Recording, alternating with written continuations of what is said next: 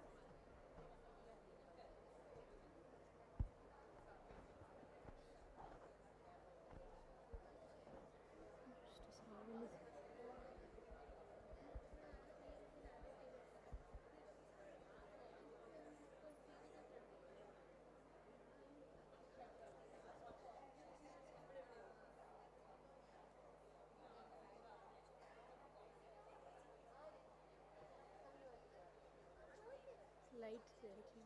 Here now?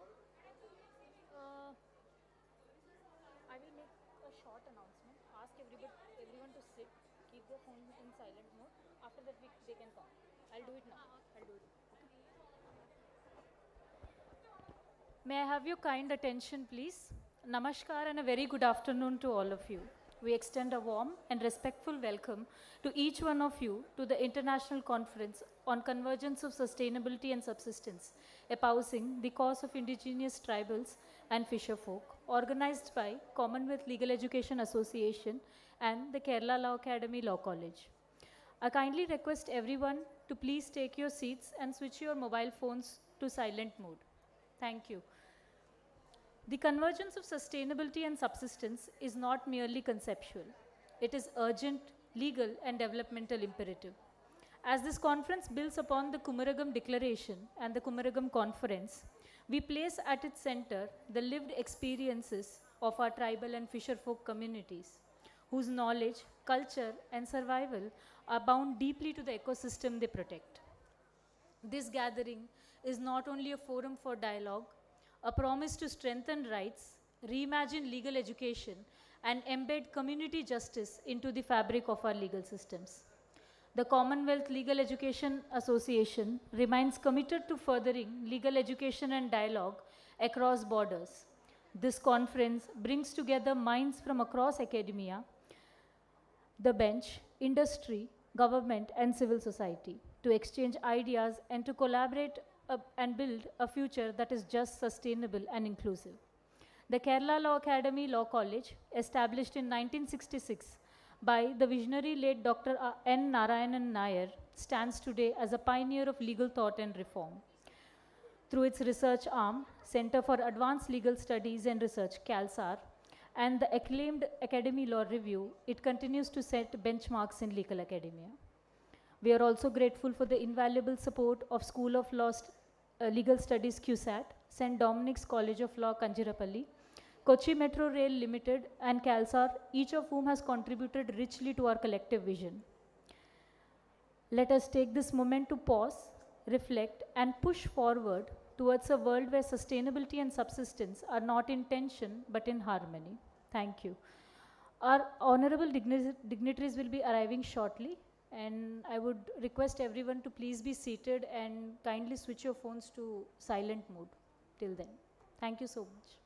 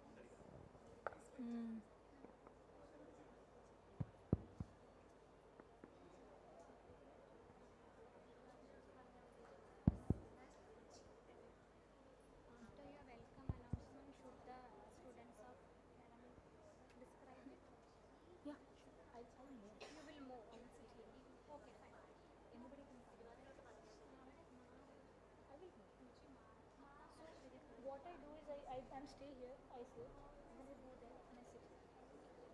Anyone else who wants to do that?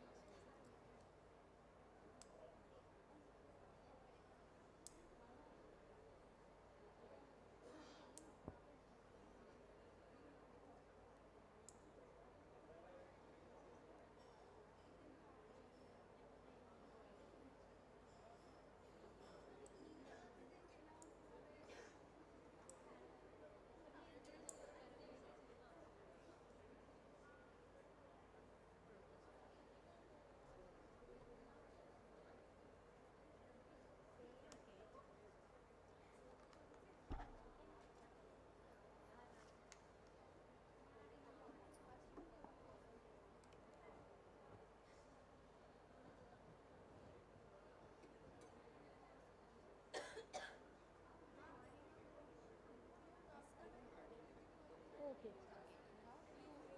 Forest produce.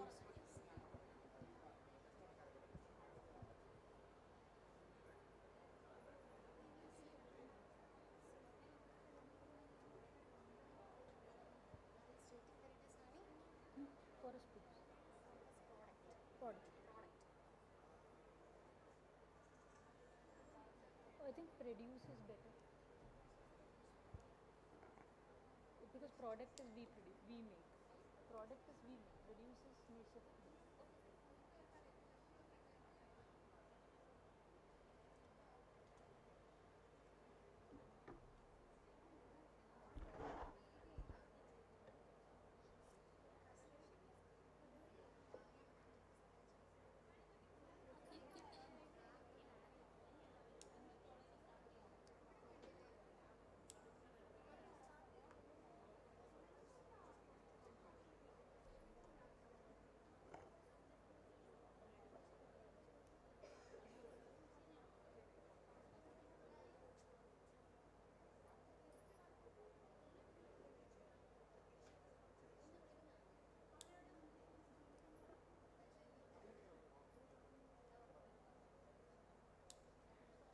May I request all of you to rise and give a warm and respectful welcome to our esteemed guest.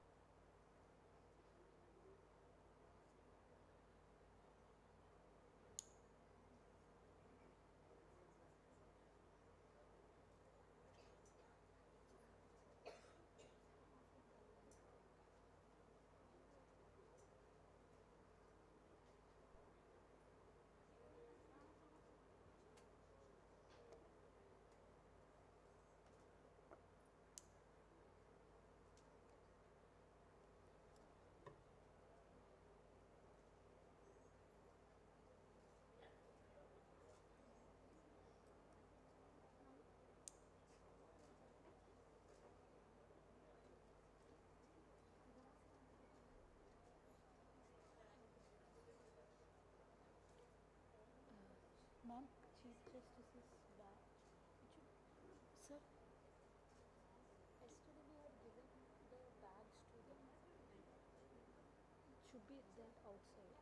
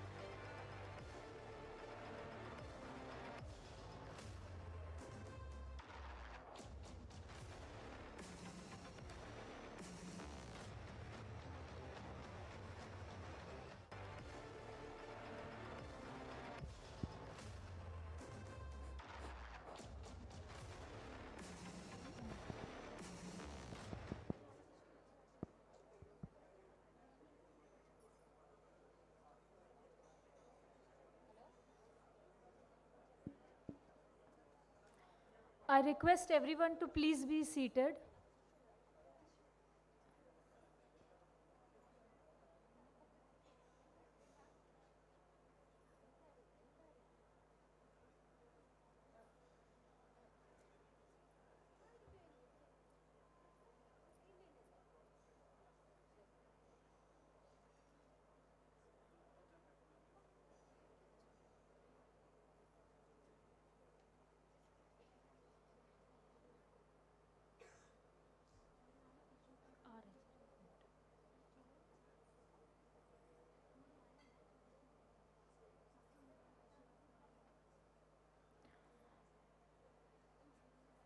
Our chief guest, Honorable Mr. Justice Suryakant, Judge, Supreme Court of India, is arriving. May I request you all to rise and give a warm and respectful welcome to our esteemed chief guest.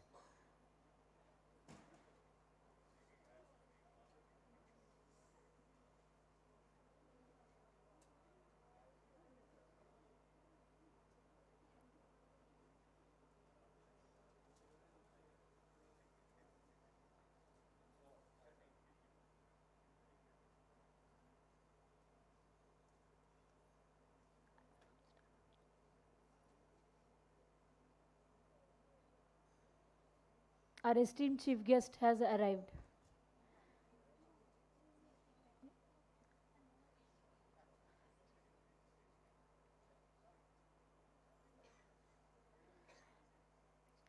May I request our esteemed chief guest, Honorable Mr. Justice Suryakant, to please take his seat on the dais.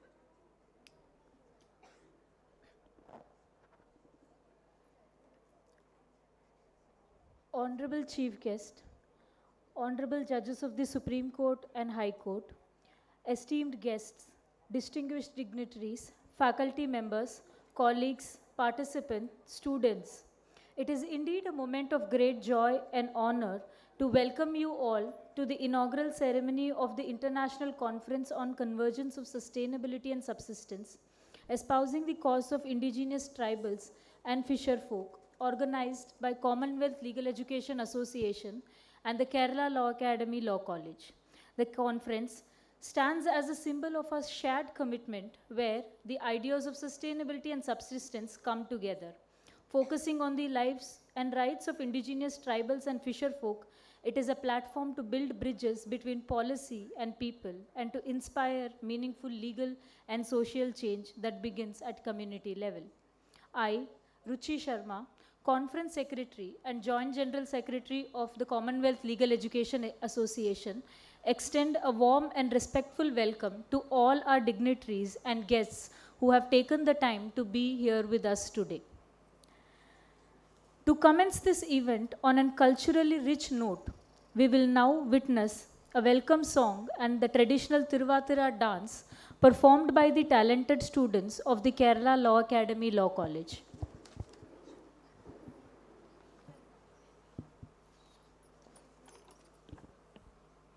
To begin this cultural evening, we present a welcome song dedicated to Kerala, our land of rivers, mountains, harmony and heritage. More than a place, Kerala is an emotion where unity and tradition blend beautifully. Through melody, this song reflects the soul of Kerala, its lush fields, soothing monsoon, and the warmth of togetherness. Ladies and gentlemen, let us welcome our choir with a big round of applause.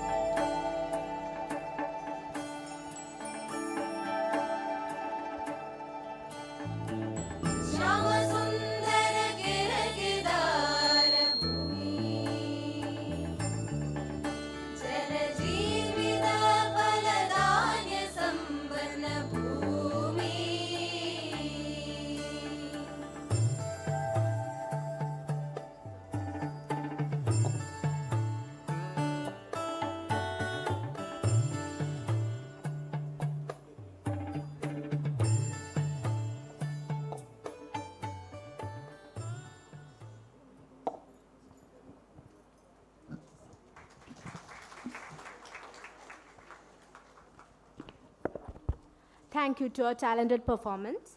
And now, as a tribute to our rich cultural heritage, we bring before you a traditional dance of Kerala, the graceful Thiruvananthapuram.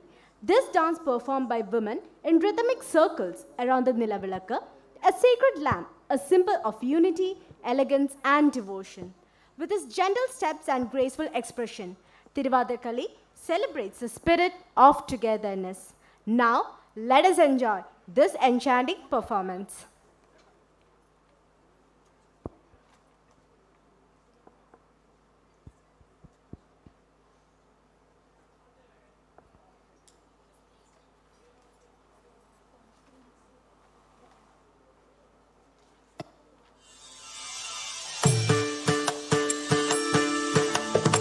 കോവലനും കണ്ണകിയും പ്രേമമോടെ തമ്മിൽ ചോഴനാട്ടിൽ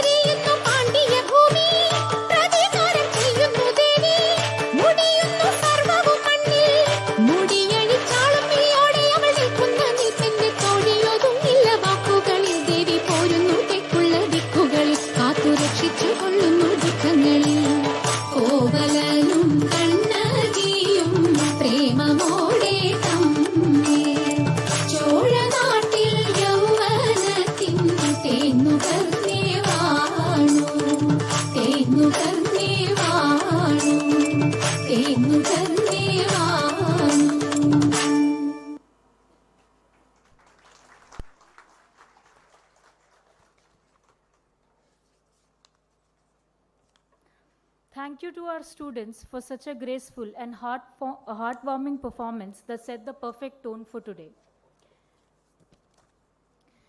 May I now invite our esteemed chief guest, Honorable Mr. Justice Suryakant, Judge, Supreme Court of India, and esteemed dignitaries on the dais to come forward for lighting of the ceremonial lamp.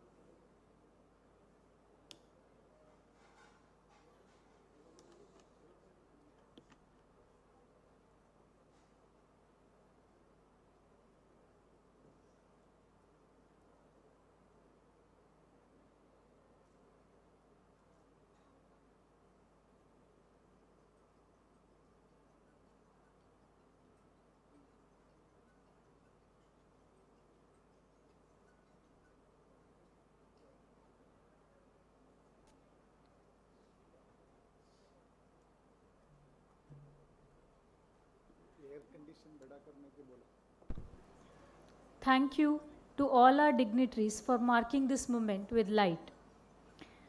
To extend a warm welcome and introduce the vision of this conference, may I now invite Professor K. Anil Kumar, Director, Administration, Students and Faculty Affairs, the Kerala Law Academy Law College, and Co-Chairperson Organizing Committee to deliver the welcome address.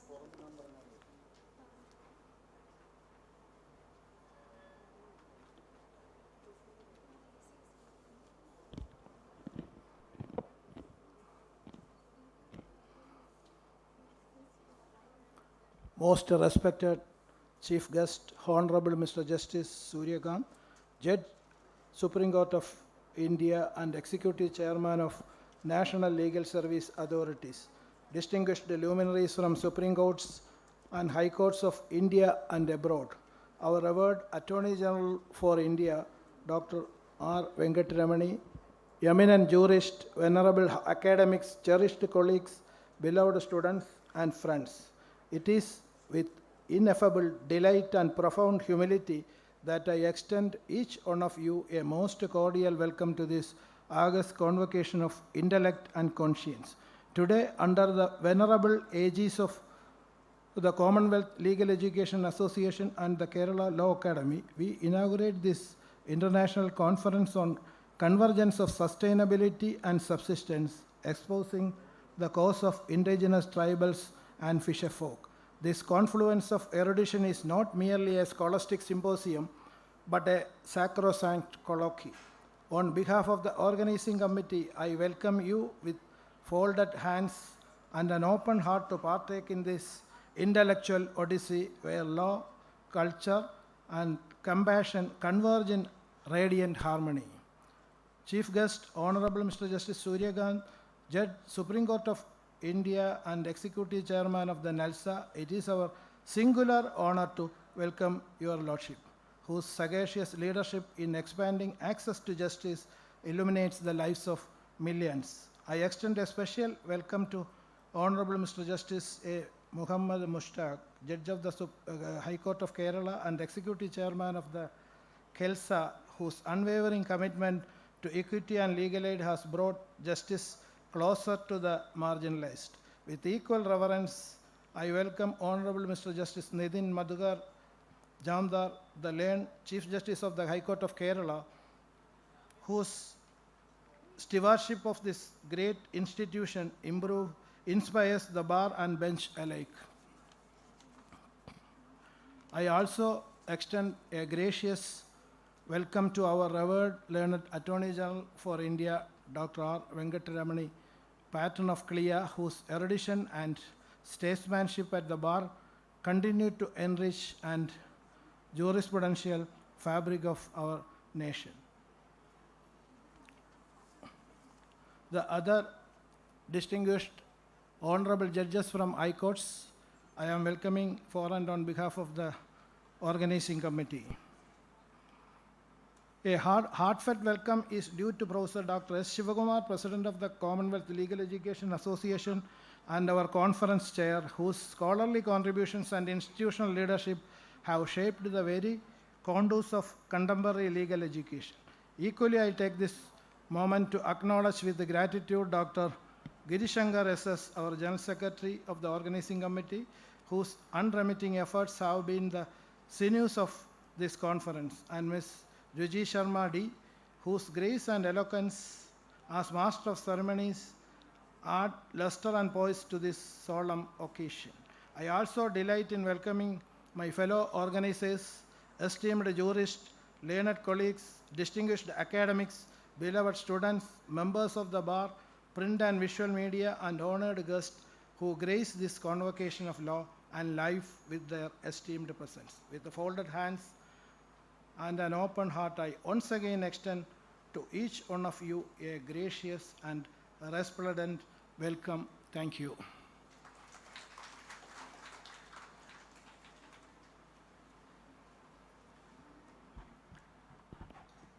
Thank you, sir, for your insightful words and for setting the tone for what promises to be an enlightening conference. Before we proceed further, in keeping with the spirit of gratitude and cultural celebration, we have arranged a few ceremonial honors. As we gather here in Kerala during the joyous festival of Onam, it is only fitting that we celebrate not just scholarship, but also the living traditions that define our communities. Onam, with its timeless traditions that define our communities, the message of our unity, abundance, and harmony reminds us that values that must equally guide our pursuit for knowledge and justice. At this moment, may I invite Professor K. Anil Kumar, Director, Administration, Students and Faculty Affairs, Kerala Law Academy, and Co-Chairperson, Organizing Committee, to kindly present the Onavillu, a ceremonial hand-painted wooden plaque of profound cultural and spiritual significance in Kerala, to our chief guest, Honorable Mr. Justice Suryakant, Judge, Supreme Court of India. The Onavillu is dedicated to Lord Sri Padmanabha Swami, depicts scenes from the epics and symbolizes blessings of prosperity, harmony, and divine grace. The Onam is one of the Kerala's most enchanting cultural treasures, closely woven into the grand festival of Onam. At first glance, it looks like a simple wooden bow, but in truth, it is a sacred masterpiece. Painted with glowing images of Hindu gods and goddesses, and each bow tells timeless stories of Lord Vishnu, Lord Krishna, and Goddess Lakshmi through vibrant hand-painted artwork that shines with life and devotion. Sree Padmanabhaswamy ക്ഷേത്രത്തോളം പഴക്കമുള്ള ഒരു ആചാരമാണ് പൊന്നിൻ മാസത്തിലെ തിരുവോണനാൾ പള്ളിവില്ലെന്ന ഓണവില്ല്. Thank you, sir, for this meaningful presentation that beautifully ties our conference to Kerala's living heritage.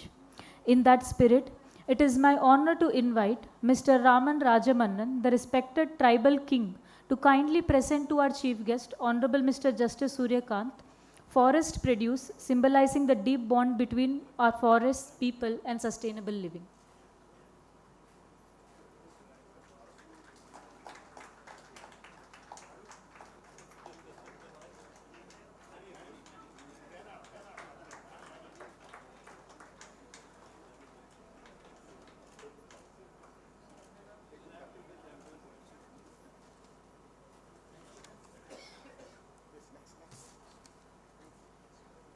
Thank you, sir, for this thoughtful gesture. Now, may I take this opportunity to respectfully invite Padma Shri awardee Lakshmikutti Amma, a renowned traditional healer from the Kalar forest area of Vithura in Kerala, to kindly present to our chief guest the traditional tribal hat. The hat, deeply symbolic in the tribal community, represents both dignity and wisdom, carrying with it the wisdom of our communities and values of harmony with nature.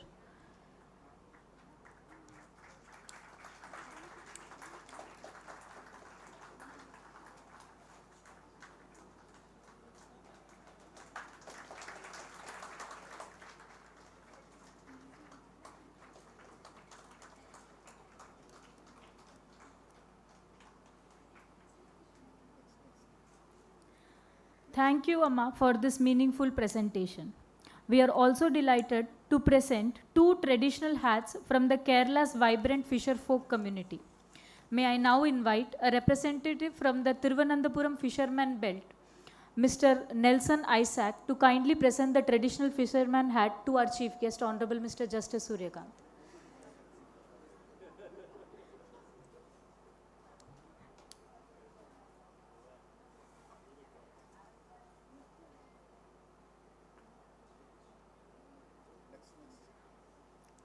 Thank you for this presentation. Finally, may I invite Ms. Rekha, India's deep sea fish diver license owner, along with her husband Shri Karthikeyan, to kindly present the second traditional fisherfolk hat to our chief guest.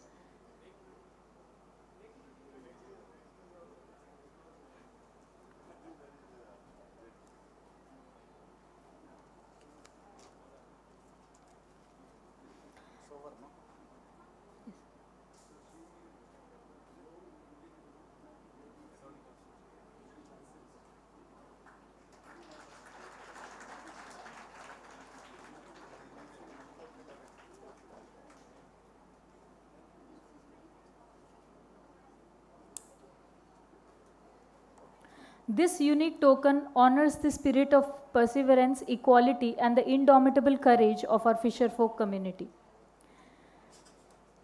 To set the context of this conference and to introduce our collective commitment to environmental justice, equity, and community rights, may I now invite Professor Dr. S. Shivakumar, President, Commonwealth Legal Education Association, Senior Professor, Indian Law Institute, former member, Law Commission of India, and Conference Chair, to deliver the introductory address.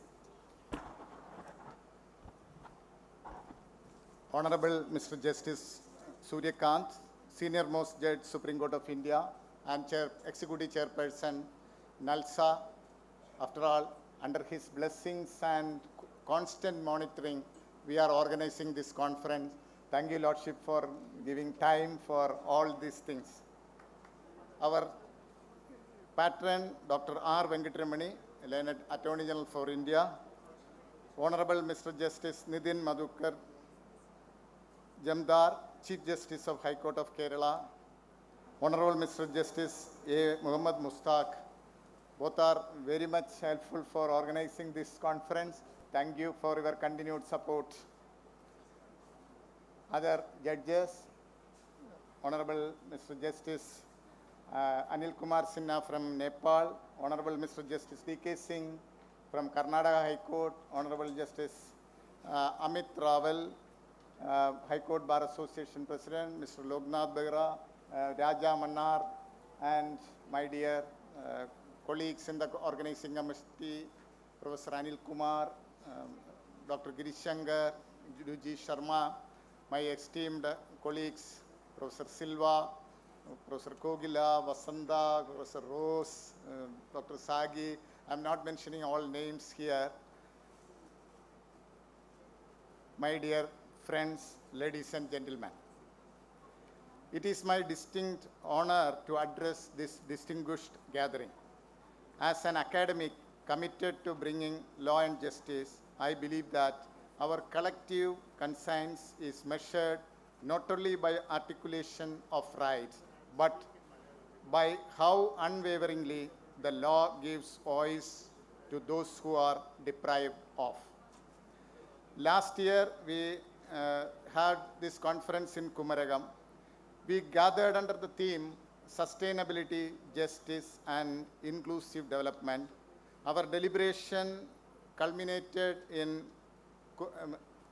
the Kumaragam Declaration, and as part of that, we are releasing one of the projects we have completed and which we have presented to Honorable Prime Minister of India, and affirmed simple truth that development loses legitimacy if it leaves behind vulnerable. Following that conference, we have continued deliberation, leads us to have again one deliberation we have decided. Today we are starting that one. Our theme of this conference, Convergence of Sustainability and Subsistence.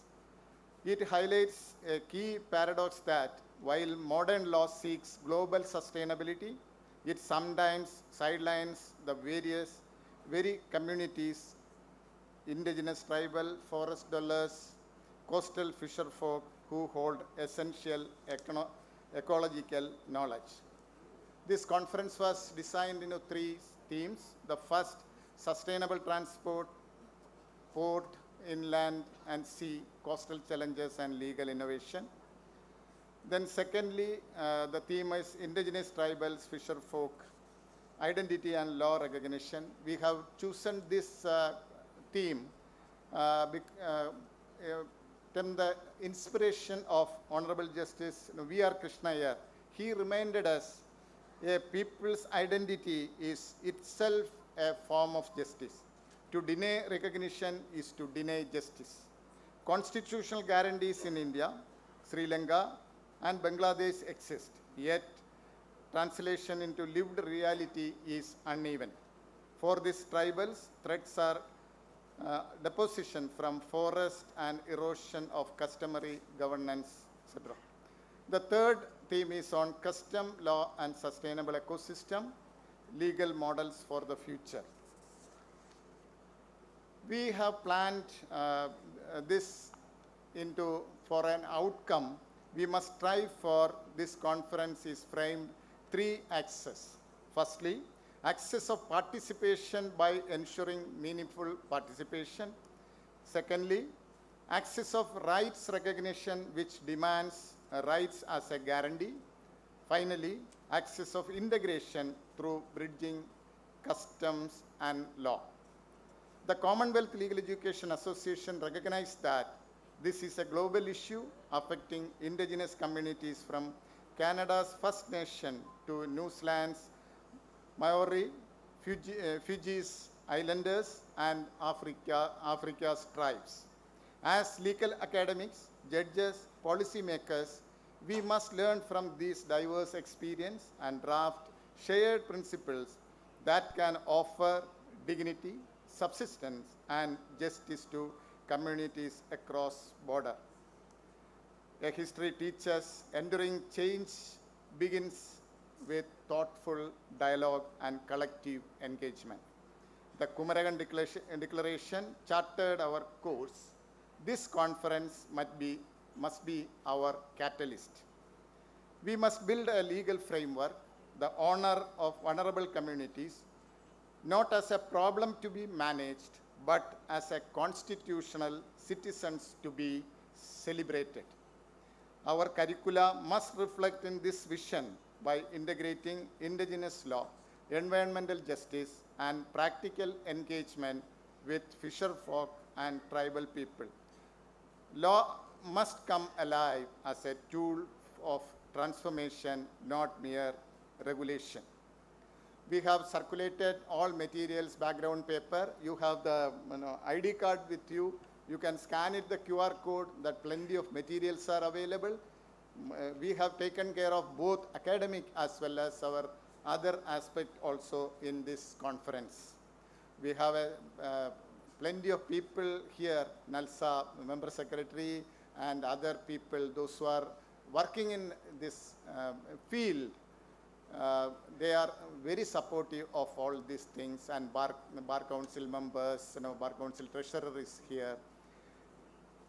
I hope this will go a long way. Ladies and gentlemen, the task before us is not small, but as history shows, even the most formidable legal transformation begin with dialogue and momentum. The Kumaragam Declaration gives us a direction. This conference must provide acceleration. Let me conclude by saying, emphasizing that our theme is not just timely, it is necessary. Sustainability without subsistence is a policy without people. Subsistence without sustainability is life without a future. Thank you. Thank you, sir, for anchoring this conference in purpose, policy, and principle. It is now my honor to invite Honorable Mr. Justice Muhammad Mustaq A, Judge, High Court of Kerala, and Executive Chairman, Kerala State Legal Service Authority, and Conference Chief Advisor, to deliver his address.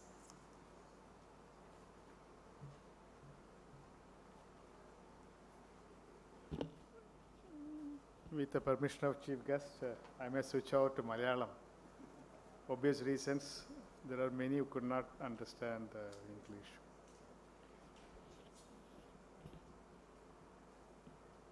ഇവിടെ ഞാൻ നിങ്ങളോട് മലയാളത്തിൽ സംസാരിക്കാൻ ആഗ്രഹിക്കുന്നത് Kerala legal service authority എന്ന chairman എന്ന നിലയിലാണ്. അതിൻ്റെ പ്രവർത്തനങ്ങൾ എന്താണെന്ന് നിങ്ങൾക്ക് മനസ്സിലാക്കി തരാൻ വേണ്ടിയാണ്. നാഷണൽ ലീഗൽ സർവീസ് അതോറിറ്റി എന്നാൽ നമുക്ക് രാജ്യത്ത് മുഴുവൻ ഉടനീളം പ്രവർത്തിക്കുന്ന ഒരു അതോറിറ്റിയാണ്. ഇത് പാർലമെൻറ്റിൻ്റെ 1987 ഒരു നിയമപ്രകാരം ഉണ്ടാക്കിയതാണ്.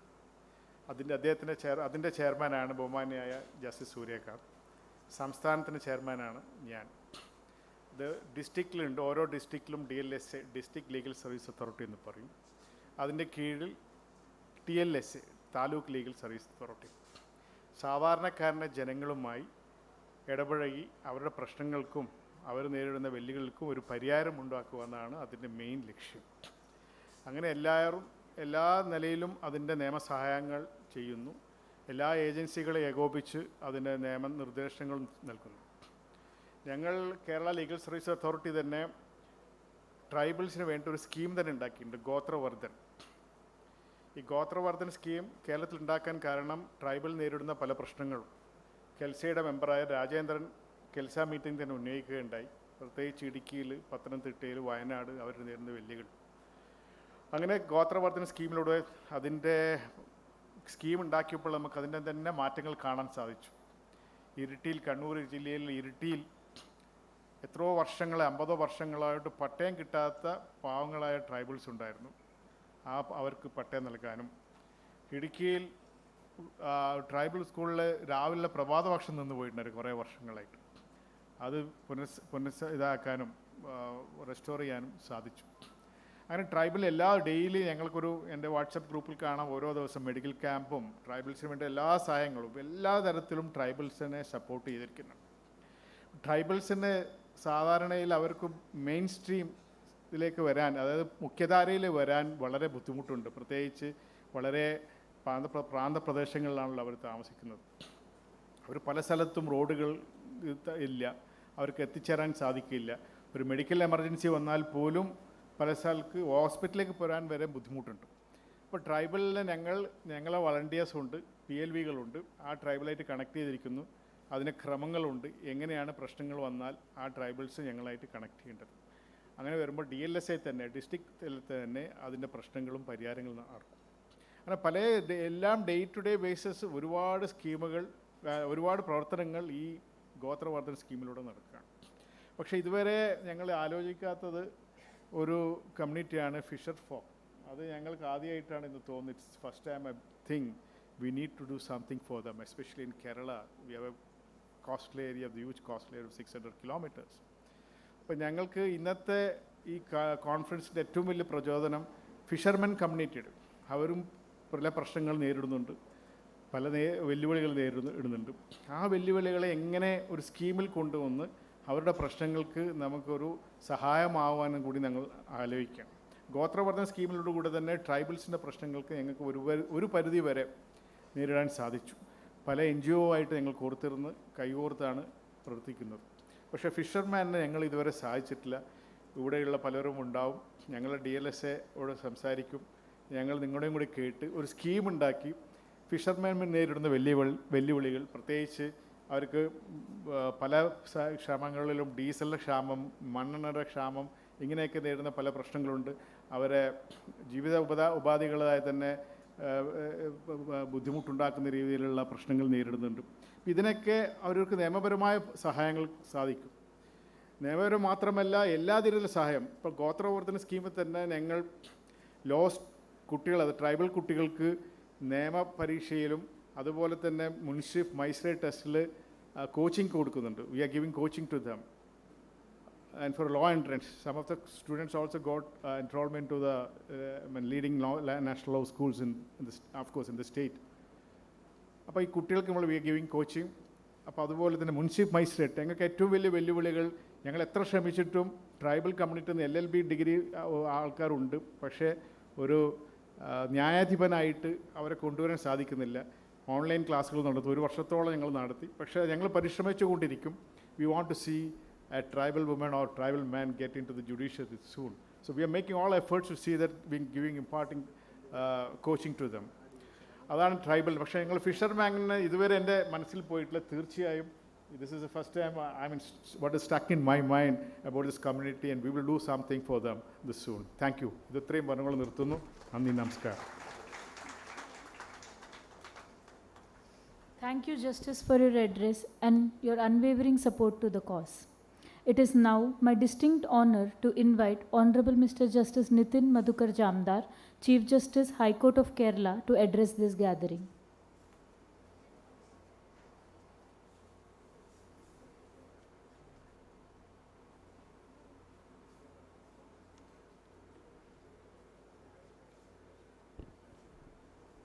Honorable Justice Suryakant, the Attorney General, my brother judges, dignitaries on the dais and off the dais, and friends.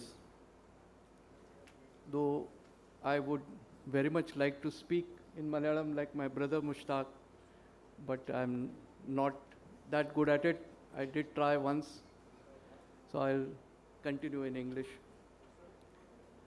Today's topic of the conference is a very interesting one, where sustainability and subsistence, because these two concepts are very foundation of those who depend on natural resources. The conference will focus on the transportation part as well as the traditional methods of living, and I'm sure as the sessions go along, there will be inputs on these two topics which will be enriching for all of us. For the tribal communities or if the fisherfolk who depend on natural resources, who rely on rivers and ocean, their survival depends on careful use of these resources. The traditions are built on the understanding that overuse can lead to destruction of habitats and in the long run threaten the very way of life that people have used to. I was going through the material that is part of the conference, a paper which is published by the Indian Law Institute, which says that 8.6% of the population lives in the remote areas of the country, solely dependent on biodiversity, land and water. Out on 14 million fisherfolk with 2 million traditional fishing houseboats provide substantive source of food and security for the nation. For the fishing community along the coast of India sees their very way of life. I had an opportunity for the legal services authorities to make frequent, or at least 3 or 4 visits now, to Lakshadweep, where islands are surrounded by coral reefs. The landmass is small, but the shallow lagoons is extension of their livelihood, because it's on the lagoon fish that most of the fishermen depend on. Here the traditional practices of fishing is the part of their daily life. The most remarkable sustainable way of fishing is found in Minicoy, where they fish tuna on something called pole and line tuna fishing method, which is a bait fish is thrown in the sea with water being sprayed on it. It simulates a shoal of fish which attracts tuna. With a long pole without a barb, the tuna is flicked up in the boat with a fairly fast speed, and by that method only tuna is caught and no other fish. That is perhaps the most sustainable way that is ever possible to fish a particular type of fish. There is no damage to the reef, there is no bycatch, and the scale of fishing is limited, yet so successful the method is that the entire economy of the island depends on tuna. There is another very remarkable tradition that exists, because these islands, as I said, the landmass is as a crescent shape, and there's a bowl of coral reefs, and this saucer of coral reefs, that is slightly elevated from the seabed, with the ingress and outgress through this is small channels which get blocked after monsoon. To remove the debris, the entire population of the islands, as a part of tradition, assemble one day where the men dive down and remove the rubble, or sometimes plastic is lodged there. Women and children will on the boat, and that traditional day is announced in advance. Even they clear garbage. This is not a part of response to any call. It is part of the tradition, and this not only makes the coral fish grow, but it opens up transportation channels. So this is the sustenance, and as well as the sustainability as well as subsistence, the very two concepts of this conference, which are, you can see it in practice on these islands. There are several such stories which are found in India, all at the intersection of the transportation and livelihood of fisher folk at the sea. There are various delicate social, environmental issues that can arise. There can be instances involving large ships transportation. There can be instances of the marine pollution at the high seas. There can be instances which marine pollution consists of hazardous materials. Their impacts on the local fishermen. The impact of such disaster on the environment can be immense. But the legal framework to govern such disasters, especially if they occur just outside the international boundary, is yet a hazy area. And this is an area of transportation which affecting the local livelihood of local fishermen. Is something I'm sure this conference will be able to throw light on. These are some of the areas that really face us today, and the association has rightly brought together all these factors: modernity, customary practices, sustainability, conservation and transportation together on a single platform, so that we have a holistic and comprehensive approach to all these issues are ultimately interconnected. I thank the organizers for giving this opportunity, and I look forward to all the discussions in this conference, as I'm sure they will be enriching one. Thank you again.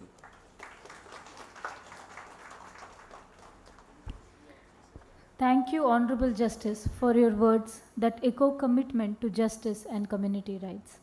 It is now my honor to invite Dr. R. Venkataramani, the Learned Attorney General for India and Patron CLEA, to address the gathering.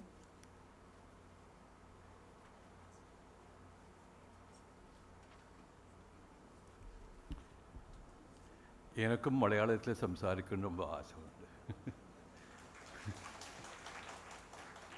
But there are people from outside Kerala here, from Sri Lanka, from Nepal, from the northern part of India, who may be wondering what the gentleman is talking about if I try to compete with Justice Mushtaq.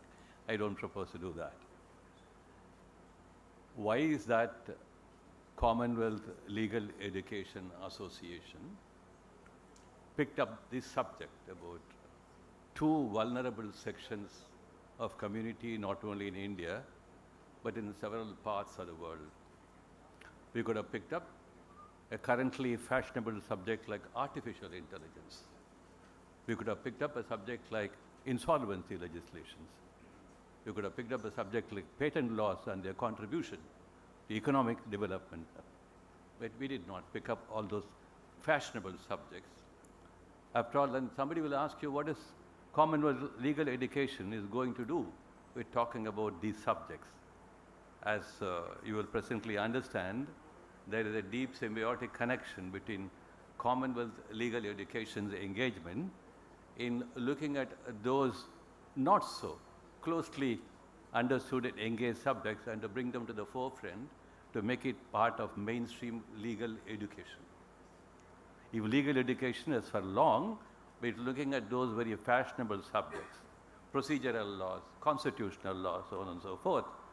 But then I thought it important that legal education institutions began to engage themselves in these areas of concern. And I think that's one of the reasons why we thought we should talk about this subject. And secondly, what is the common connection or the link between fisherfolk and indigenous people or tribal people? Personally speaking, the concept of indigenous people has been propounded for a long period of time post Universal Declaration of Human Rights for a variety of reasons which are favorable with the Western notions of indigenous people. In my own understanding, India does not have indigenous people in the way Westerners thought about it. We are only our own people. There is no divide between our own people and the rest of the people. In the rest of the world, the indigenous concept is very different. Those who were driven away to the corners of society by colonization, by white supremacy, and so on and so forth. We fortunately did not have and will not have those divides at all. Therefore, I would probably say that our own people being marginalized not by reasons of divisions within communities, but the reasons of social and economic reasons. Therefore, we need to address the social and economic reasons which have driven or kept these people from entering into what we call mainstream. The word mainstream is also sometimes a very, I think, abused word in the sense that we bring people to what we think is a way of life. So it's important that we shed all these ideas which are, I think, part of a sociology and part of political debates for a long period of time. And therefore, this is one reason we thought CLEA must engage itself on understanding and unraveling these two important sections of a community. And then it's trying to say what is common connection between them. Both these sections of a community are slowly losing what one may call the engagement of all of us, in a machine-driven civilization. So in a machine-driven civilization, we need to engage not with our own minds, so living closely with the force of nature and understanding it, but with the only view to make the most exploitation of nature will offer to us. That's a machine-age civilization. We probably have entered into so deeply, and it's going to be too difficult for us to travel back from a machine-age civilization. Technology and all the benefits of technology has given us so much of comfort and ease of life. Why would any of us like to walk back on that? But then, these sections of the community do not have the same benefits of a machine-age civilization. In fact, they are victims in one sense of the term. We're going to talk about why they are victims and they cannot be masters or the beneficiaries of machine-age technology and age. Let's look at all of them very closely. That's why I thought if law schools began to look at them closely and the debate begins there, then the debate will spread into the rest of the community, into legislatures, court halls, and wherever possible. And that's, I think, important for us to look at that. Now, one more way of important dimension is that I would not like to compare the tribal population in our country with what's happened in Australia, USA, Canada. Look at each one of the countries. They had what called the white supremacy and the white race issues. So then they celebrate what happened in Australia, the Mabo decision, right? And then how the Maori, community became more powerful. And what happened in Canada, in British Columbia. All those are good stories for the rest of the world. Whether what happened there, they did not, these communities lost their control over all possible natural resources, which were with them and which they could have handled in the most, wise and mature way. Fortunately for us, we have made some good effort, but they are not sufficient. The legislation in regard to either fisherfolk or in regard to tribal people are not adequate enough. For a long time, we have been talking about how alienation of land and property belonging to tribal population having in fact caused havoc to them. There are cases after cases in High Courts and Supreme Court. We try to arrest this trend, but then we have a new phenomena emerging. We no longer have a land reform legislation era. We moved into a new property exploitation era where a lot of things which we never envisaged in the past 30, 40 years is happening not only in India, across the globe.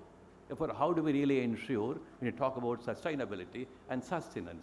We have to give probably some new meanings to them. And then how new meanings can come? We can borrow, I think, very richly from our own cultural long understanding of what it means to a sustainable engagement with nature. So if you have lost understanding of sustainable engagement with nature, you would also lose understanding of what is, subsistence. What I think is important for all these reasons, with a clear thought, we should talk about it. I wish the participants here will pick up some of the threads.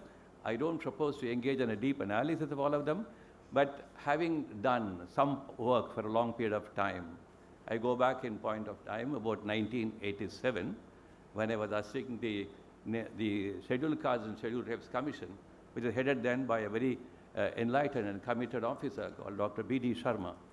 I remember having traveled with him to some part of Chhattisgarh, almost near Bastar area. And now you go to a place like, Bilaspur, where the High Court of Chhattisgarh is located. What a world of difference has happened. From 1987, when I saw a different world there, today is very, very different. So the story is also same. Perhaps you go to Jharkhand or go to any parts where the tribal population had lived. But then, when they say the story is different at one level. The story is not different at a more important level. How to make it that for the story is different for those people at a more important level is what we propose to talk about. And I wish each and every one of you, with your own understanding, their own studies, and who have some perspective on how to go about it, I'm sure we'll bring a lot of rich engagement in the two-day conference. With these few words, I think it's important to again wish Justice Suryakant, who had been giving us a lot of strength in picking up this kind of ideas and travel, because after all, NALSA, and again, to talk about NALSA 1987, before the legislation was drafted, some of us, those enthusiastic volunteers who want to see legal aid becoming the mainstream part of our life, a part of making this law. I remember those days, and now NALSA has gone. It has matured. It has come almost wise of age. And I think it has long more strides to take. And I'm sure under the able leadership of judges like Suryakant, NALSA will become the backbone of servicing the most discarded communities of nation, and to make them feel that we are part of one nation, one great nation. And that message that we are part of one nation and a great nation can happen only all of us become committed to their welfare. So how do we get committed to their welfare? I think that's where students studying law probably should look at what we can do. Thank you so much for your attention.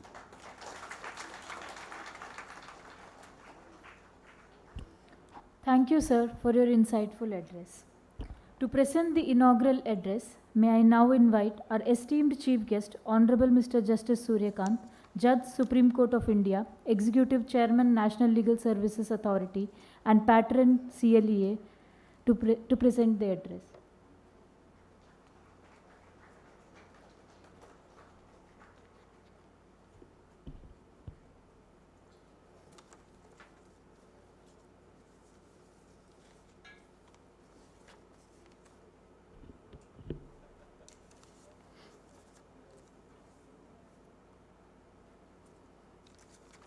Justice Nitin Jamdar, Honorable Chief Justice of High Court of Kerala, Dr. R. Venkat Ramani, Learned Attorney General for India and Patron, Commonwealth Legal Education Association,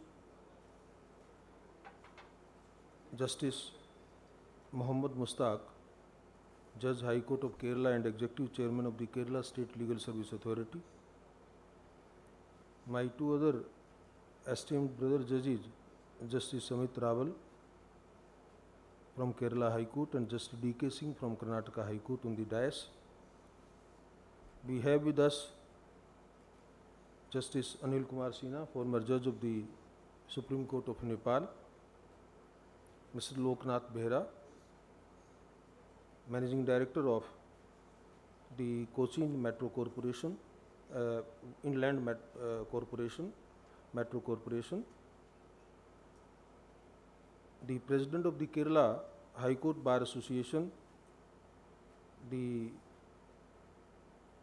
leader of the tribal community on the dais, Professor Shiva Kumar, President of the Commonwealth Legal Association, Professor K. Anil Kumar, Director of the Kerala Law Academy, Dr.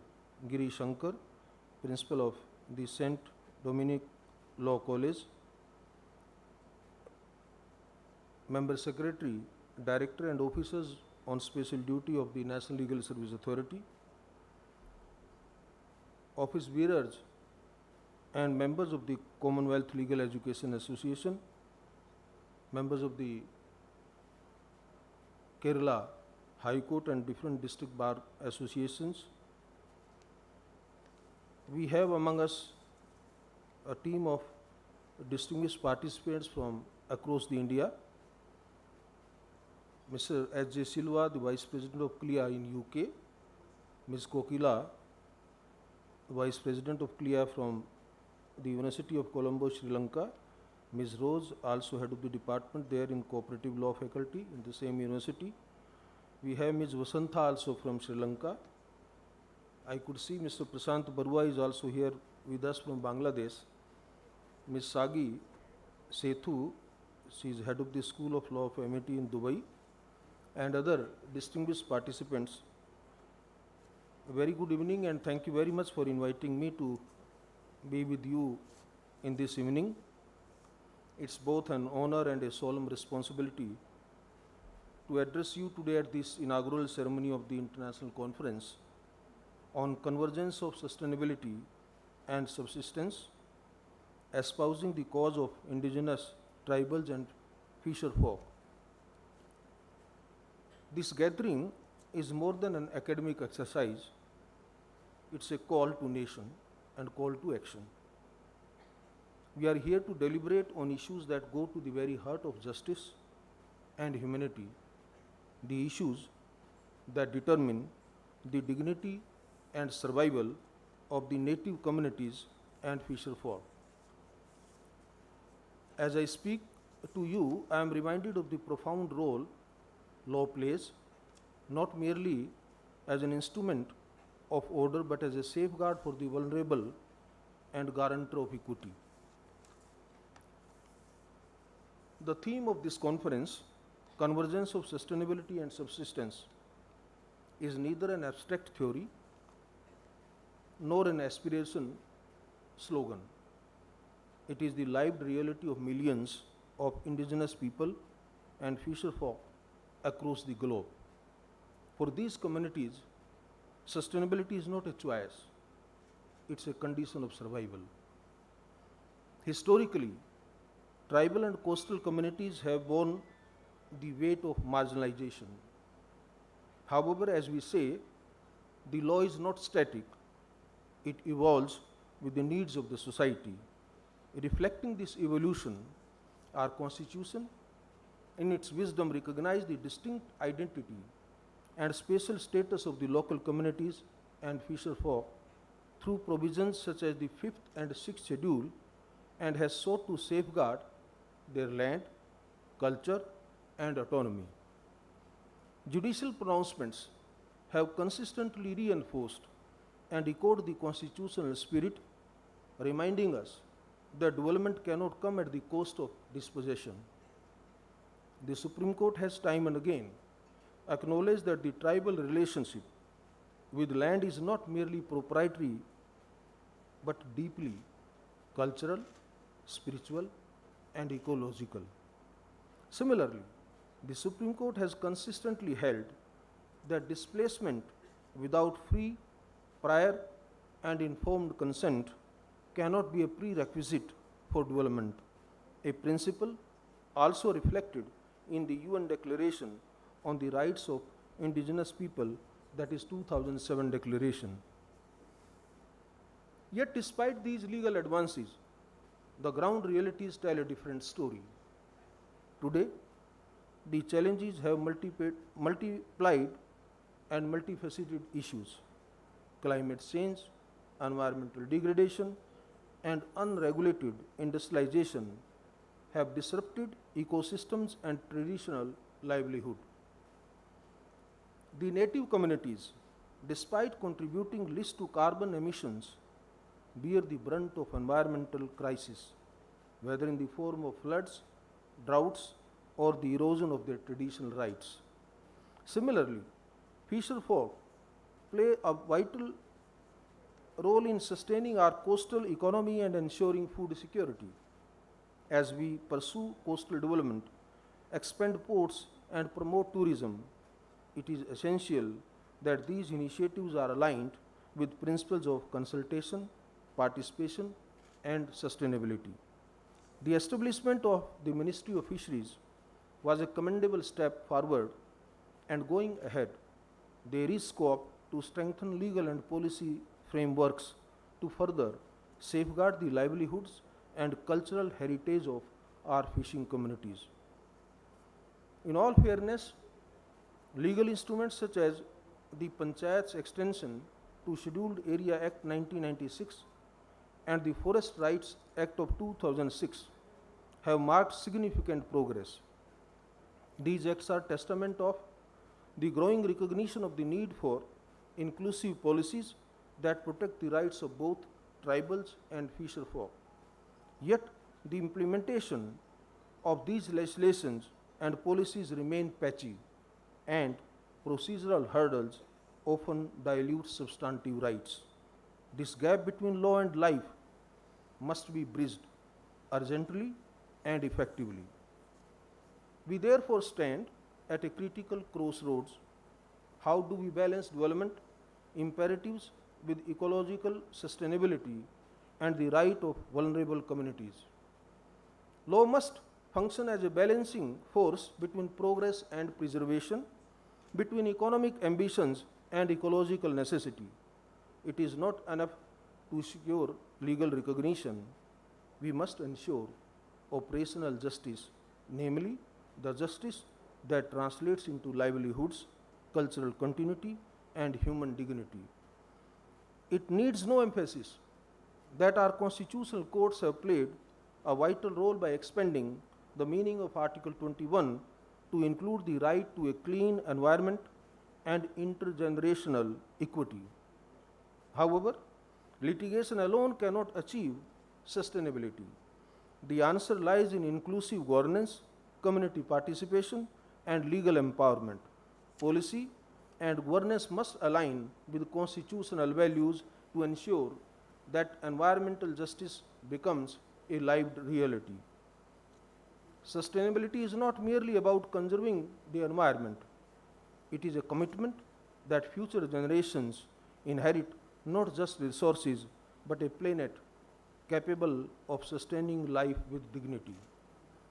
Mahatma Gandhi captured this ethos best when he reminded to us, and I quote, "The earth has enough to meet every need, but not every greed." Subsistence likewise transcends the notion of mere survival. It embraces the preservation of cultural identities, the continuity of traditional knowledge systems, and the safeguarding of livelihoods that have evolved in harmony with nature over centuries. For the local communities and fisher folk, these are not abstract ideals but the foundation of their existence. As a member of the legal fraternity, we bear a profound responsibility to weave these two imperatives, namely sustainability and subsistence, into the fabric of justice. This integration requires more than legislative enactments. It demands a jurisprudential vision that recognizes the inseparable link between environmental security and human dignity. Courts, legislatures, and civil society must work together to ensure that the rights of these communities are not only acknowledged but actively protected against the pressures of industrialization and unregulated development. Ethical and culturally sensitive development must remain our guiding compass. This calls for responsible investment where the impact is measured not just in economic returns but in tangible environmental gains and social benefits for coastal and marine communities. Our efforts must also be anchored in robust international and regional cooperation by fostering deeper collaboration among Indian Ocean littoral states, Commonwealth partners, and multilateral institutions. We can harmonize standards, share best practices, and collectively safeguard the oceans and coasts that sustain countless lives. To achieve this, legal education must move beyond technical mastery to embrace the higher purpose of law, namely justice for all. Law schools should not only train competent professionals, but also nurture ethical leaders who understand that law is a moral enterprise grounded in fairness, equity, and compassion. A dynamic legal framework responsive to societal needs and guided by these values is essential for sustaining both ecosystems and the human communities that depend on them. Another crucial, often overlooked dimension in this discourse is the role of technology.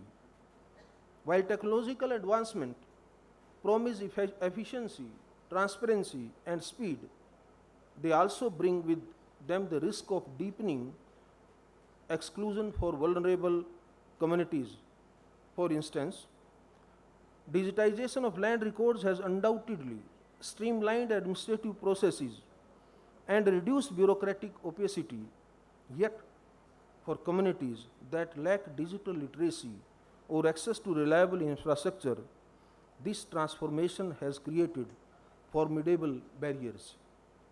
What was once a question of physical access to offices has now become a question of navigating complex digital systems, something many local inhabitants and fisherfolk are ill-equipped to do. This is where the law must act not only as a regulator, but as an enabler or incluser.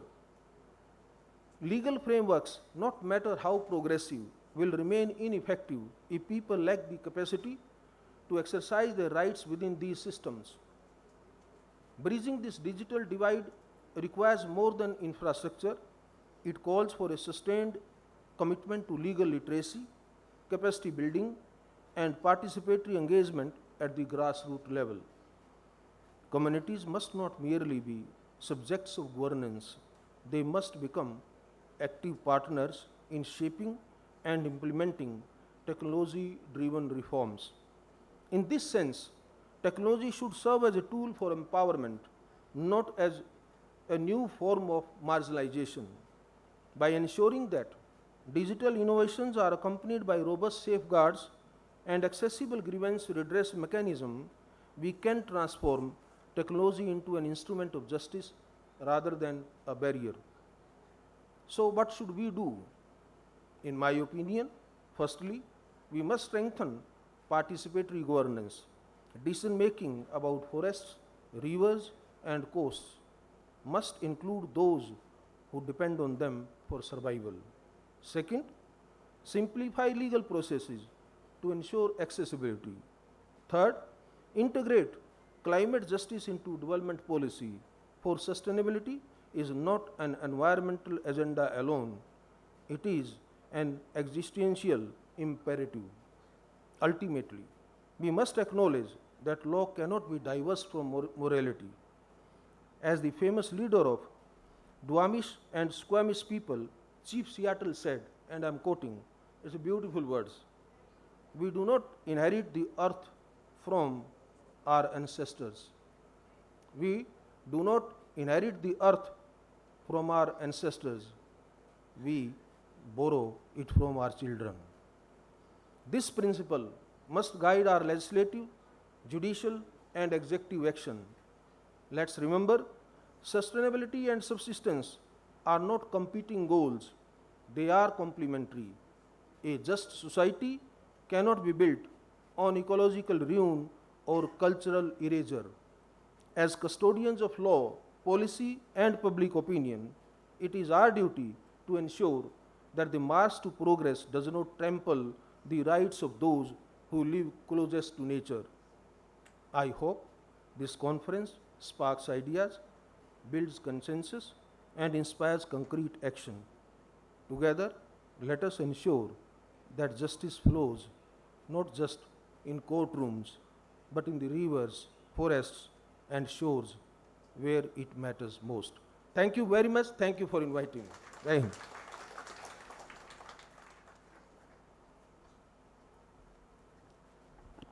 Thank you, Honorable Justice, for your thought-provoking address, which has certainly set a high bar for our deliberations.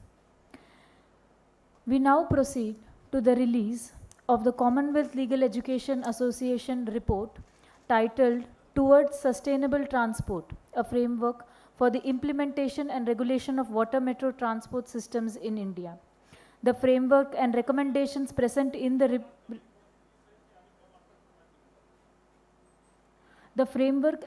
recommendations presented in this report were submitted to Honorable Prime Minister of India, Shri Narendra Modi. This published edition now makes the ideas accessible to wider audience. It carries the guiding motto, Harit Jalpat Samrid Bharat, towards green waterways and a prosperous India. May I request Mr. Loknath Behra, Managing Director, Kochi Metro Rail Limited, to formally hand over the first copy of the report to Honorable Mr. Justice Suryakant, Judge, Supreme Court of India.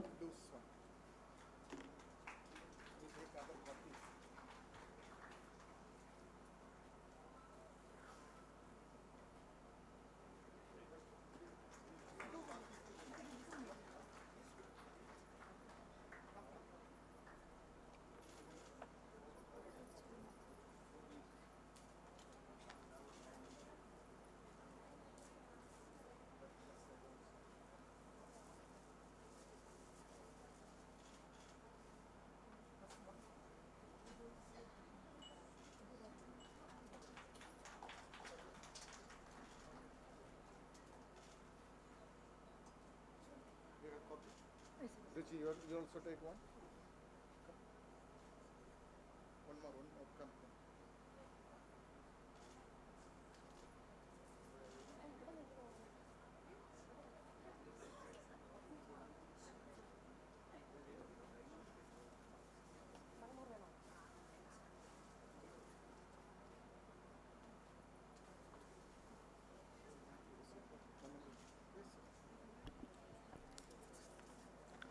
Thank you, symbols of Kerala's tradition of honor and our appreciation for their gracious presence at this conference. May I first invite Professor Dr. S. Shivakumar, President of the Commonwealth Legal Education Association and Senior Professor, Indian Law Institute, to kindly felicitate Honorable Mr. Justice Suryakant, Judge, Supreme Court of India, Executive Chairman, NALSA, and Chief Patron, CLEA.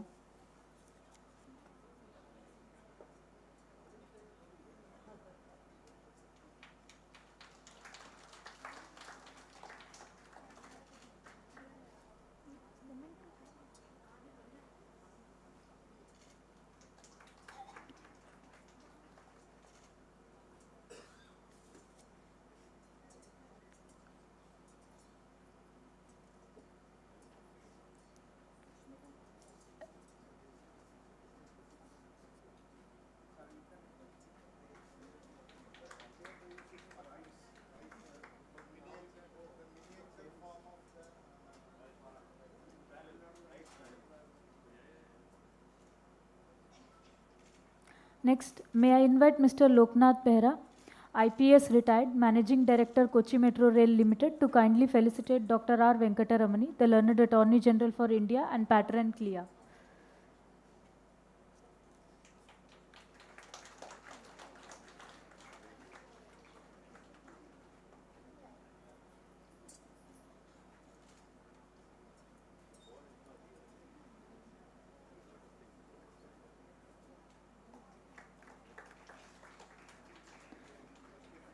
May I now invite Dr. Girishankar SS, Principal St. Dominic's College of Law, Kanchirapalli, Vice President CLEA Asia and General Secretary Organizing Committee to kindly felicitate Honorable Mr. Justice Nitin Madhukar Jamdar, Chief Justice, High Court of Kerala.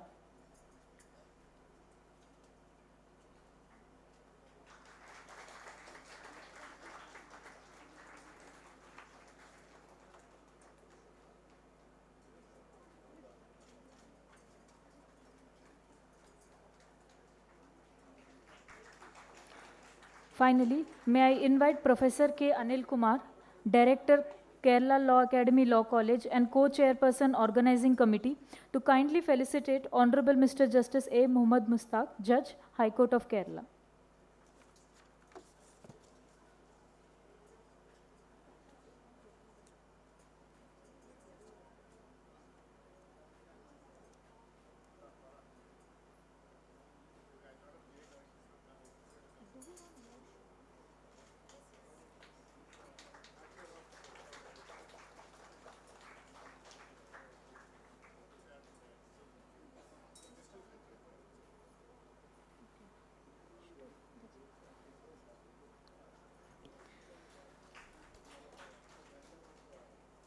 Thank you all.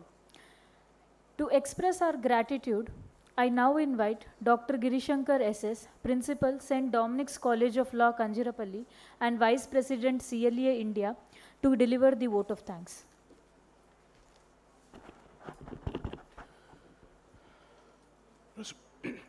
Respected Honorable Justice Suryakant, Judge, Supreme Court of India and Chief Patron CLEA, Learned Attorney General of India, Dr. R. Venkatramani, Honorable Mr. Justice Nitin Madhukar Jamdar, Chief Justice of High Court of Kerala, and other dignitaries on the dais and off the dais. Ladies and gentlemen, it's another edition of CLEA International Conference, premised on sustenance and sustainability and subsistence, which has been jointly organized by the Commonwealth Legal Education Association, Kerala Law Academy Law College, has just now been inaugurated. Let me pass on to the duty bestowed on me to propose a vote of thanks to the honorable dignitaries who have been part of this inaugural function. Honorable Mr. Justice Suryakant, in his position as the Chief Patron of CLEA, was instrumental in conceiving the idea behind Kumaragam Conference on Law and Technology, Sustainable Transport and Sustainable Tourism and Legal Innovations, and also the theme of this conference as well. The attention His Lordship is giving to the various facets of legal education is commendable. Lordship, on behalf of Commonwealth Legal Education Association, which is your own organization, Kerala Law Academy Law College, our partner in this exercise, and the delegates and other present here, and other associating institutions, I sincerely thank for the unreserved patronage you have extended in organizing this conference and for delivering the inaugural address. Thank you, Lordship. Honorable Chief Justice of High Court of Kerala, Justice Nitin Madhukar Jamdar, had always extended unstinted cooperation and patronage to the activities of CLEA, and His Lordship was extremely indulgent in deliberating in this matter in his special address. Lordship, on behalf of CLEA and Kerala Law Academy Law College and other associating institutions, I profoundly thank for the unreserved patronage that your Lordship has extended in associating with us and also in delivering the special address on this occasion. Thank you, Lordship. Dr. R. Venkatramani, Learned Attorney General of India, as patron of CLEA, has been leading us from the front in every respect. The enthusiasm and the scholastic leadership that he reflects when the academic exercises are taken by CLEA, in fact, fuels our momentum in a significant way. Sir, please accept the gratitude of CLEA and Kerala Law Academy Law College, the key partner and other associating institutions for delivering special address in this inaugural. Honorable Justice A. Muhammad Mustaq, Judge, High Court of Kerala and Executive Chairman, Kerala Legal Service Authority and Chief Advisor of this conference, by virtue of his thoughts and actions, is an inseparable part of Commonwealth legal education activities. The space that he gives to us is unparalleled, and let me, on behalf of Commonwealth Legal Education Association and Kerala Law Academy Law College and other associating institutions, express our heartfelt gratitude to your Lordship for all the help and cooperation given to us and for delivering the special address on this occasion. Thank you, Lordship. Professor Dr. S. Shivakumar, President CLEA and Senior Professor, Indian Law Institute and former member, Law Commission of India, and the conference chair of this international conference, ever since he was put in the mantle, has been relentlessly striving to bring CLEA in the global forefront of legal education. He is the driving force behind the conference across the globe and remote locations of our country, strengthening legal research and publications, as well as committed to bring the best out of the legal academia. The symphony created by the chief patron, and the president of CLEA, no doubt, is the singular reason for the resounding success of the Commonwealth Legal Education Association. I sincerely thank him for the unparalleled leadership, unbridled confidence, and resilience that he reflects in accomplishing the task to perfection, and for leading the conduct of this conference as the conference chair. Thank you, Dr. Shivakumar. I thank Sri Loknath Behra, Managing Director of the Kochi Metro Rail Limited, who is a fellow traveler of the Commonwealth Legal Education Association in all its activities, as a leader, as a friend, philosopher, and guide. So thank you for being with us in this inaugural. I thank all the judges who are present in the dais, as well as on the dais, as well as off the dais, for their gracious presence in this very important moment of this conference. Thank you, Your Lordships. Professor K. Anil Kumar, Director, Administration, Students and Faculty Affairs, and co-chairperson of the organizing committee, is the backbone of Kerala Law Academy Law College, the partner of CLEA in this international conference. And ladies and gentlemen, it is heartening to note that the Kerala Law Academy Law College is celebrating its 60th year of its inception in the field of legal education. So, and I should thank not only Professor K. Anil Kumar, but the wonderful bunch of faculty members and students, a cross-section of students who have been toiling very hard for the past 2 months to make this conference a wonderful success. So thank you for your team also. I thank particularly the Guard of Honor, as well as the welcome song and Thiruvadra and the cultural program that is to be performed. This bunch of Kerala Law Academy is really inspiring. Thank you, dear student friends.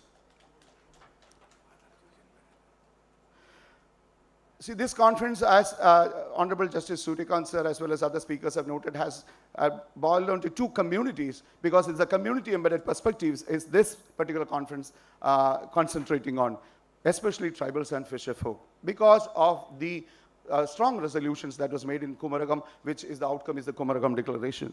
I sincerely thank the leaders of these two communities who have come over here, and the cynosure of this inaugural will, after the inaugural, will be an interface, a rendezvous of the cross-section of the tribals as well as the fisherfolk with Honorable Justice Suryakant sir. And I also invite other judges as well as other persons to come over and witness this incident.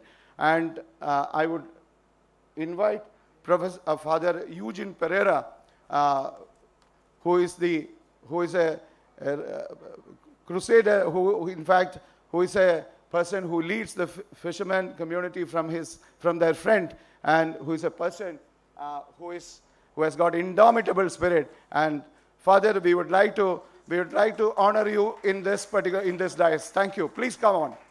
Please come over.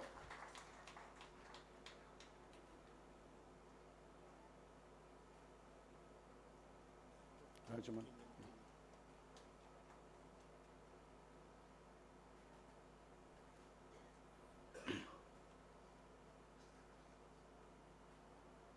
I request Honorable Justice Mushtaq sir to do the honor, please.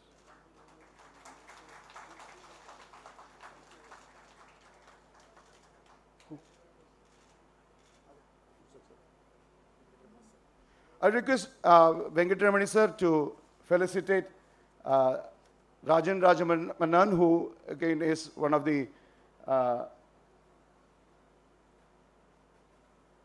visible entity as far as the self-rule, autonomy, etc., is concerned, as far as the tribal people is concerned.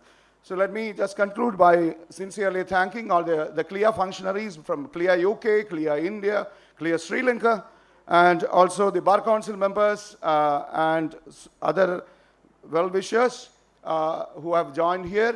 I sincerely thank all the academia because CLEA puts forward an academic model. That is why you almost close to 30 institutions, educational institutions are on the state are being represented in this particular conference, and even academicians from outside the state and outside the country are also participants. So it is profound thanks on behalf of the organizing committee for having accepted our invitation and for having come over here to attend this two-day conference. I thank each and every person who have put behind their heart and soul in organizing this competition, the students and other persons and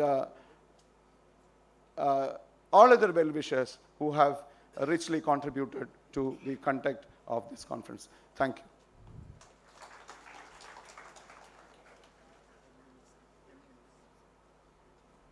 Thank you, sir, for your words of gratitude. We express our deepest gratitude to each one of our honored guests. Ladies and gentlemen, this concludes the inaugural ceremony of our conference. I invite everyone to move to the tea reception area for refreshments. Following that, we will commence our plenary session on sustainable transport, port, inland and seas, coastal challenges and legal innovations in another 10 minutes. I also kindly request members from the tribal and fisherfolk communities to proceed to first floor, Harmony Hall, for tea and an interactive session rendezvous with Honorable Mr. Justice Suryakant, Judge, Supreme Court of India.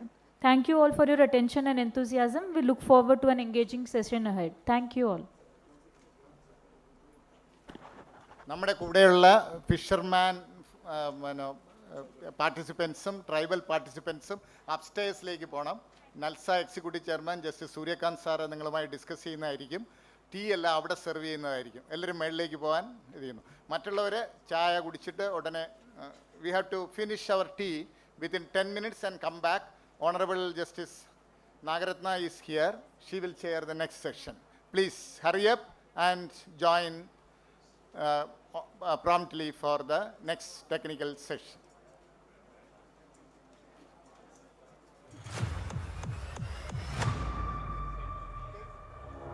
First session, and then each speaker will have 6 minutes and each discussant will have 3 minutes. So may I humbly request everyone, your ladyship, your lordships and distinguished members of the on the dais to manage well within the time. Otherwise, everyone will be late for dinner. Okay, that may be an incentive. Right. First of all, let me very respectfully invite Honorable Justice B.V. Nagaratna, Judge, the Supreme Court of India. Over to you, Madam.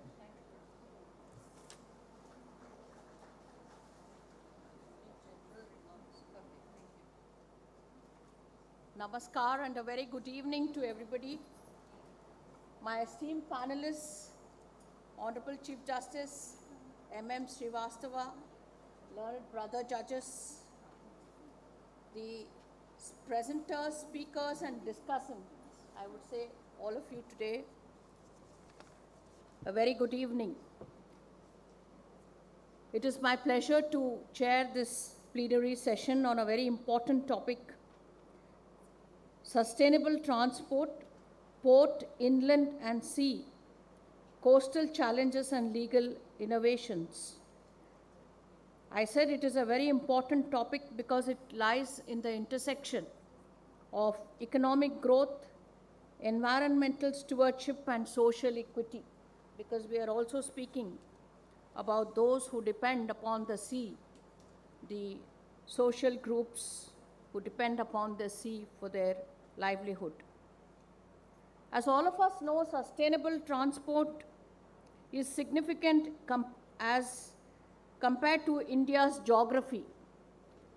We have, I think, over 7,500 kilometers of coastline and a navigable river network of more than 14,000 kilometers. The coastline supports a rich diversity of marine life, including coral reefs, mangrove forests, sea grasses and wetlands. I am informed that India handles about 95% of its trade in terms of its volume and 65% of its trade value via maritime routes. And India has about 5,000 kilometers of navigable inland waterways under development. But what is happening with all this development today? In the context of today's environmental degradation, marine pollution, and climate change, I think it is more necessary that development of water-based transport is at the least sustainable, is more climate friendly, and takes into account both mitigating and adaptation measures. What do we mean by sustainable development in the maritime context? It means reducing the environmental footprint of shipping and ports while enhancing efficiency and inclusivity to the extent that it progresses towards a net zero ecosystem. I'll only address on two areas which have to be kept in mind with regard to sustainable transport. The first is the path to sustainability must be traveled following rule of law. And the second, sustainability includes not only the sustainability of the coastal or inland waterway operations, but also concerns the sustainability of the vehicles that power this transition, that is the ships and boats and the materials that they carry. This is particularly important for the coastal states, and Kerala being one of the coastal states, it is more important. I would say why little later. As regards the rule of law, it is necessary to keep in mind the obligations of states to prevent, reduce, and control pollution of the marine environment and to protect and preserve the same in relation to climate change impacts as laid out by the International Tribunal of Law of the Sea in its advisory opinion dated 21/5/2024. I would not like to go into the details of it, but I would say that the obligation of due diligence of the states required to put in place a national system, including legislation, administrative powers, and an enforcement mechanism necessary to regulate the activities in question. In this regard, I must say that the legislations in India have been revised. New legislations have been put in place governing ports, coastal shipping, and inland waterways, such as the Major Port Authorities Act 2021, Inland Vessels Act 2021, recently the Indian Ports Act of 2025, the introduction of Coastal Shipping Bill of 2024, and the formulation of Maritime India Vision 2030. I will refer to only two short cases as part of my presentation. One is the Bharat Jhunjhunwala versus Inland Waterways Authority before the National Green Tribunal, which is regarding the inland waterway, National Waterway number 1, NW1 on the river Ganga. The question was whether the Environmental Impact Assessment, EIA, is necessary for these development works. Note that while projects relating to dredging, etc. require environmental clearance under the 2006 EIA notification, there is no specific mention of inland waterways project in the notification. The NGT therefore just concluded the matter by referring to an order of the Allahabad High Court on a similar subject, and where the High Court had allowed the project proponent to proceed with the project and get the EIA conducted after commissioning of the project. Now, whether after commissioning of the project, that is the ex post facto clearances is correct or not, is also a subject matter in Vanashakti, which we discussed in the morning. How far the judgment would apply to this is also important. The second is another interesting case where I was part of the bench along with Justice Joseph and Justice Padiwala in KTV Health Food Private Limited. This is with regard to establishment of storage terminal tanks and pipelines for transfer of edible oil from the port to the storage terminal tank. There, the clearance given by the central government was questioned. The NGT had allowed the application, against which there was an appeal before the Supreme Court. We dismissed the appeal by holding that the words within and in the CRZ 1 and CRZ 2 meant the same. The reason why I have highlighted these cases is the question of sustainable transportation is not merely about transport of people or goods. It is about ancillary issues, such as when we ask how the transportation is made sustainable, we necessarily have to include issues about environmental clearance because we are undertaking development works to make transportation sustainable. When we ask the question when the transportation is made sustainable, it necessarily involves consideration of how that particular water body responds to different weather patterns. And when we ask the question why such transportation is undertaken, it necessarily involves the underlying trade or service for which laws concerning CRZ would come into play. The other area where there must be focus is strengthening institutional capacity and coordination. It is necessary to have capacity building for institutions like Inland Waterways Authority of India, IWAI, port authorities, state maritime boards, and there must be sharing of information not only between the departments, but departments with overseas departments so that there is an exchange of best practices and ideas. Another area I would like to speak on is with regard to the Maritime India Vision 2030 document, that while India is one of the market leaders in ship recycling, ship repairs is a very nascent market. We have recently enacted the Recycling of Ships Act 2019, following Hong Kong International Convention for the Safe and Environmentally Sound Recycling of Ships 2009.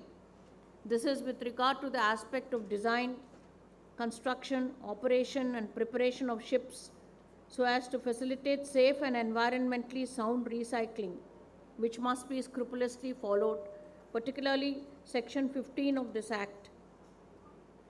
At the same time, the relevant institutions must also be equipped in adopting best standards in relation to issues arising out of operation of ships, such as accidents and pollution. This is important, as I told you in the earlier part of my address, when Kerala coast is concerned. Recently, there were 2 ship-related accidents off the coast of Kerala. The first one being the capsizing and sinking of the container ship Elsa off the coast of Kochi. I am told that this accident has unleashed various environmental risks, including toxic oil spills and chemical leaks, threatening marine life and coastal ecosystems. The second is the cargo ship MV Vanhai 503 catching fire 88 nautical miles away from Kozhikode. It takes enormous energy and resources to restore status quo ante, and considering the unpredictable nature of weather and tides, the fallout could also threaten the fragile ecosystem surrounding our coast. With these few observations, I now conclude my short address. I have the pleasure of introducing the experts who would speak today. The presentations and the discussants will be here. The gathering here is a multidisciplinary approach which has been adopted. Therefore, there would be interdisciplinary perspectives concerning sustainable transport. I encourage each one of you to participate in this discussion so that we have a richer understanding of the topic. I look forward to a stimulating and insightful session. Thank you for giving me this opportunity to share a few of my thoughts. Namaskar.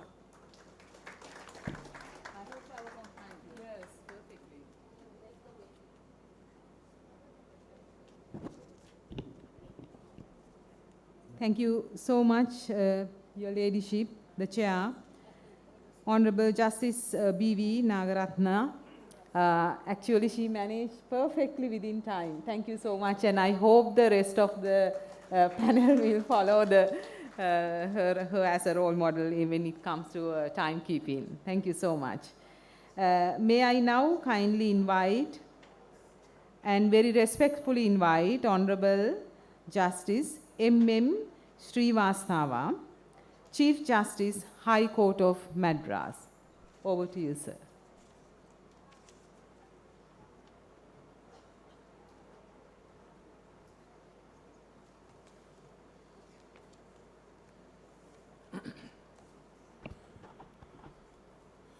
A very good evening to one and all who are present here. Honorable Mrs.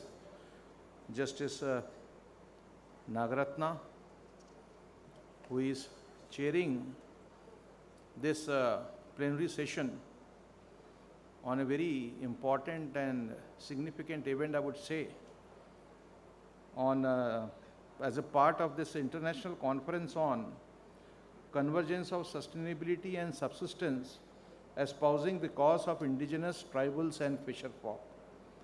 As part of Commonwealth legal education program under the aegis of CLEA, Commonwealth Legal Education Association.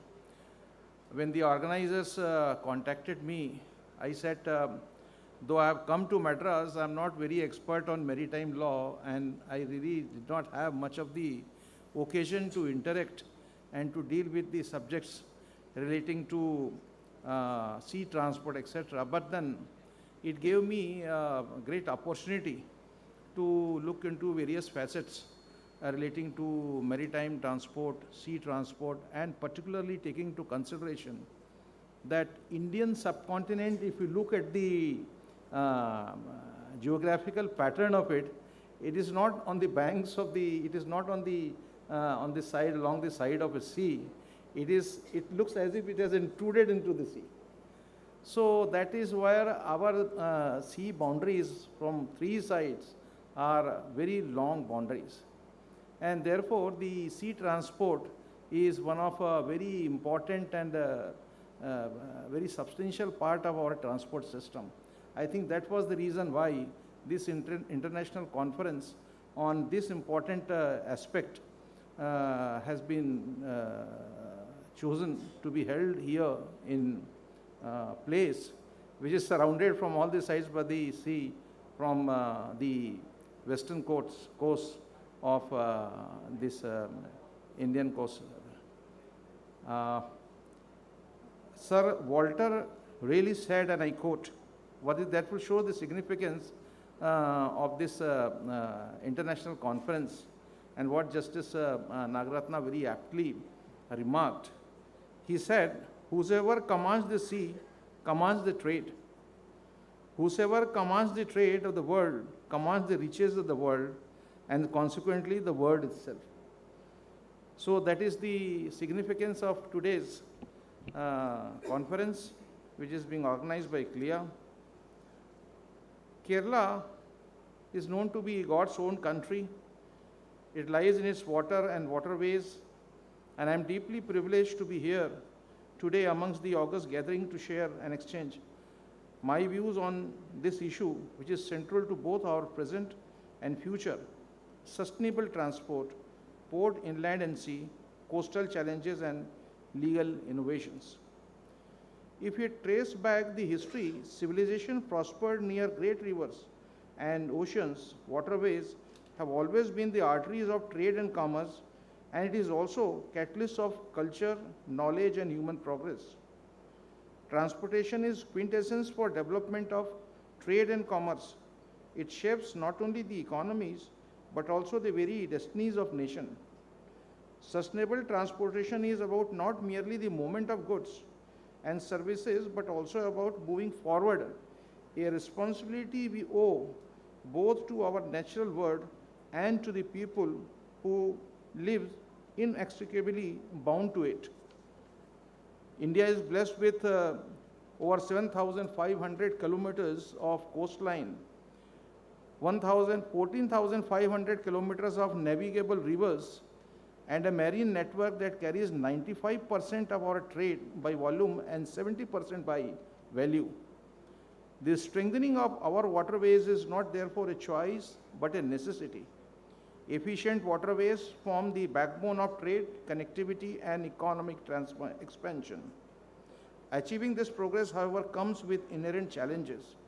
And most importantly, the environmental risks linked to creation, operation and maintenance of these water routes. Now, what is sustainable transport? To my mind, in the context of this conference, it refers to a mobility system that balances economic, social and environmental needs by reducing pollution and carbon emissions, while ensuring safety, affordability and equitable access for everyone, both now and for future generations. In short, mobility system that seeks to minimize greenhouse emissions and environmental impacts is the need of the time. The sustainable transport is not a single solution. It's a system involving integrating technology, infrastructure, planning, policy and behavior change to reduce emissions while enhancing connectivity. When the sustainable transport is designed well, it simultaneously supports health, economic opportunity and also environmental protection. This holistic vision applies across all models and geographies, making transport a powerful enabler of climate action and sustainable development.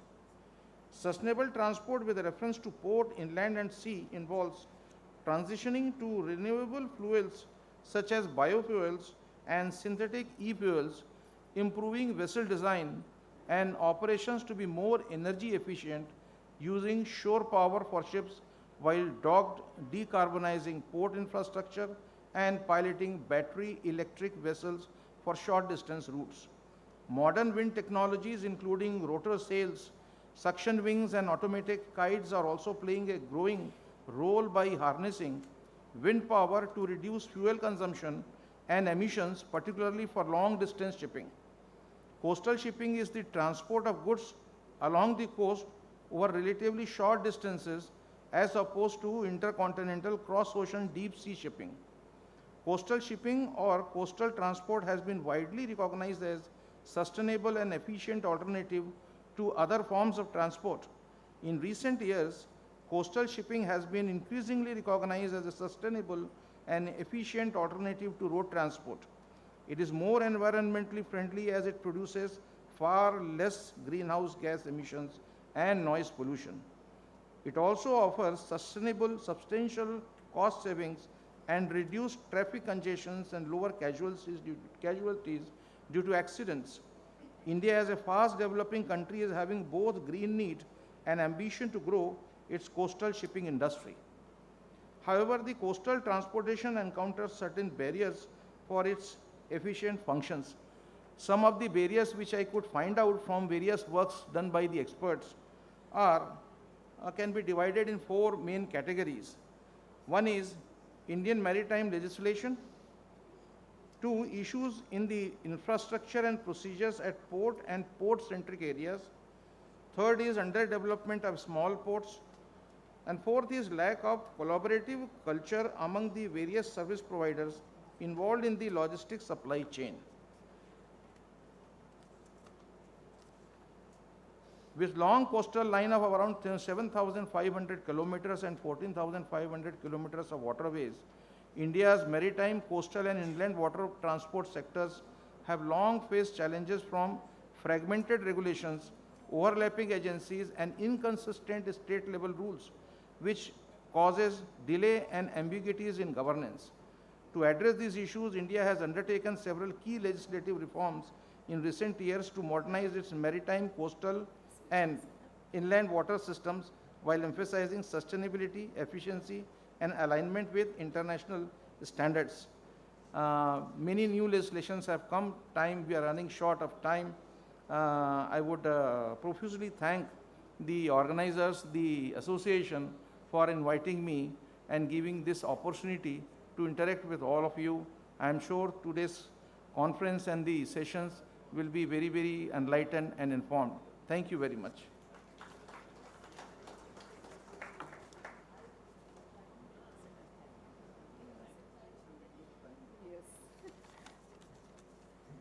Thank you very much for that very qualitatively and quantitatively addressing the issue of sustainable transport. Thank you. Thank you very much, Honorable Justice N.M. Srivastava. Thank you. Next, it's a keynote address May I very respectfully invite Honorable Justice Anil Kumar Singha, former Judge, Supreme Court of Nepal. Over to you, sir.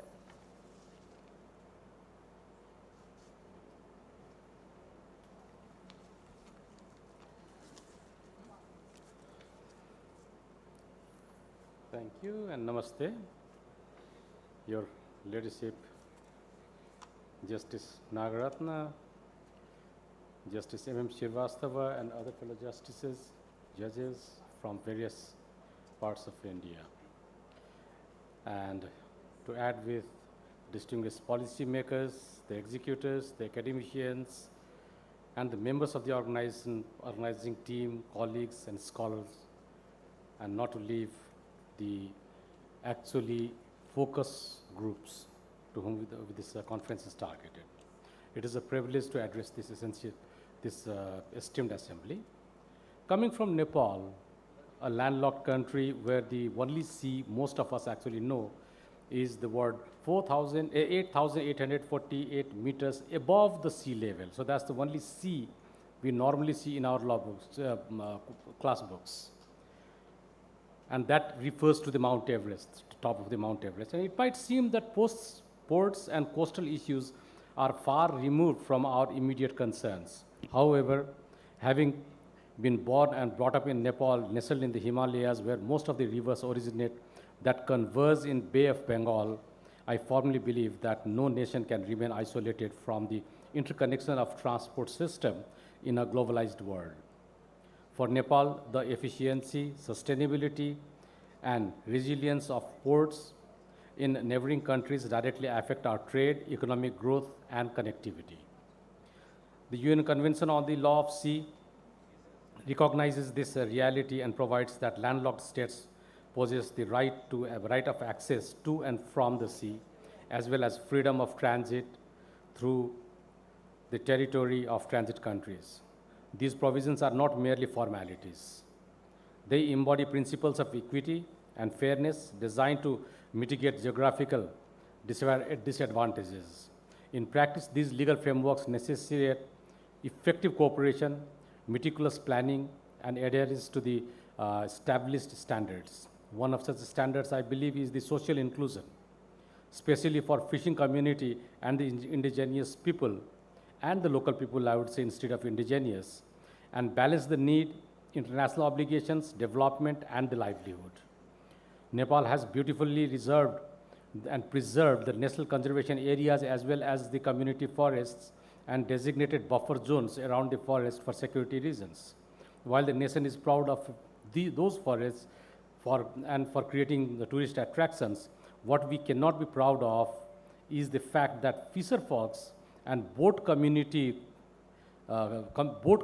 community in those rivers called the Bote, that's the name of the community, are having difficulty in their subsistence because of the state or the community-controlled security concepts. When I first saw them 5 decades ago, the poverty didn't steal their happiness and livelihood, because they were so proud and satisfied with their presence in the particular areas. But now, seeing their displacement, change of profession from boating and fishing to rhino and wildlife poaching for their livelihood hurts. Sustainable transport encounters challenges that extend beyond mere accessibility. Climate change, uncontrolled mining in the mountain, and river causing soil erosion, rising sea levels, and extreme weather events adversely affect port infrastructure and maritime logistics. Inland, melting glaciers and changing river flows influence road transportation and supply chains. In recent years, Nepal and India both have experienced several floods. In Nepal, flash floods and cloud bursts in the hill have not only damaged and disrupted road connectivity, but have also impacted the lowlands of Bihar in India, thereby demonstrating a transboundary consequence of such natural calamities. These incidents underscore the environmental disturbances disturbances that do not abide by the political boundaries and have direct ramifications of trade, transit, regional collaboration, and sustainability. In this context, I firmly believe that legal framework should have evolved among 3 main directions. First, there must be a strengthened cooperation across border. For landlocked countries, regional agreements that support sustainable transport corridors are essential. Legal tools that ensure the infrastructure, operational processes, and environmental standards are aligned to reduce both ecological impact and economic disruptions. Second, environmental responsibility need to be incorporated into port, shipping, and inland transport governance.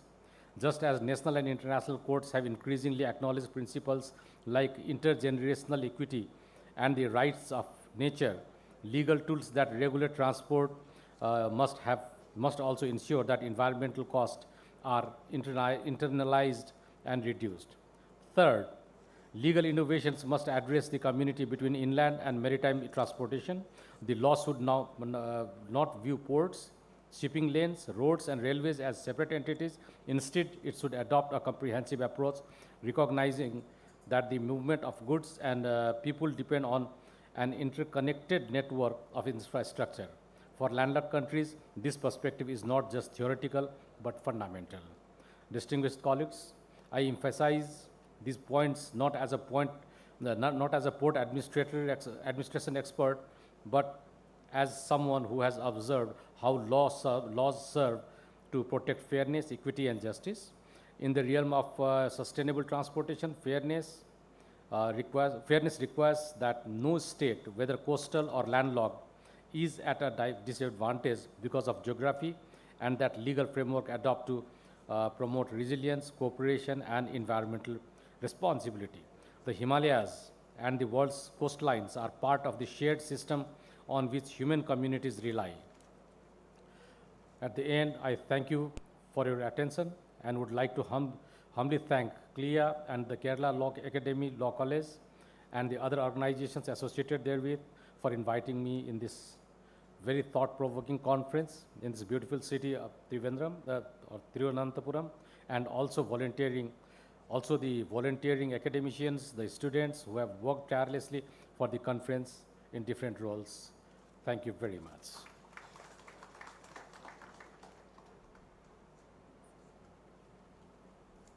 Thank you so much, Honorable Justice Anil Kumar Singha, former judge of the Supreme Court, for that comparative analysis of Nepal and sharing the best practices of how to address the injustice among these communities. Next, it's the theme presentation. May I now respectfully invite Mr. Loknath Behera, IPS, retired, Managing Director, Kochi Metro Rail Limited. Over to you, sir. Thank you, ma'am, and esteemed chair, very distinguished panelists, very distinguished members of the audience, and dear students. So probably I am actually a little exception because I never studied law, but I enforced law all throughout my life. And now I am doing actually developing infrastructure. And last time when we met, some of you are here who were there in Kumarakom, and we discussed too many things relating to the sustainable transport. Now this is the second avatar of sustainable transport because as you know, I am actually heading two companies. One is the Metro Rail, another is the Water Metro.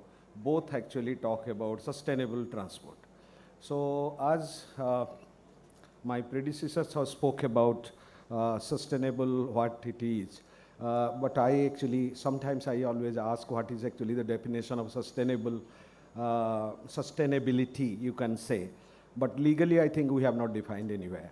So when I attended a meeting in World Bank, they gave a very beautiful definition. One of the professors said, sustainability is equal to survival. That is the best definition I can always think, whether you put it in tourism, whether you put it in inland water transport, fine. But what happened is that I would actually, because some of the people who are new, I'll just put a 2-minute video, and then after that, I'll speak a few things which are very relevant to this particular conference about the sustainable transport.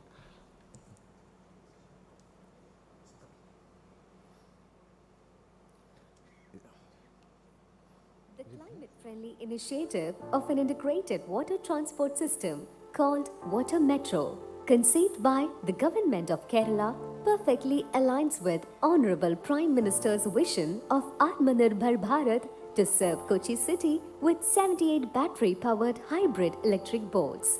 The unique Water Metro project will ride the waves of sustainable public transport over 76 route kilometers connecting 38 state-of-art water metro terminals around Kochi to the city centre. It would be a major boost to trade, business and mobility of the islanders and improve their livelihood. Expecting a daily ridership of 34,000 passengers in the initial phase, the 1,500 crore project, with a financial assistance of 85 million euros from German financial agency KfW, Water Metro will decongest the roads and reduce the carbon footprint of the city. The aluminium catamaran, that is twin hull boats, designed and made in Kochi by the Cochin shipyard, has a super efficient hull that will not impact the aquatic flora and fauna while moving through the backwaters like a swan. The state-of-the-art air-conditioned boats operating under a single command and control will be the largest fleet of electric boats anywhere in the world, saving an estimated 44,000 metric tons of carbon emissions per annum when completed. Equipped with LTO batteries that are the safest of batteries commercially available, superchargers that charge the boats in just 15 minutes, and the latest of navigational and communication equipment, Water Metro boats prove that India can lead the world in technological solutions and innovations. The concrete floating pontoons makes the Water Metro disabled-friendly that enable persons with motor disability to board the boats on their own. Working in the same manner like the Metro Rail, Water Metro can be replicated in other cities across the country that have navigable water bodies, fulfilling our commitment to a sustainable future for mankind. Water Metro. Think blue, go green. I hope you like this particular system, and once you are in Cochin, I request you to actually travel. Some of you have traveled there. Well, what happened actually, as I said, that it can be replicated elsewhere. So we are now doing the feasibility study. We have completed the feasibility studies in some places, including Mumbai. And we are actually about to introduce this in 19 locations in the city, in various parts of the country, including Srinagar and Mumbai, Kolkata, and etc. So we will lose that uniqueness in Cochin, but that will be good, but that will be the gain for the country. As I said, that this is most sustainable because it's electric. And it actually has been designed in such a manner it doesn't affect any flora, fauna, anything about that. The speed is controlled, everything is there, and it's like a Mercedes-Benz car. Trust me. If you go and sit there, you can work on your laptop. So what is at 19 locations, including Mumbai, as I said, I was telling to Honorable Justice Sundaresan Sir that we are actually going to build the biggest actually system in Mumbai, which is actually having 206 kilometers. Ours is only 72 kilometers. So it will be a good thing. But what actually incites this and how it happened in Kumarakom is that when we started this operation, we realized that there are 19 legislations which are interplaying to control and regulate this system. And some are divergent to, and there are inherent contradictions. So we thought that why not we actually combine it, and that was the project of CLEA, which started exactly in 1 year. And trust me, of the people, they have worked so hard, actually collecting things from all over the world, and they have done a draft legislation, which is there in the booklet, which has been released today, and which has already been given to the Honorable Prime Minister. The other things will be decided, talked to you by Ruchi and Preeta ma'am, so that I am not raising. What I say is that sustainability in the transport, whether it's inland or whether it is sea, it can be ensured before you actually think over it. So gone are those days, those were at that time the technology was not there. But the technology is there, how to actually use the technology, how to think about that, that is what we are trying to do. I just wanted to say that it is a good way to go. I'll give a last small thing. 50 kilometers of a metro rail elevated, not underground, if we build, we spend 10,000 crores. And 50 kilometers of water metro if we make, we actually spend 1500 crores. The choice is ours. So if we use, this is actually the waters are the best roads, and we can use that optimally. And in all these places where we are doing, whether it is in Ahmedabad, whether it is in Surat, whether it is in Kashmir, they are going to get the benefit because they have navigable water. So thank you, CLEA, and thank you, Dr. Sivakumar, and thank you all the persons. And it was a great work done by the students and research scholars under the able guidance of Dr. Sivakumar and the guidance of various honorable justices actually who have done this particular. Last 1 minute video I saw, I am done because I think I have stuck to the time, or I was exceeded by 1 minute. Okay, right, so 1 minute video is there. You can show that you will enjoy it. Right, thank you very much. Thank you very much, Mr. Loknath Behera, for that very inspirational and visionary presentation for all of us. Very enlightening. Thank you. Next, it is a presentation on water metro transport frameworks for India. And sorry?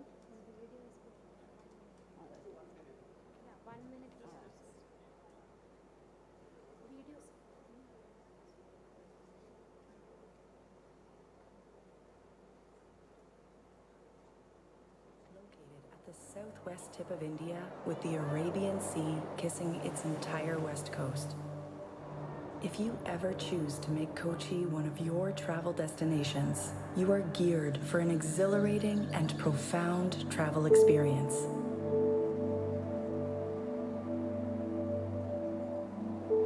Both Metro Rail Network and the Kochi Water Metro are envisioned for sustainable mobility, focusing on your utmost convenience, comfort, and safety. Kochi Water Metro is featuring a multitude of ultra-modern embedded technology and innovations. To begin with, it is supported by a passenger control system, user-friendly embarking and disembarking passages for the physically challenged. Our boats are genuinely quiet with a unique vibration-free propulsion, causing only minimum disturbance to the aquatic life and small boats traveling nearby. Spacious, fully air-conditioned cabins that can accommodate 100 people per boat. Huge windows to make sure that you don't miss out on the numerous sights and activities outside that can keep giving you thrills.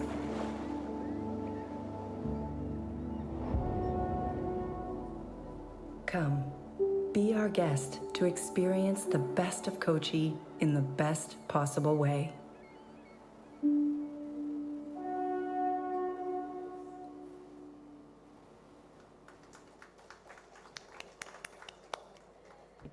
Okay, so at Kochi in Kumaragam last year, we set a dream. I think the dream has now slowly becoming a reality, and hoping for water metro transport legal framework for India.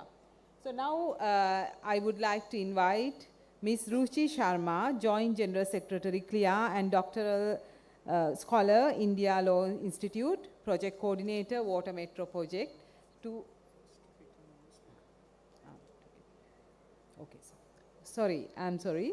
There is a presentation by Ms. Preeta A.K., Advocate, sorry Preeta, beg your pardon, Advocate, High Court, Kerala, and Project Coordinator, Water Metro Project.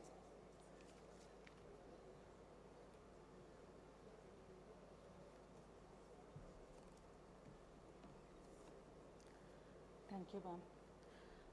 Now, honorable dignitaries, colleagues and friends, the Managing Director of Kochi Metro has sufficiently introduced us. Many of us may not have first-hand information of what a Kochi Metro is, but the presentation and his ideas which he has presented here would give us a bird's eye view of what a Kochi Metro or the water metro system is.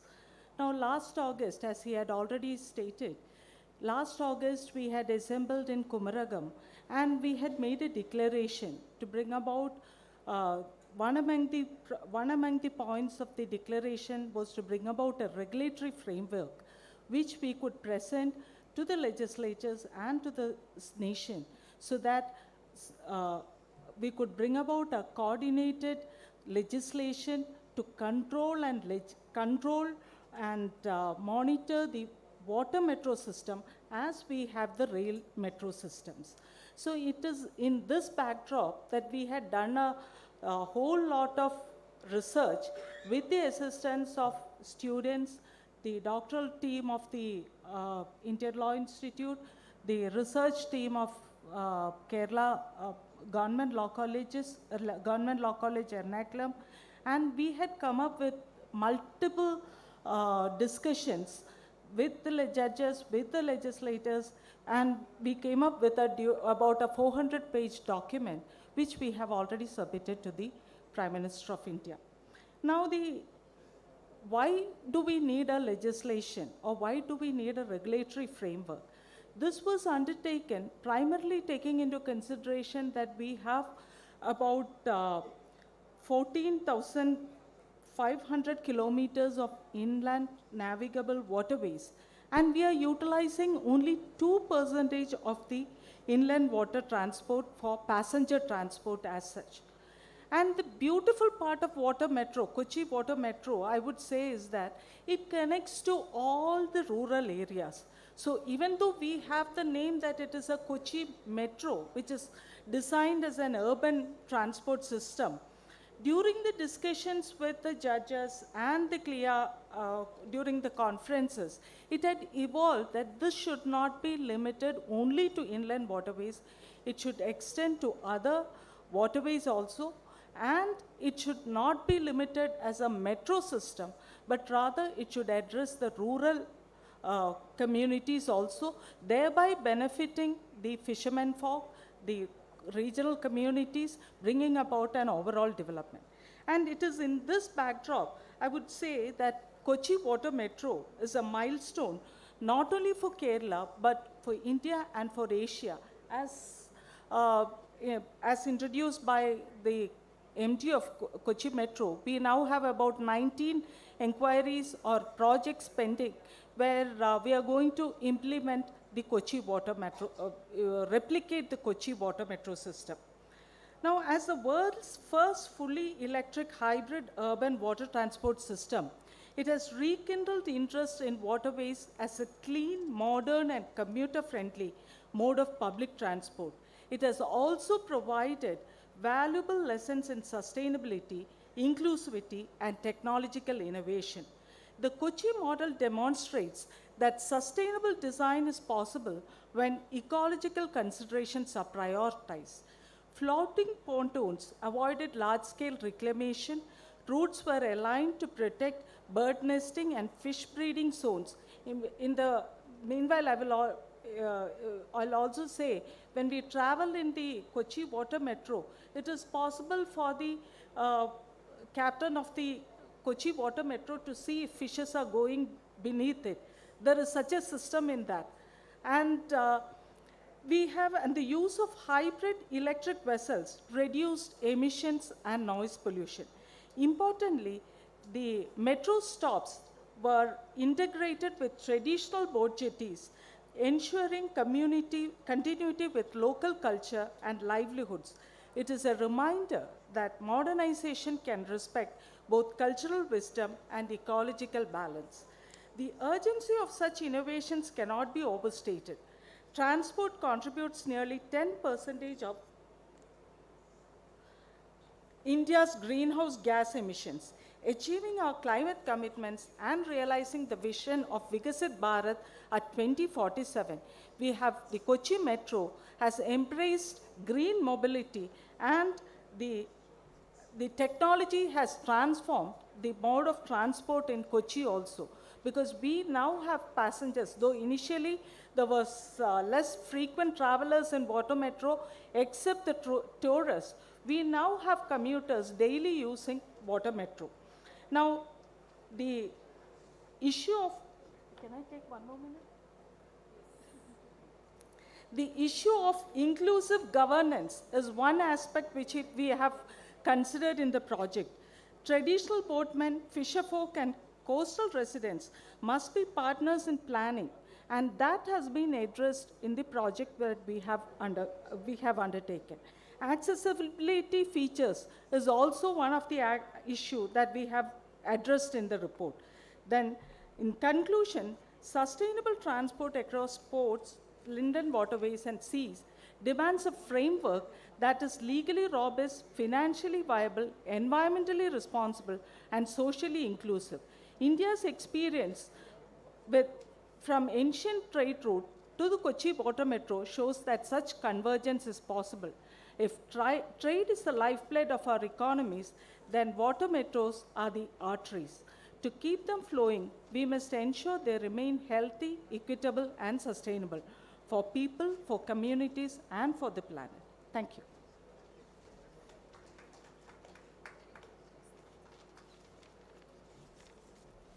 Thank you very much, Ms. Preeti. Preeta? Yes, Preeta. Next, I invite Ms. Ruchi Sharma to present the Water Metro Transport Framework for India. Thank you, ma'am. A warm and respectful welcome to all the dignitaries on the dais and all those who are present here. So, as mentioned by Mr. Loknath Behra also and Ms. Preeta A.K. also, we have been working on the Water Metro project since the Kumarakom Declaration.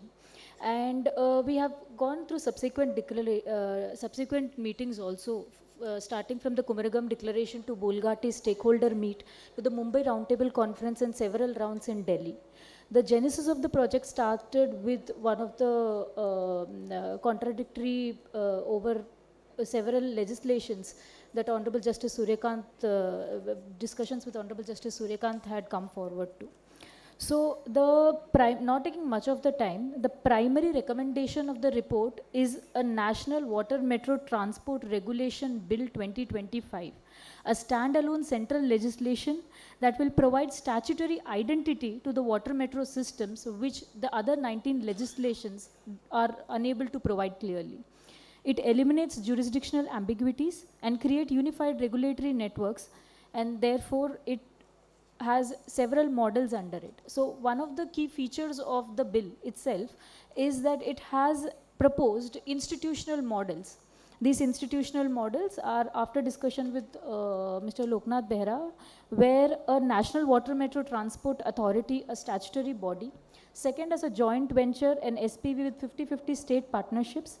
Third, a dedicated Water Metro Holdings Limited. And fourth, a ministry-led coordination similar to other successful metro projects like the Delhi Metro Rail. Further, as Kochi Water Metro Rail Limited is one of the projects that validates our vision.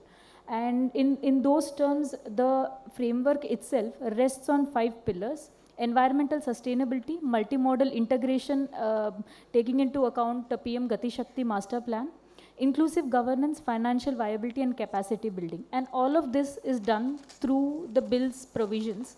And after extensive discussion, the bill contains 15 chapters, 72 sections, and detailed safeguards.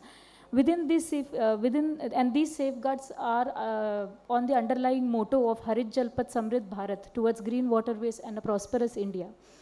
The chapter 2 on institutional framework from section 3 to 13 establishes the National Water Metro Transport Authority, and it also has several sections on empowering of license operators, frame safety and service standards, how to regulate terminals and routes, how to ensure integration of water metro services of road, rail and metro systems.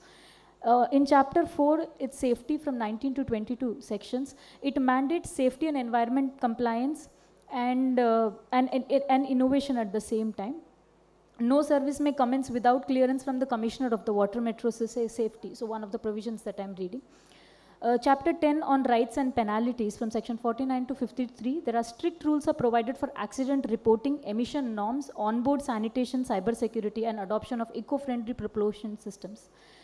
In chapter 8, Chapter 13, we have included a specific section on protection of indigenous communities, section 60 to 61, and this is a distinct feature of the bill itself. And after discussions with honorable judges of various high courts and Supreme Court, this provision has been added into it.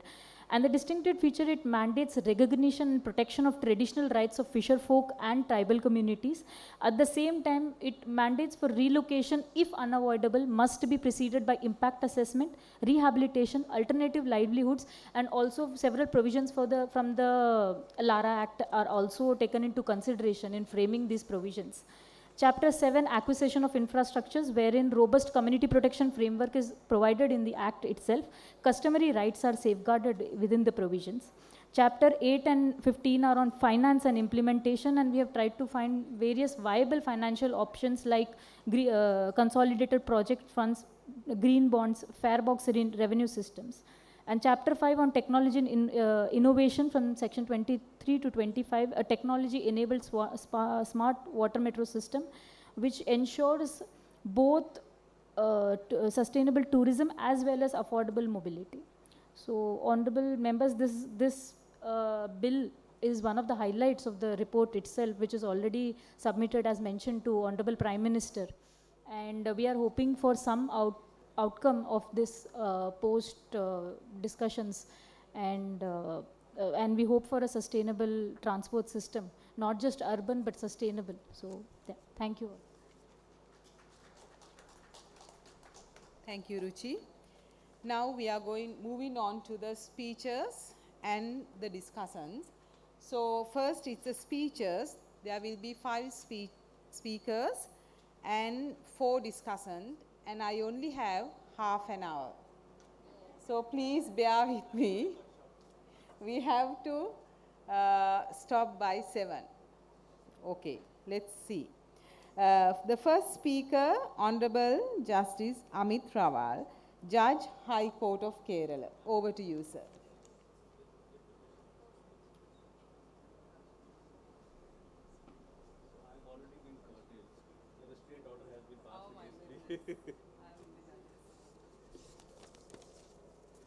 A very good evening to all of you. Honorable dignitaries on the dais, off the dais, esteemed colleagues, distinguished delegates, participants, discussants. It is indeed a privilege to address this august gathering on a theme that demands both urgency and compassion. Sustainable transport, port, inland and sea coastal challenges and legal innovations in the larger context of espousing the cause of our indigenous tribals and fishing communities. I will. It is at this topic sits at a very critical intersection where the path of economic growth meets the shoreline of a human dignity, where infrastructure ambitions sail into the ground realities of coastal and tribal populations. We are called not only merely to interpret the law, but also to ensure that the progress does not come at the cost of the voiceless. On the topic of the sustainable transport, I would have my opinion on this. The push for sustainable maritime and inland transport is very, very essential, with the environment toll of the road-based logistics becoming increasingly sustainable.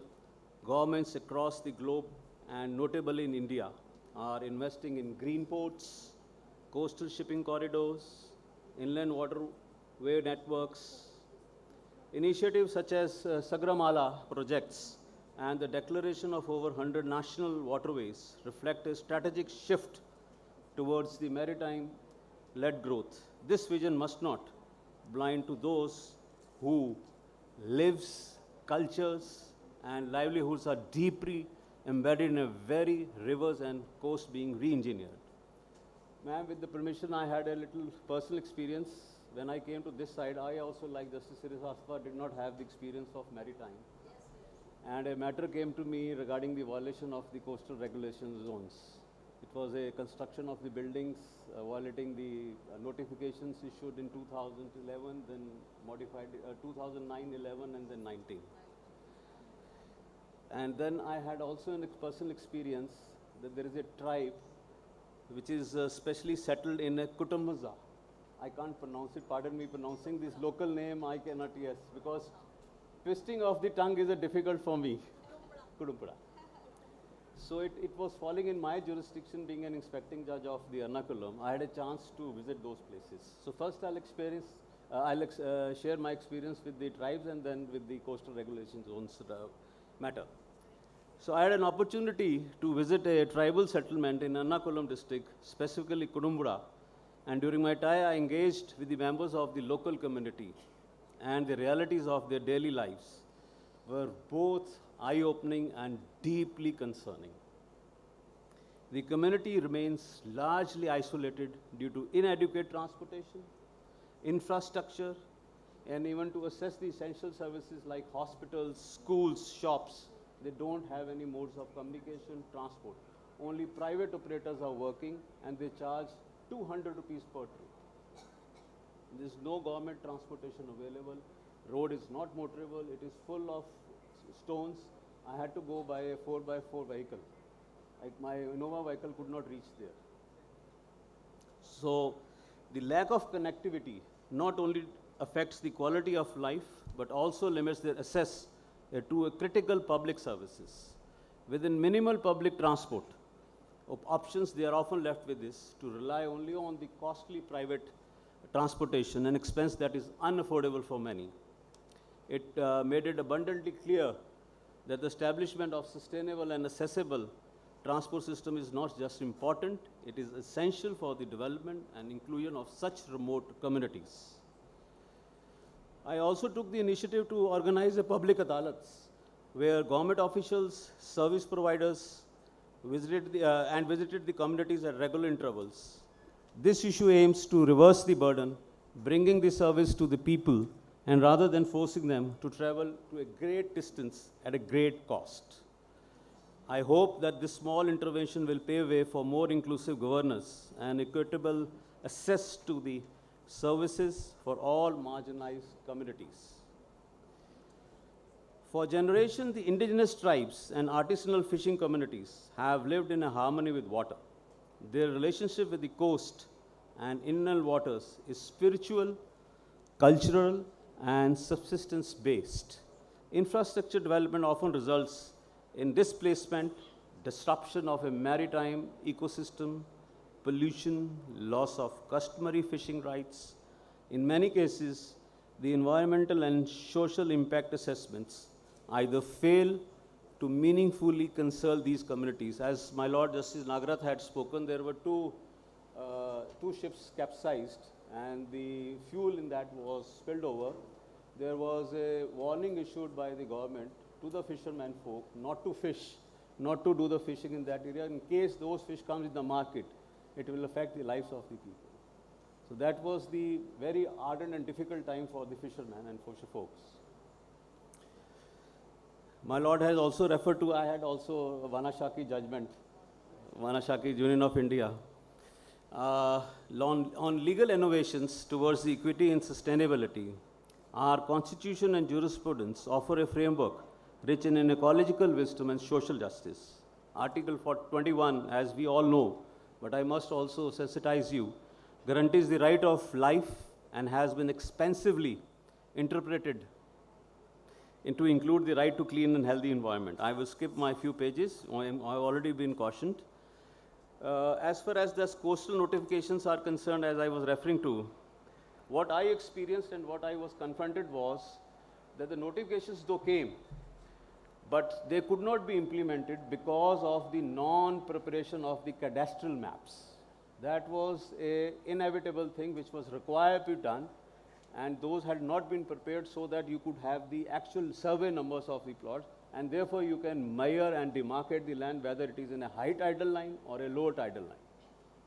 So that was the experience. I had to pass that judgment while sitting in a single bench, and luckily I'm not praising myself. It was not challenged and the government is working on it. We must also move beyond the procedural compliance, social impact assessments and community consultations, free, prior and informed consent, particularly in the scheduled areas and the PESA 1996, must be seen not as an obstacles, but the pillars of democratic planning. So let us remember that the sustainability is not achieved solely through carbon metrics or a technological upgrades. It is fulfilled when the fisherman's net is full, when the tribal child can drink from a clean river, and when the development uplifts without uprooting. Let us strive for a legal order and a moral order where rivers are not merely waterways, coasts are not merely commercial zones, tribal and fisher communities are not merely stakeholders, but equal partners in shaping the India's future.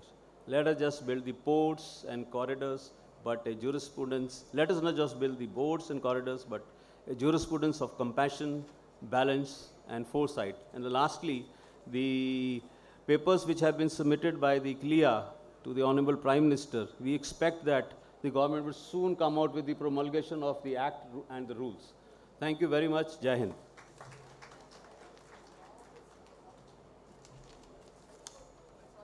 Thank you, sir. Next speaker, Honorable Justice Shyam Kumar VM, Judge, High Court of Kerala. Over to you, sir.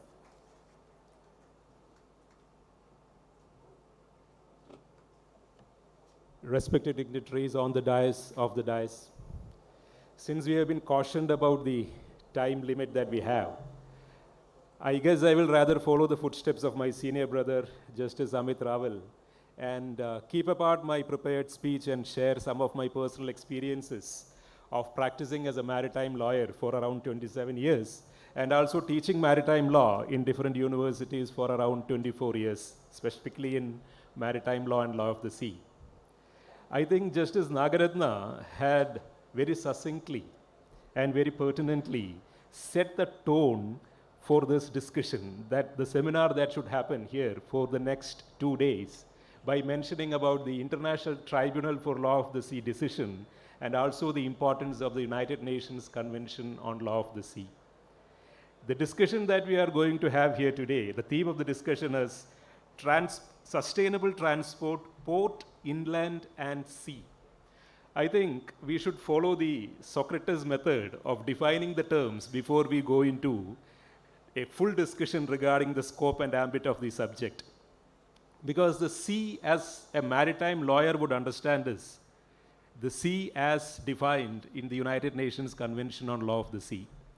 And the sustainability about which that we are discussing here is something that is directly related to the coastal state's jurisdiction to evolve norms so as to ensure that there is a sustainable development of port, inland waters, and also all those adjacent parts of the coastal state, which we call as the coastal waters or the territorial sea.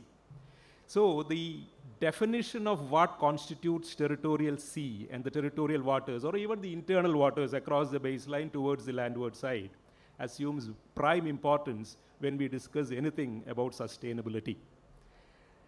If we look at the definition of territorial sea or the internal waters as we have it now under the 1974 Act, which deals with the territorial sea and other maritime zones in India, we find that we have almost followed the very same definition as was there in the 1982 United Nations Convention on Law of the Sea. Incidentally, there are 3 conventions on law of the sea, which Dr. Vasantha, who is here from Sri Lanka, will be able to explain to you in much more detail. That was the 1958 United Nations Convention, the 1960 Convention, and the 1982 United Nations Convention on Law of the Sea. These conventions would define that the state would have 12 nautical miles as its territorial waters. So any discussion on sustainability, any discussion of evolving any laws, because we were talking about cabotage. Cabotage means the coastal trade that we can have, and the customs limits or the customs barrier, once you pass on and move out into the sea, then alone the Customs Act would apply. So for evolving all these norms by the parliament or by the local legislature, there has to be a clarity regarding the jurisdictional sphere of the coastal state. So as it stands now, it is 12 nautical mile. 1 nautical mile is roughly 1.852 kilometers. Take it as 2 kilometers. So 12 nautical mile would mean 24 kilometers from the baseline. I don't have the time. I just had I had a slide for you here, only for just 2 slides, just for you to understand as to what exactly are the maritime boundaries that we are talking about. So this topic of discussion would exclusively confine itself to the territorial sea and towards the baseline, that is towards the landward side of the sea. Now, if we look at the way in which this 12 nautical miles have been evolved, I remember 13 years back when this Enrica Lexi incident happened, when I was defending one of the fishermen who were killed by the Italian Marines. I was confronted with this very same situation because the incident happened in the Contingo zone, that is 12 nautical miles beyond it. And I had to run back to my senior, S. Venkateswaran, who is a doyen of the maritime law, and I am sure that Justice Sundar would be knowing him very well. And I said, and I told him that, sir, I am confronted with such a situation. I am to defend two fishermen, the family members of two fishermen who have been killed, and the vessel which caused it is totally beyond our jurisdictional waters. What would I do? It is then that he pointed out to me that there is an English legislation of 1877 which deals with admiralty offences, which is still retained as part of the Indian law, thanks to the constitutional provision which would retain many of the colonial legislations. And it is from there that we started off by saying that the coastal sovereign has some rights along the adjacent waters, whereby even if the international law would say that the coastal state's jurisdiction would end at 12 nautical miles, the coastal prince or the coastal jurisdiction can extend beyond that. I am glad that later on the Honorable Supreme Court affirmed this by saying that India has jurisdiction even beyond 12 nautical miles.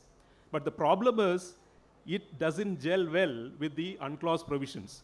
So if we are testing the Indian law on the touchstone of international law, you have a problem. That's exactly that we faced when we went to The Hague on the very same matter, where we had this issue of justifying how can the Indian criminal laws, the CRPC and the IPC at that point of time, be exercised beyond the 12 nautical mile limit. I wish I had more time to explain this, but all that I would say is territorial waters or the territorial sea definition of 12 nautical miles has become outdated. If you look at the deliberations of the 1960 United Nations Convention on Law of the Sea, India was one of those countries which were on the forefront saying that 12 nautical miles does not satisfy the coastal needs requirement because we need to have a larger jurisdictional sphere. And that is how the second zone that I've mentioned here is the Contingo zone, wherein you have 4 interests the coastal state would have: customs, immigration, sanitation, and fiscal. Fiscal again is customs and monetary. These are the 4 interests that would be there. So beyond that is the exclusive economic zone. As it stands now, I'm sure that Dr. Vasantha will be able to tell us more. I understand, subject to correction, what she would say, that Sri Lanka claims a jurisdictional rights, coastal state's jurisdiction over nearly 200 nautical miles. Of course, subject to the international maritime boundary line that is there. I have been warned that my time is up. So all that I would say is, it is high time. I would conclude by pointing out that please discuss on this point. Please try and look at the way in which this concept has evolved. Because if you go back, Kautilya in his Arthashastra speaks of a concept called Samudra Samanya. Samudra Samanya means territorial sea, coastal waters, the right of the coastal state or the prince over the adjacent waters. Similarly, the Africans would speak of the patrimonial sea. They would say that this sea that is lying along our coast is a patrimony that we received. So we have to evolve from there. We have to understand as to how it reached 12 nautical miles. And my moot point would be that it's high time to extend the territorial waters up to 200 nautical miles, which is our exclusive economic zone. And this satisfies the state practice. China does it. Philippines does it. Sri Lanka, subject to correction, does it. So I think India was well justified in claiming a territorial waters up to 200 nautical miles, which would take care of all these issues regarding sustainability and inland waters. Thank you very much. Thank you for giving me an opportunity.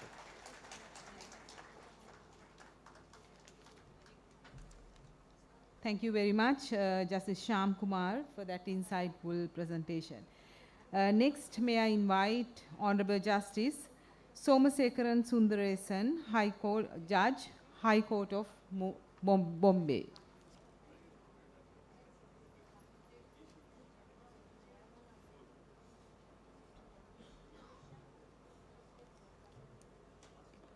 Good evening, everyone. Dignitaries on the dais, off the dais. I'm going to keep it really short, knowing that I'm really running against time. Since the theme of this session is about challenges and legal innovations, I just thought I'll very briefly touch upon very recent developments. The Coastal Shipping Bill has been passed earlier this month. It's going to make some deep inroads into the Merchant Shipping Act 1958. These innovations have taken place. We have the Inland Vessels Act of 2021, which provides for a whole range of regulatory measures for inland shipping. But I'm going to take a step back and then say that while these are legislative developments that have taken place, what are the challenges that we need to be mindful of? It's easy to say that we're actually been a third largest economy in purchasing power terms for a long while. Even in dollar terms, we will soon be the third largest economy. But what are the challenges in the infrastructure sector, in particular regard to ports, is something I want to very briefly touch upon. If you recollect, the 1990s is when India opened up many of the infrastructure sector to private investment. So we signed a range of concession agreements, particular regard to container terminals across various ports. Those 30-year concessions are coming to end in this decade. And we are going to see a range of litigation around handover of these assets back. These are all built on constructed on a BOT basis, build, operate, and transfer basis. The time to transfer is now in this decade. And going by recent experience, if you take Tuticorin, that port company has actually gone bankrupt. There are disputes over how to value the assets and how to deal with the valuation of the rights to a development agreement. There are also challenges in concession agreements where if the operator fails, then the lender should be able to take over and run the asset so that the asset does not deplete in value. This again poses a range of challenges. These are pending in courts, so I don't want to comment with an opinion on it, but I just want to highlight that these are challenges that we need to harness and deal with squarely if we have to really exploit the innovations that are available.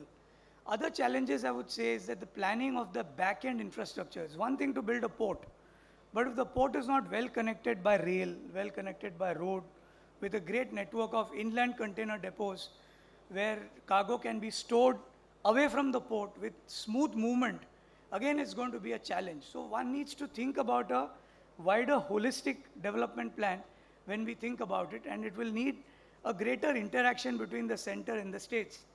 Our classification of what is a major port and a minor port, though the words, the adjectives sound about large and small, that's not the reality about why a port is a major port. A major port is a port that fell under the central, I'm simplifying it a bit, I seek forgiveness of the maritime experts, but anything with the center was called a major port. A port of the same scale or perhaps even a larger scale built by a state government would be called a minor port. Now, I'd come to this state to negotiate in my capacity as a lawyer, 2 port projects. One was the Vallarpadam Transshipment Center, where at that time I was representing P&O Ports. It then got built by DP World because that bid got, after the negotiation was done, when we were on the verge of signing, the tender was called off, saying there was only one bidder, we can't award it to them. Eventually, it was rebid and Dubai Port, which later took on P&O Ports. That's a separate story. And the second was the Vizhinjam project itself, where I'd worked extensively with CRISIL on behalf of the state government to try and make Vizhinjam work. Now we are talking about 1990s activity. Vizhinjam is gone online now. So if that's the pace at which we work, we need to rethink what are we doing wrong, what have we learned in the last 30 years, and how do we make this work. A few other quick points on challenges, I would say. We also need to build the back end of the legal framework. For example, competition law.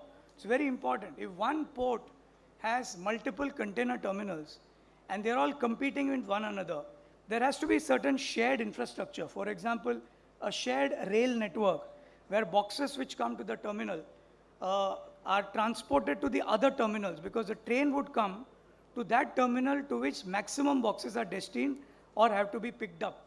Then internal movement is always with what is in competition law called a horizontal agreement. Competitors are supposed to not have agreements among themselves except for sharing of resources. We have found challenges with newcomers being discriminated against, them having to go to competition commission, and then a jurisdictional challenge is raised saying how can a competition commission look into a dispute among container terminals in the same port? It should first be looked at by the regulatory agency, which is a sectoral regulator of that. These are challenges when people are building large world-scale infrastructure. Everybody is watching it. But after they are built up, it has been a record that there has been a struggle to implement it. Likewise, electricity law, the one other innovation was the Harit Sagar guidelines. Electricity law poses issues. You build a huge solar farm and build electricity, you have to still deal with the local electricity regulator. That regulator has to approve your tariff. We've seen some concession agreements signed in the 90s, which has a markup of 5 to 10% called maintenance charges, with the port authority doing nothing to justify a markup of 5%. But that is leading to disputes. The regulator says it's not our lookout, it's not a tariff regulatory issue, it's your concession agreement issue. You go to the tariff authority for major ports, he would say it's not our lookout, it's your contractual issue, go to arbitration. You go to the arbitrator, he would say, but this is in the expert domain, and this is something that we can't really opine on.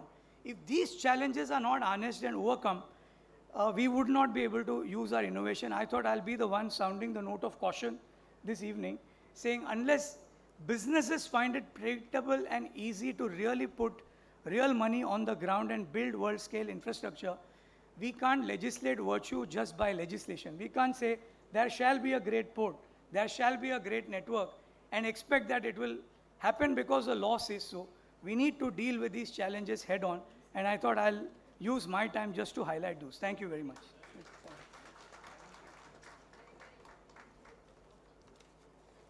Thank you very much, Justice Somasekar Sundaresan. Thank you. Next, I would like to invite Dr. Divya S. Iyer, IAS Managing Director, Vizhinjam International Seaport, Thiruvananthapuram. Thank you. It's indeed a great privilege for giving me this opportunity to share the days with such luminaries and people who have inspired us all the way. Thank you so much. Let me try and put across the story of Vizhinjam International Seaport, as has already been pointed to by our honorable previous speaker. I would briefly touch upon three issues. One, what is the Vizhinjam International Seaport as it is today? Two, the challenges that we faced during the construction of the seaport as well as the operations time. And three, what is probably the desirable output in the newer legislations as well as concerns that we would be looking forward to in the future. Let me introduce Vizhinjam International Seaport, ma'am. It's the first dedicated deep water transshipment container terminal in India. It's the first semi-automated container terminal in India. And why is this important? Why is transshipment important to the country? As on today, prior to Vizhinjam International Seaport's existence, only 25% of all the containers that actually came into the mainland were transshipped through Indian ports. 75% of this would actually be transshipped through ports outside the country. And that would actually mean, millions of dollars, which would actually be a loss for the country's economy. And that is where we try to carve our niche, given the natural attributes of the Vizhinjam harbor and the port region itself. Historically, right from the Sangam period literature, if we look at, there are several mentions of how deep the Vizhinjam Natural Harbor is and the potential for a seaport for trade as well as being used as a battleground, and all of it has been there across centuries. But as sir rightly mentioned, it took so many years for us to actually see it and to build it. And finally, we are here when Vizhinjam International Seaport is a reality. This is strategically located in the world maritime map with a natural depth of 18 to 20 meters, which means that there is no necessity of constant dredging that is required, and we are able to host the world's largest container ships ever. So we have had the largest of container ships from across the globe coming to the Vizhinjam International Seaport and going back with a very safe as well as very happy operational team in place. We also have minimal littoral drift, which again means that energy efficiency in maintenance of the port is very desirable. It is also only 10 nautical miles away from the international shipping route, which means that time is money for all the shipping companies as well, which means that they can come in very easily, they can berth very easily, and we also have completely automated cranes as well as semi-automated cranes servicing our operations, which means that the number of moves per hour is much higher than what is generally seen in an average port. So as I speak to you today, within the last 1 year, we commissioned the International Seaport in 2024, ma'am. And within the last 1 year, we have already hit 1 million TEUs, which is arguably the largest and the fastest within the country and probably across the globe. So the journey continues. That is a brief introduction about the Vizhinjam Seaport. Just quickly running over the challenges that we faced. During the construction, I would primarily say we had two sets of challenges. One was definitely the fear of coastal erosion as well as environmental challenges, as any infrastructure development project would pose. And we had a shoreline monitoring committee as well as an appeals committee that was instituted by the National Green Tribunal itself. And we had honorable committee members come here every 6 months and to the minutest of the detail, every development, every construction in the port has been monitored too, and all the suggestions, all the recommendations have been complied with, and to ensure that there is no additional coastal erosion or any kind of negative effect on the shoreline that's been caused by the construction of the port. The second challenge that we faced, as was mentioned by the previous speakers, is about livelihood disruption. We have a whole community of fisher folks in Vizhinjam. So some of their livelihood definitely was disrupted, though we did not have to displace any single family from the area for the development of the port. But that livelihood disruption has been compensated by the government over the last 3-4 years. Around 114 crores rupees have already been disbursed to the members who have suffered from any kind of livelihood disruption. We also talked about the two mishaps in the seas, which was MSC Elsa as well as Van Hui. So MSC Elsa actually had come to Vizhinjam International Seaport, and after servicing, the ship capsized in the mid-seas.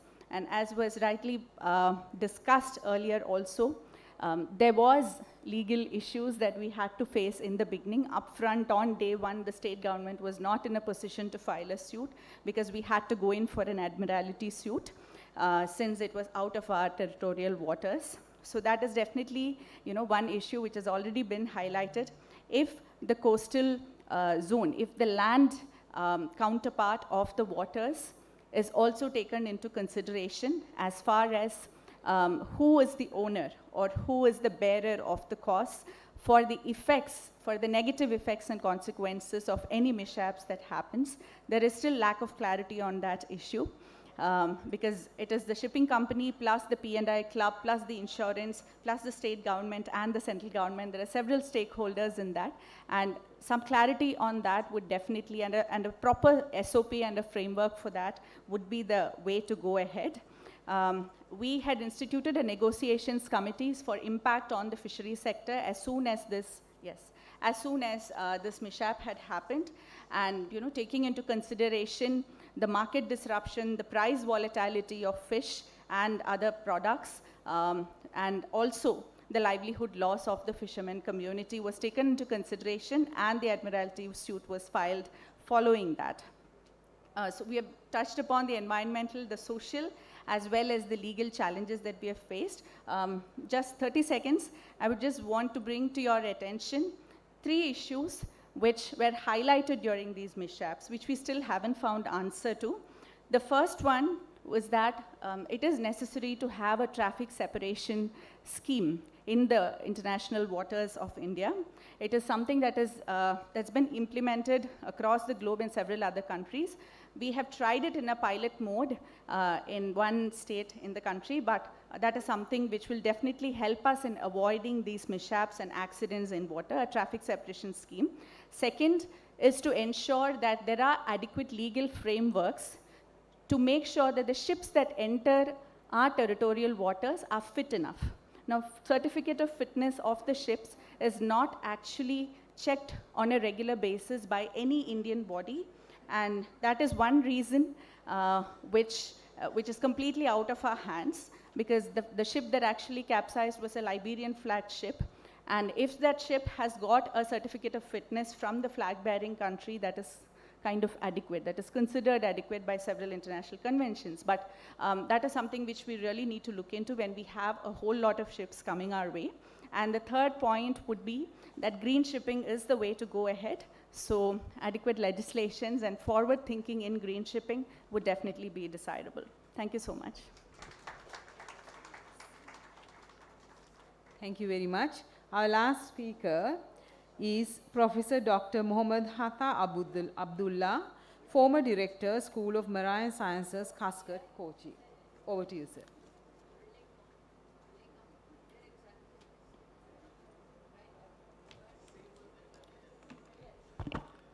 Good evening, everyone. Luminaries on and off the dais, law graduates, our fishermen community members and tribal community members, research scholars. First of all, I would like to thank conveners of CLEA for giving me an opportunity to speak on this occasion. As I'm nowhere connected to the law, I mean, I'm just a law-abiding citizen, but nowhere connected to, law. But the other eligibility for me as a person who is living in, I'm an islander. I basically live in, not an island nation, I am living in an island, the most densely populated island on planet Earth. That is the Waipin Island, where I lived so many years. I mean, I'm 60 now, so I'm all 60 years in that island. I know what is happening there. In terms of the coastal issues, I mean environmental issues, the transportation, the fisher folks, what they're suffering, all those kind of things. So basically, as far as subsistence is concerned, we are really not very much affected by the developmental activities, because our coast on the Arabian Sea, that side is not much construction, not much. It's just the vagaries of nature, vagaries of climate change, are just pounding the communities, and they're finding it very difficult to go on. 30% of land is always inundated. It is no more livable. I mean, a dignified living is just not possible. Simply, people are living because they cannot go anywhere, because they cannot sell it. Nobody is ready to buy it.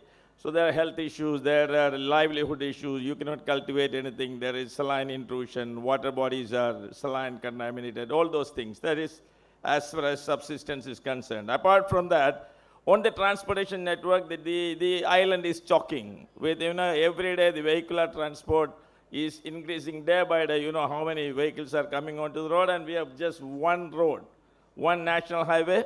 There's a parallel beach road is almost done, but some places, because of this extreme weather events, it is not motorable.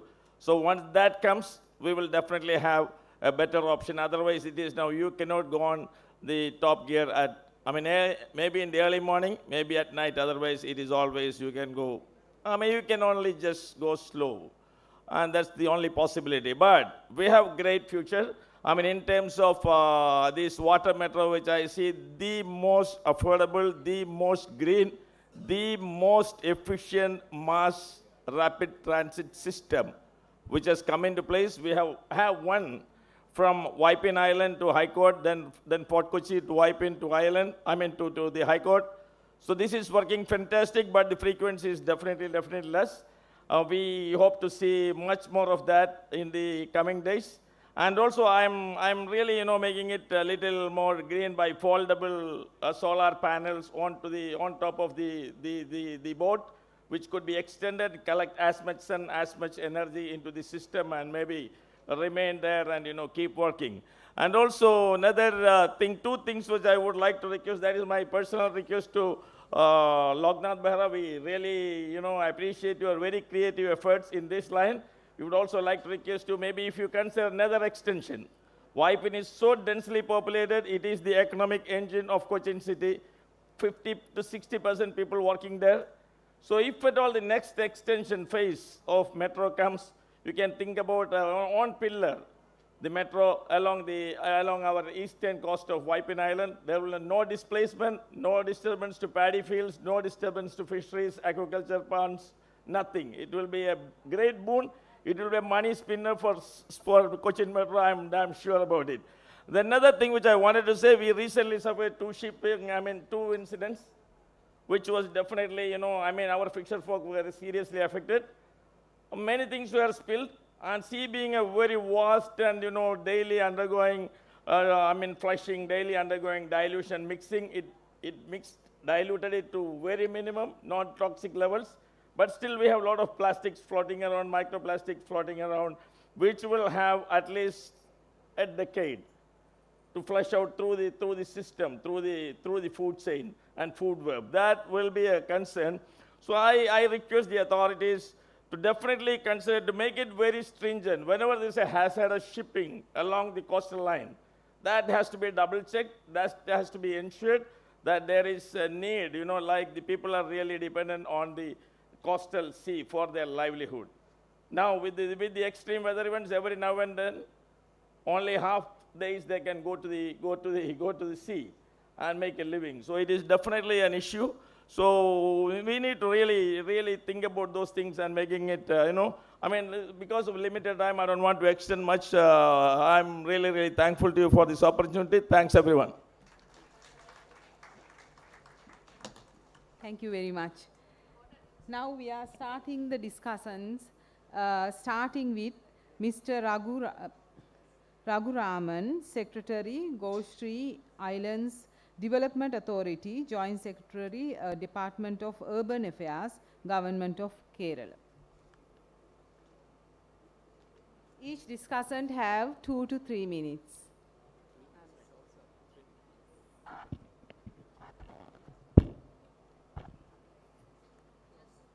Good evening to the dignitaries on the dais and the members of the audience. The topic for discussion here is sustainable water transport, with special focus on what all legal innovations that can be formulated and put in place to make water transport environmentally sustainable and fisherman friendly. I am Secretary of JIDA, Goshri Islands Development Authority, mainly in charge of the development of the backwater Goshri Islands in Kochi. Therefore, in my discussion, I am focusing on water transport and tourism in inland waters. Let me begin with a statement that we need not necessarily see water transport and tourism as always detrimental to the fishing community or the coastal population. Rather, it can benefit both the fishermen and the coastal population in multiple ways. For example, water transport necessitates dredging and deepening of the water. Removal of silt and other solid particles from the riverbed will make the water deep and clear. This would increase fish breeding and fish wealth, which in turn means increased fish catch and increased income for the fishermen. In fact, the main problem faced by the fishermen in Kochi today is the silt deposition and consequent shallow depth in the rivers and the lakes. They don't get fish. Their first demand is to do dredging. If water transport is introduced there, they would do the dredging, which would in turn help the fishermen community also. Now, coming back to our discussion point, that is having a legal framework or legal innovations to make water transport eco-friendly and socially responsible. Let's talk about social responsibility first. There are 3 points here. First is community consultation. Any water transport activity would have its impact on the fishermen and the coastal population. So, Before starting any water transport project, the local community must be necessarily consulted. Their genuine concerns must be understood and addressed. Let me share my own experience here. JIDA planned a water sports project in the Kochi Lake. First, we had an open discussion with the fishermen's representatives. After that, we constituted an expert committee, including experts from the fisheries sector, the former Vice Chancellor of KUFOS, and the representatives of the fishermen's organizations. The meeting of the expert committee is scheduled next week. So we will take into consideration the recommendations of the committee and only proceed with the project after that. Similarly, JIDA is preparing a tourism master plan for Kadamakudi, a beautiful cluster of 14 islands and a popular tourist destination.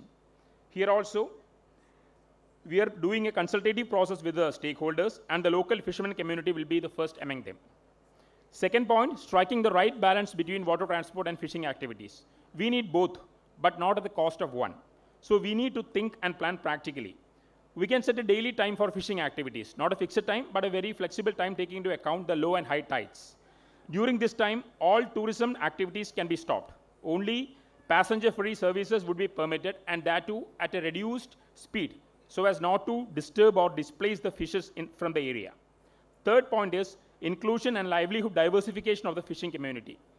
In all employment in the water transport and water tourism sector, both government and private, first preference must be given to the family members of the fishermen.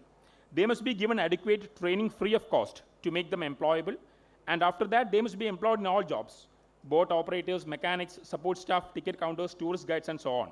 This would empower them and provide alternative income source to the fishermen families. Now, let's come to environmental sustainability. There are 2 points. First is green transition of vessels and terminals. The existing inland water transport system is centered around conventional fossil fuels, mainly diesel. Of course, with the exception of Kochi Water Metro, which operates on electric boats. In a phased manner, all the inland vessels must switch over to cleaner fuels. Electricity, electricity, solar, electric hybrid, hydrogen, LNG, and CNG. The central government has issued the Harit Nauka guidelines that aims at complete transition to green fuels by 2047. However, the guidelines apply only to passenger vessels plying in inland waters. All vessels, including fishing vessels and seagoing vessels, must be included within the ambit of Harit Nauka guidelines. Also, the terminal infrastructure in our ports and harbors should be included in this green transition so that the whole system would become eco-friendly. And the last point is declaring all types of water tourism as ecotourism. All types of water tourism must be declared as ecotourism with prime focus on preserving the aquatic ecosystem and promoting awareness to the tourist. If these 5 points discussed above are formulated as binding legal principles and implemented in their full spirit, water transport and tourism will definitely become environmentally sustainable and socially responsible. Thank you. Thank you very much.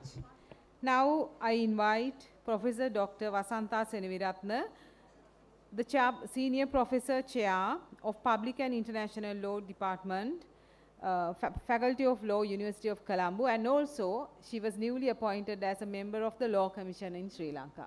Over to you.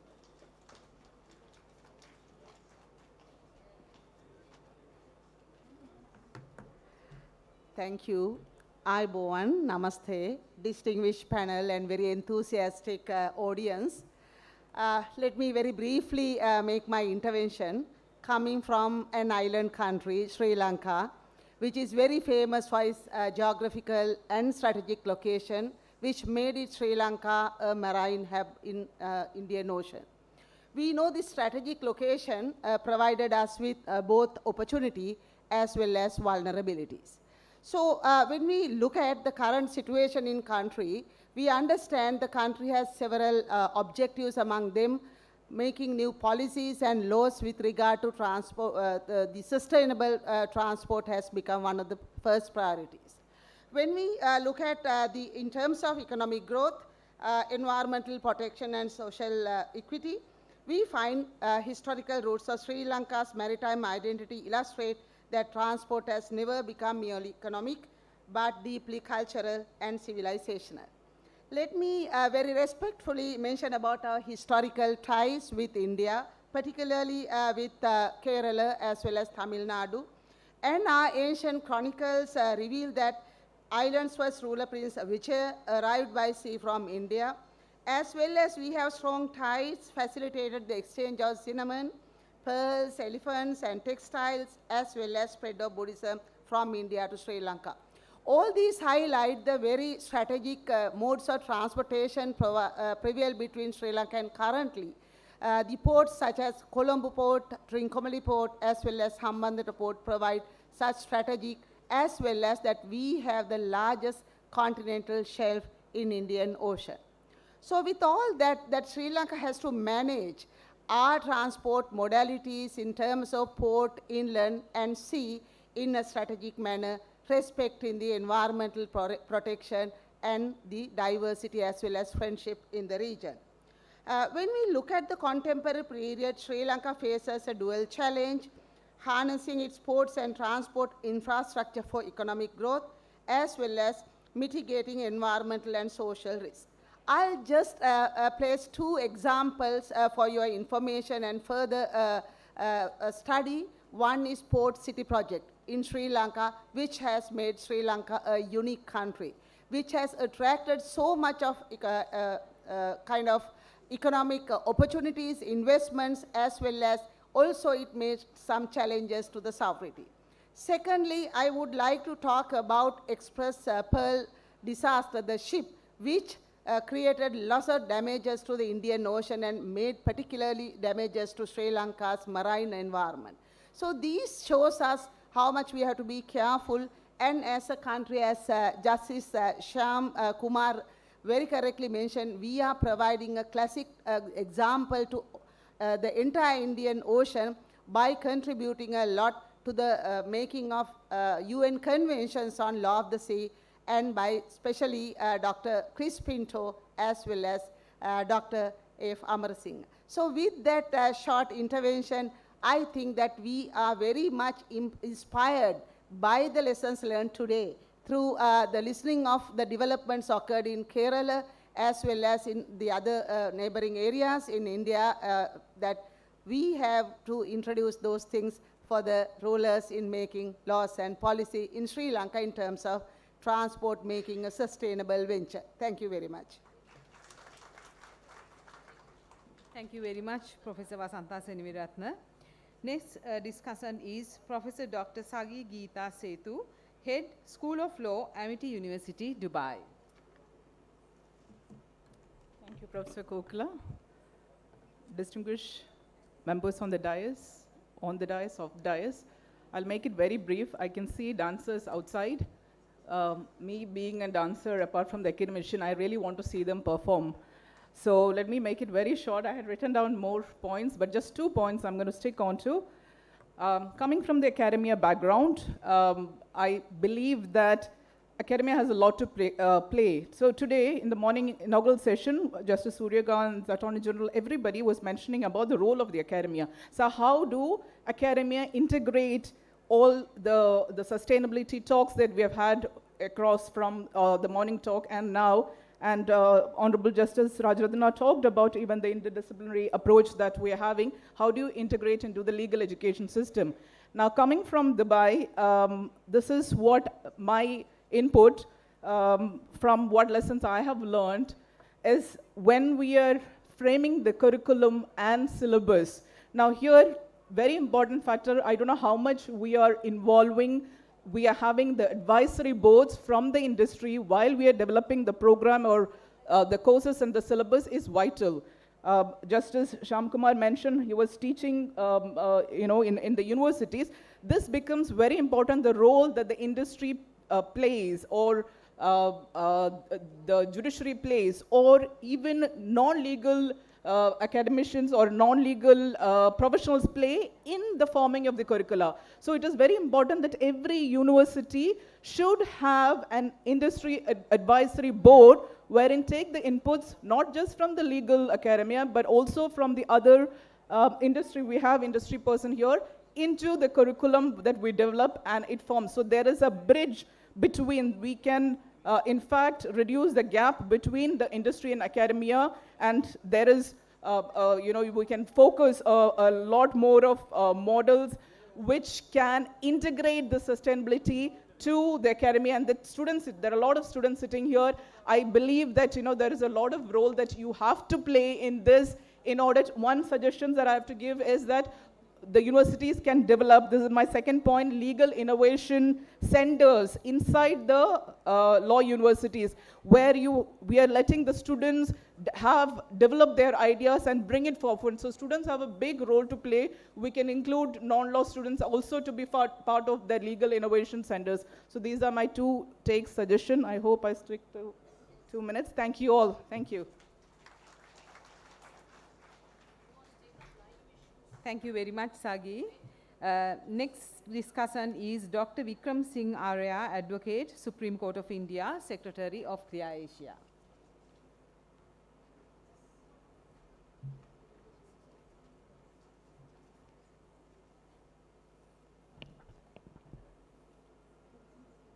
Honorable Mr. Justice B.V. Nagratna, Judge, Supreme Court of India, Honorable Mr. Justice M.M. Srivastava, Chief Justice, High Court of Madras, fellow speakers on the dais and off the dais, good evening to you all. Transport is not just movement, it is a bloodstream of the commerce, shaping economics and linking cultures. Yet our very system of mobility by sea, coast or river now we stand at a crossroads. Sustainability, nearly 90% of the global trade follows by sea, but the very lifelines of civilizations are today under ecological stress. India faces 4 urgent challenges.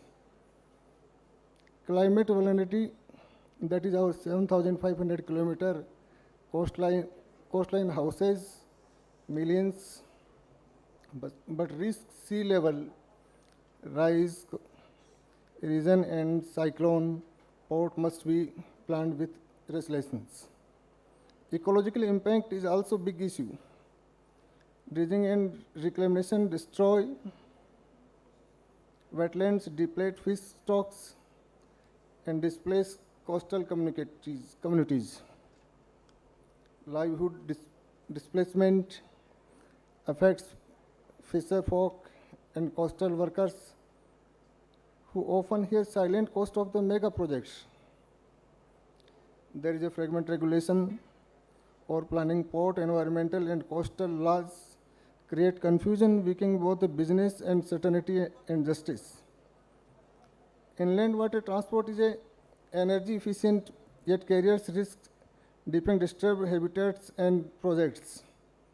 Certain species like genetic dolphin globally too, shipping generators 3% of greenhouse gas emissions beside oil spills and marine plastics.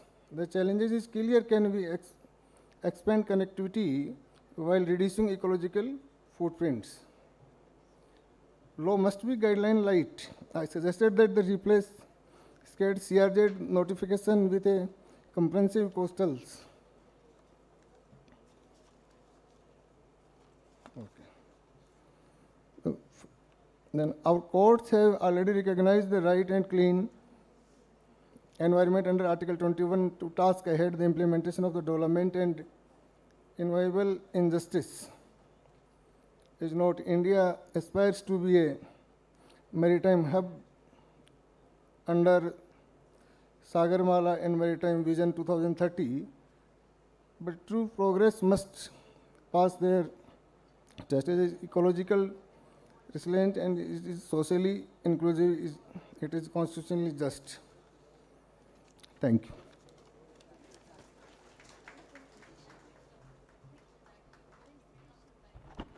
Thank you all.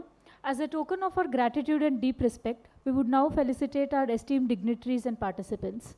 May I request Professor Dr. S. Shivakumar, President CLEA, Senior Professor Indian Law Institute and former member 21st Law Commission of India, and Professor K. Anil Kumar, Director, Kerala Law Academy, to felicitate Honorable Mrs. Justice B.V. Nagaratna, Judge, Supreme Court of India.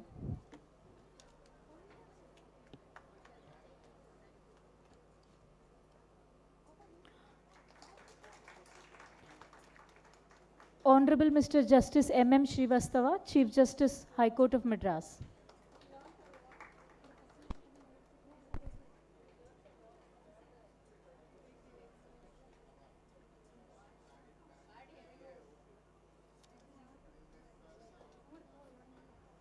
Honorable Mr. Justice Anil Kumar Sinha, former Judge, Supreme Court of Nepal.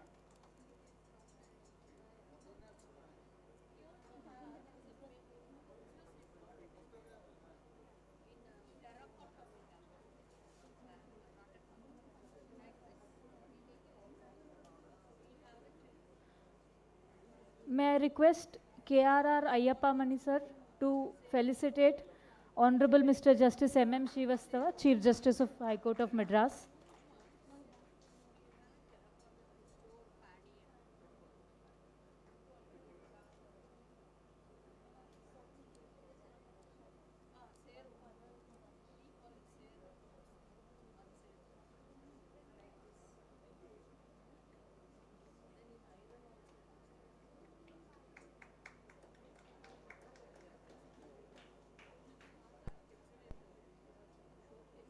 Honorable Mr. Justice Amit Rawal, Judge, High Court of Kerala. Honorable Mr. Justice Anil Kumar Sinha, former Judge, Supreme Court of Nepal. Honorable Mr. Justice Amit Rawal, Judge, High Court of Kerala.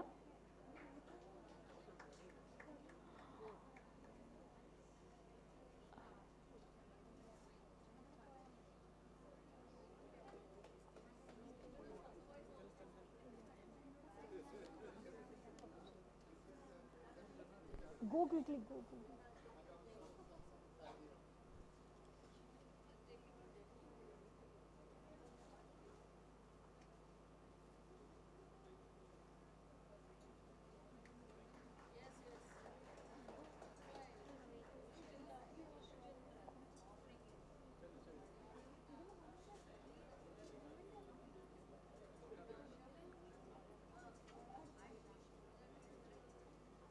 Honorable Mr. Justice Shyam Kumar VM, Judge, High Court of Kerala.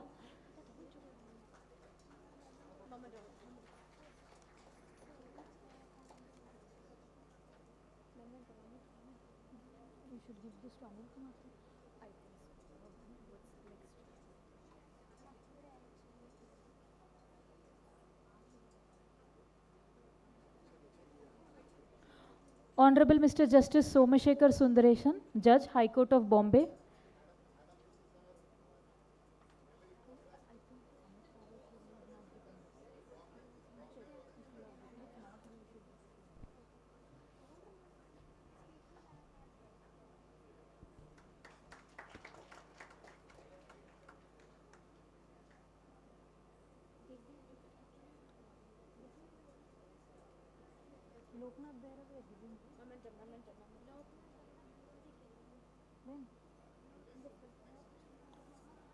Dr. Divya S. Iyer, IAS, Managing Director, Vizhinjam International Seaport, Thiruvananthapuram.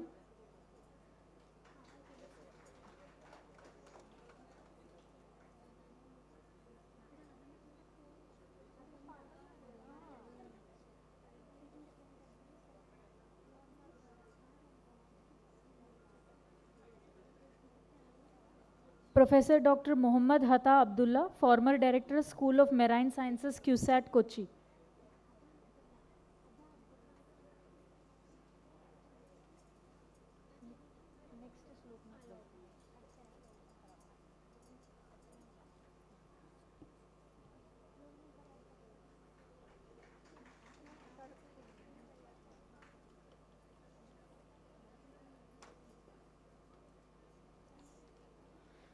Mr. Loknath Behra, IPS retired, Managing Director, Kochi Metro Rail Limited.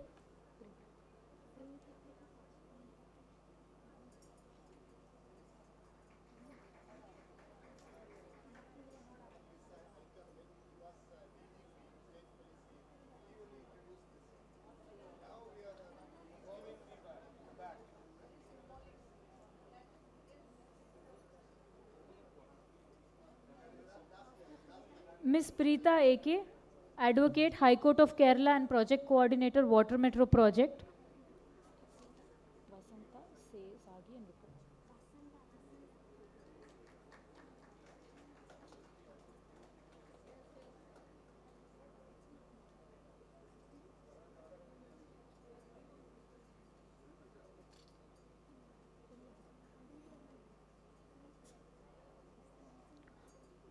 Professor Dr. Vasanta Senivirante, Chair, Professor of Public and International Law, Faculty of Law, University of Colombo, Sri Lanka.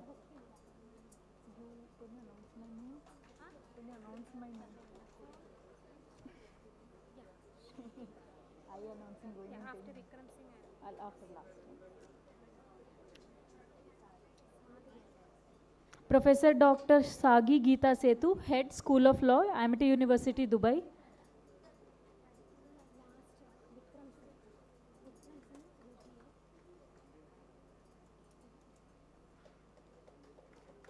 Dr. Vikram Singh Arya, Advocate, Supreme Court of India and Secretary, CLEA Asia.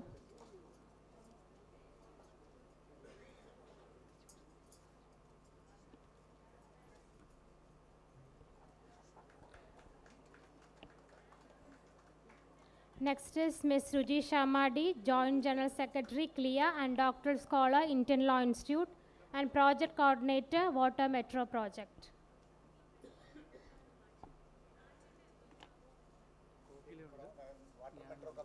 Okay.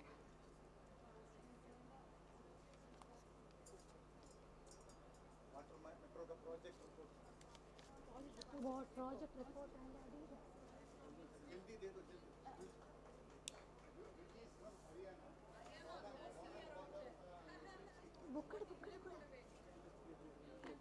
Next is Kogila. Okay.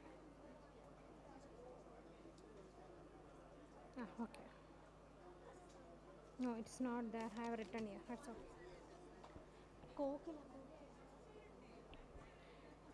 Next is Professor Dr. Kogila, Professor, Department of Public and International Law, Faculty of Law, University of Colombo, and Vice President, CLEA Asia.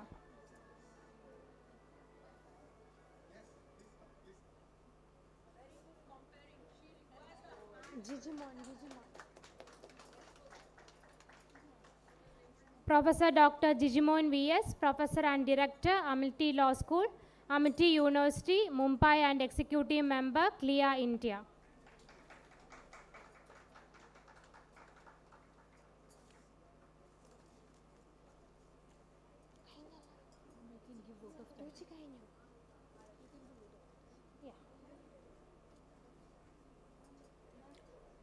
Photo section.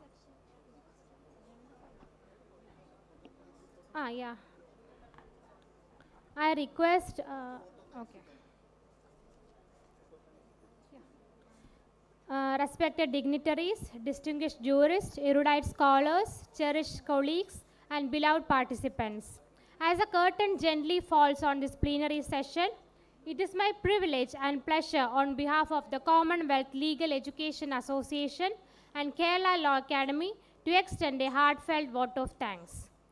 First and foremost, I bow in reverence to Honorable Miss Justice B.V. Nagaratna, whose address this evening radiated both jurisprudential wisdom and profound human empathy. Thank you, ma'am.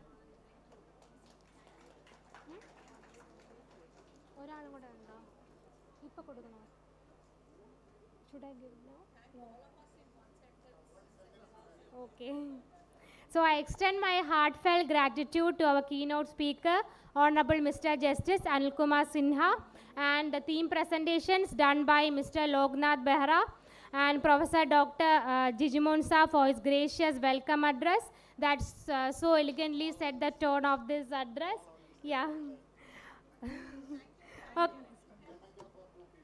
Again, Ms. Preeta AK and Ms. Ruji for the presentations, and I acknowledge all on stage on behalf of CLEA and Kerala Law Academy. Thank you all.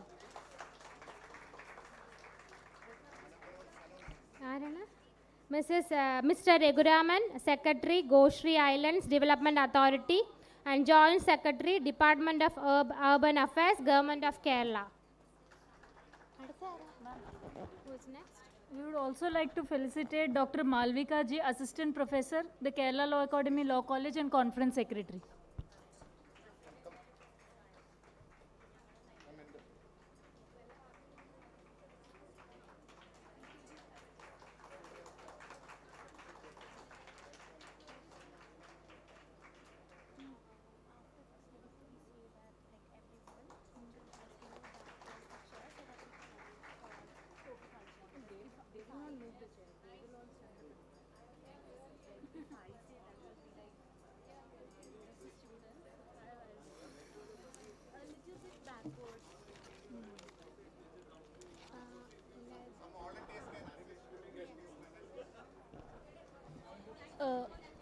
May I have your kind attention, please? I request those in the first 2 rows to shift 1 row at the back because we need some space for the cultural program. We would shift the seats once we are shifted. So we will shift the seats backwards after that. Thank you so much.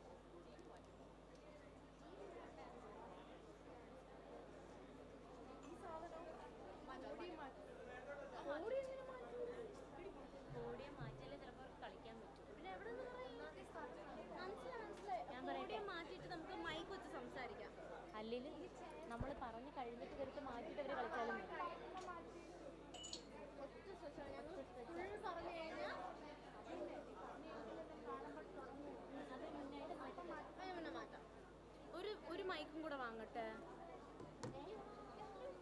അല്ലേ ഇങ്ങനെ രണ്ട് രണ്ടായിട്ട് പറയുന്ന കയ്യിൽ വയ്ക്കാൻ mic കിട്ടുമോ? തരുമായിരിക്കും, ചോദിച്ചു നോക്കണം അവിടെ.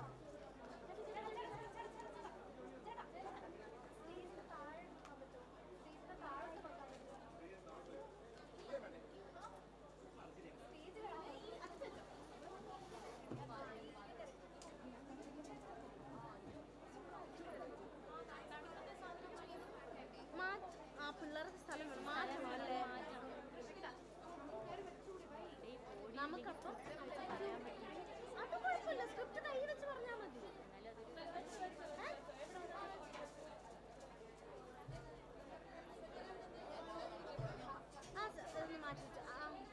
മാളു മാം, ഇത് മാറ്റണ്ടേ? പോഡിയം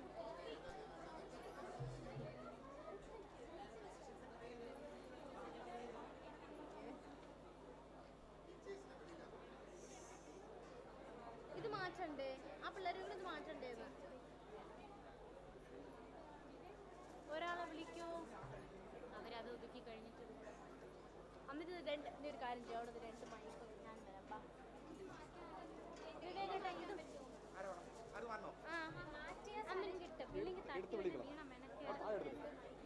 പിടിച്ചോ, cable ഇറക്കിയില്ലേ?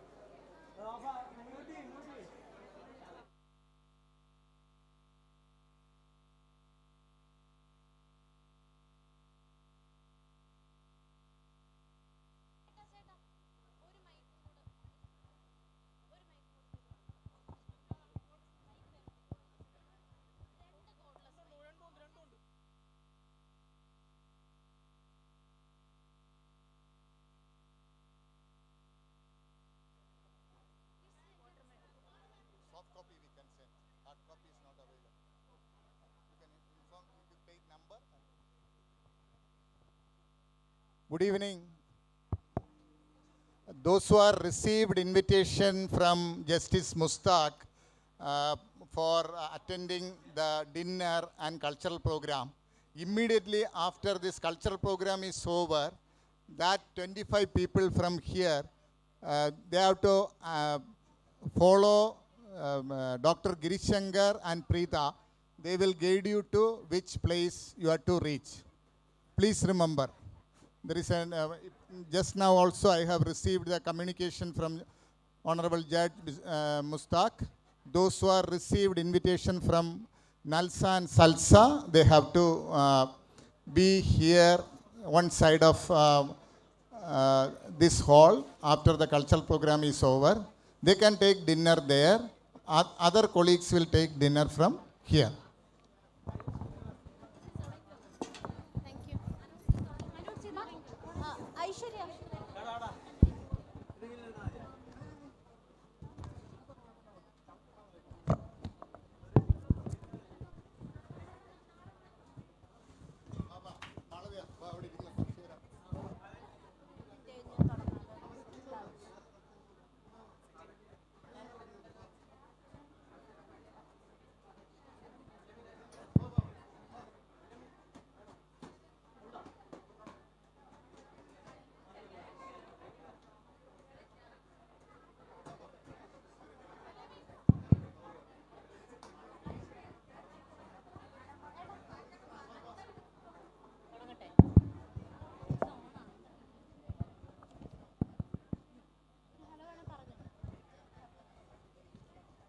Namaskaram, ladies and gentlemen.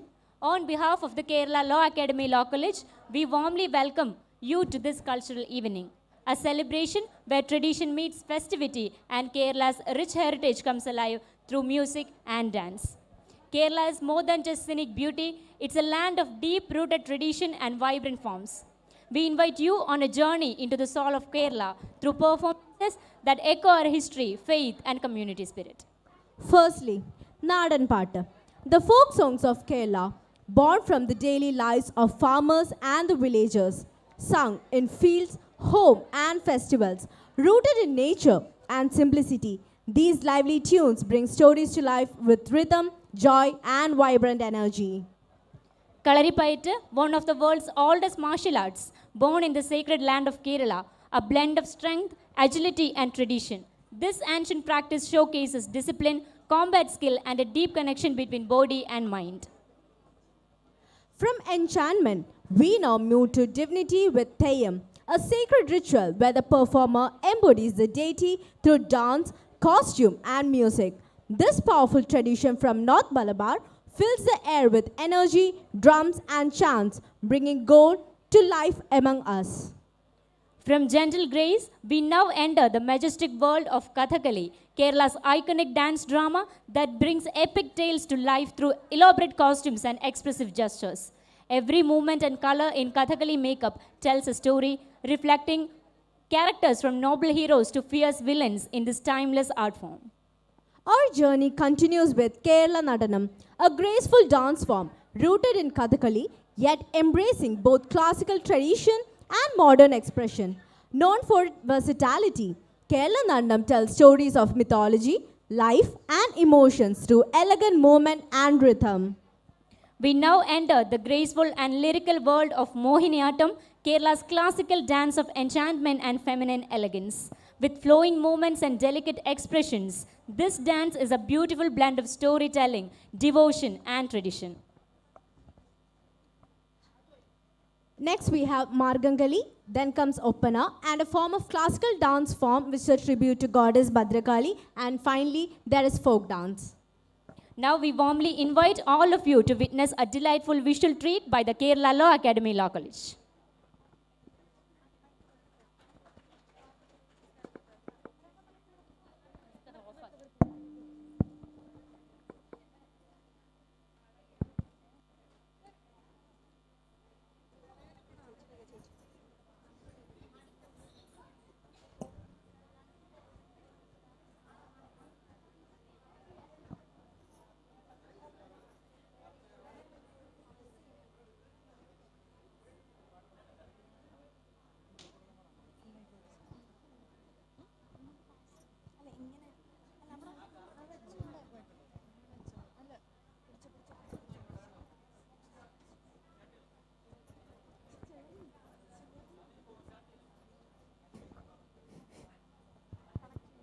Check.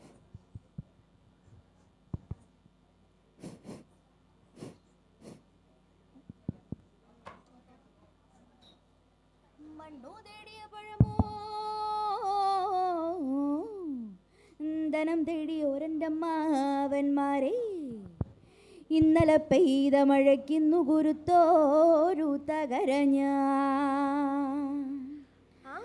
കൈതോല പായ വിരിച്ച് പായലൊരു പറന്നെല്ലു പൊലിച്ച് കാതുകുത്താനെപ്പ വരും നിന്റെ അമ്മാവന്മാരു പൊന്നേ കാതുകുത്താനെപ്പ വരും നിന്റെ അമ്മാവന്മാരു പൊന്നേ ആയേ ഓ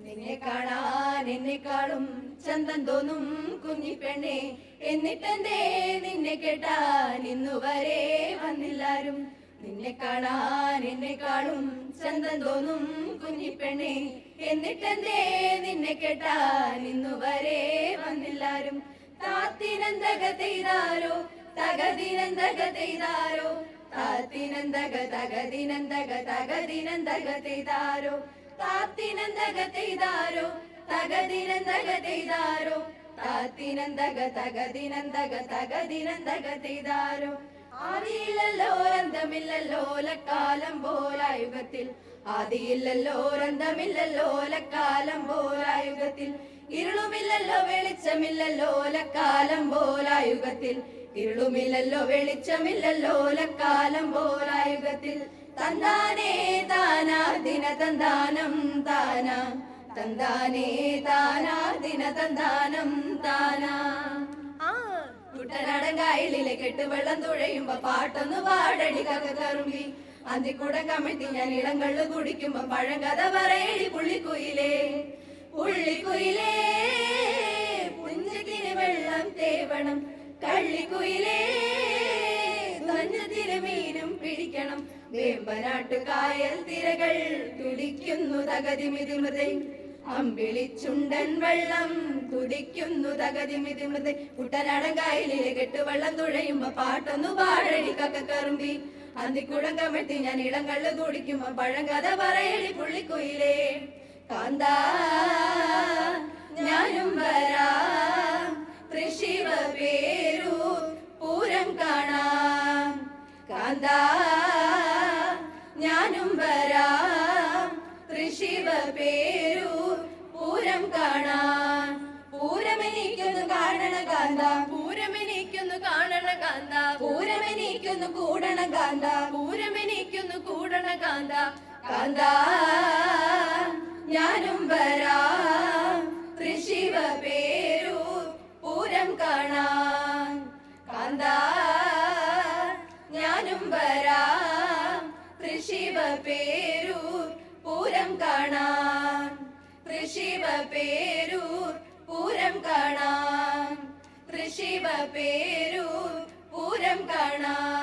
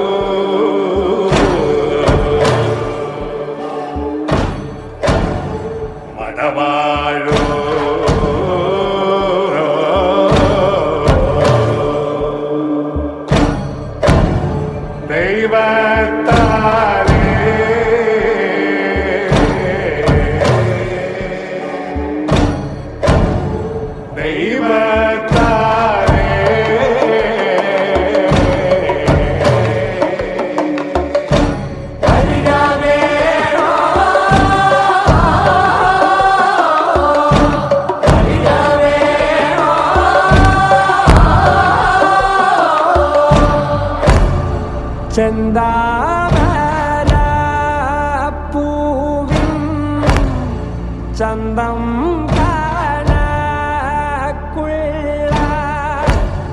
ചെന്തളിർ പൂമേനി വിനീതയോ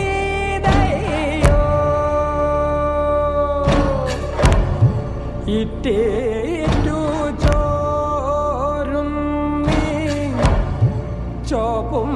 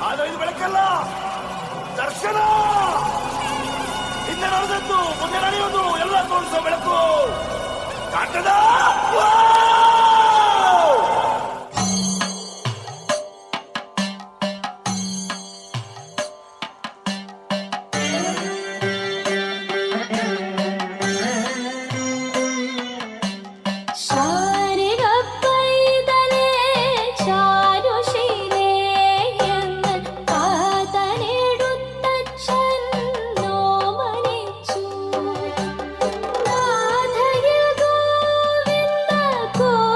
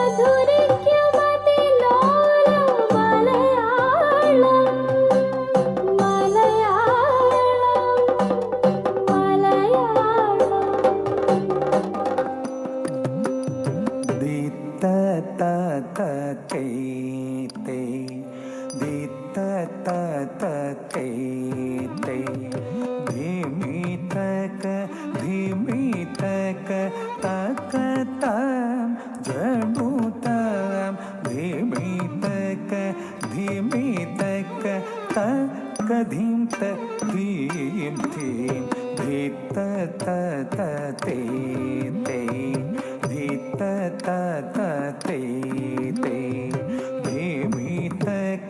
धीमी तक तक ताम जणु ताम धीमी तक तक धीं त धीं धीं ओम त दिन तक ओम त दिन तक ओम त दिन तक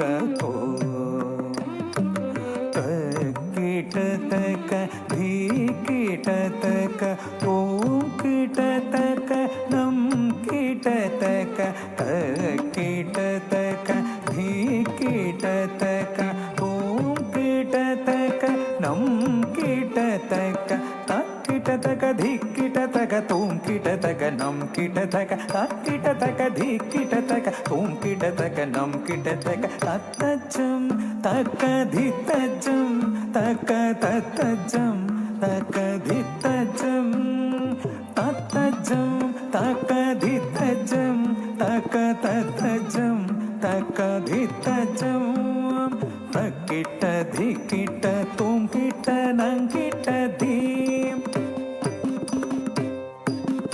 तकिट धी कीट तोम कीट नम कीट धीम नम कीट धीम नम कीट धीम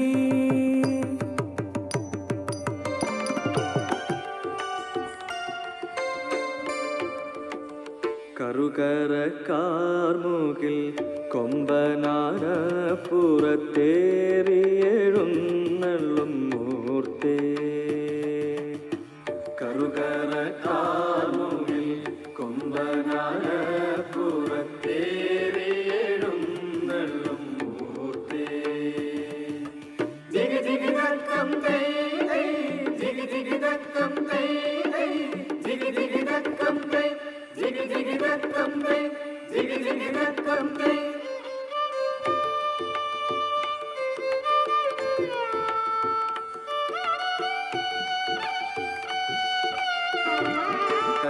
കർക്കിടകത്തേവരേ കർക്കിടകത്തേവരെ തുടം തുടം കുടം കുടം നീ വാർത്തേ ആ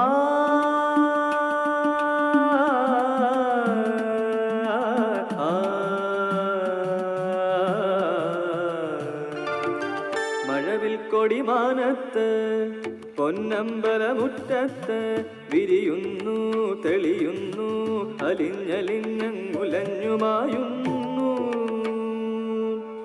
ആ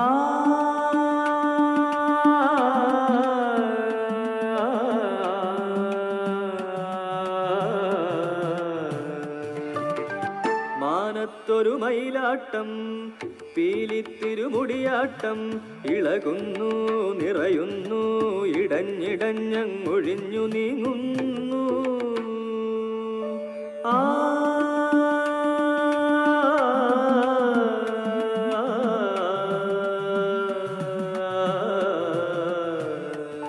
ജിഗി ജിഗി ദക്കം തൈ ജിഗി ജിഗി ദക്കം തൈ ജിഗി ജിഗി ദക്കം തൈ ജിഗി ജിഗി ദക്കം തൈ ജിഗി ജിഗി ദക്കം തൈ മരമോടു കല്ലുകൾ കനകം വെള്ളി മനമിയലും പഠിച്ചെമ്പുമിരുമ്പും മറ്റും പാലാവക വേണ്ടും പണികൈ ഇന്തേ ഇതത്താതത്തത്തത്തകത്തേതകത്തിത്തേതകതേതേതോ മഹിമയുടൊരു മകളെല്ലാം ചെയ്യും മനുവിവത്തിത്തത്തകതത്തികതത്താം തികതകതകതത്തികതത്താം തികതത്താം ഇന്തേതത്താതത്താതത്തേ ഇന്തേതത്താതത്തത്തകതത്തേതകതേതകതേതോ ഇമ്പമുടരുവികൾ തിരുമനസാലെ തീയിൽ വഴി തീർത്തേം തത്താതേകുതേത്തേം തത്താതേത്തേകുതേ ഇന്തേതത്താതത്താതത്തേ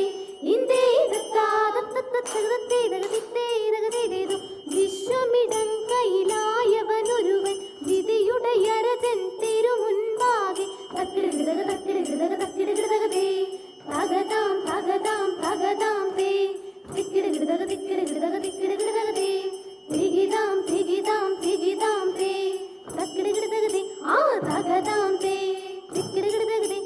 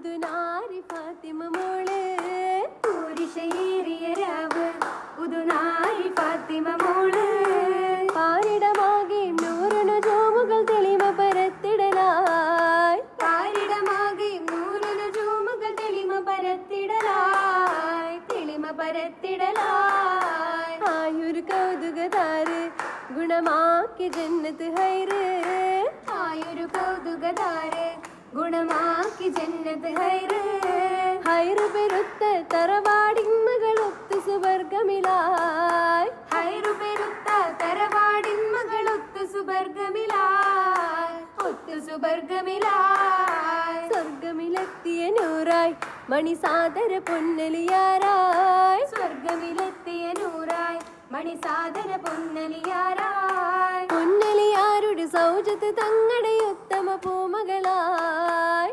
പൊന്നലിയാരുടെ സൗജത്ത് തങ്ങളെ ഉത്തമ പൂമകളായി ഉത്തമ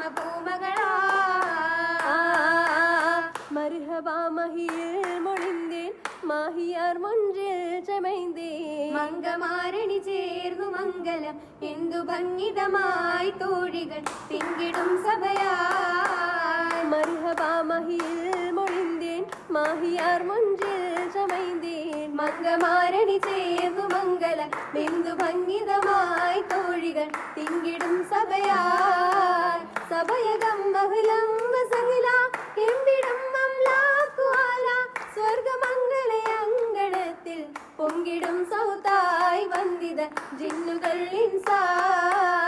ഇൻസുകൾ ഇൻസാനുരത്ത് ജിന്നുകൾ വൈതാരുലത്ത് ഇന്നിതാ ജന്നാത്തിലാദര മംഗളം ഹാലായി കണ്ടിടം എത്തിടും ചേലായി മംഗളം ഹാലായി കണ്ടിട എത്തിടും ചേലായി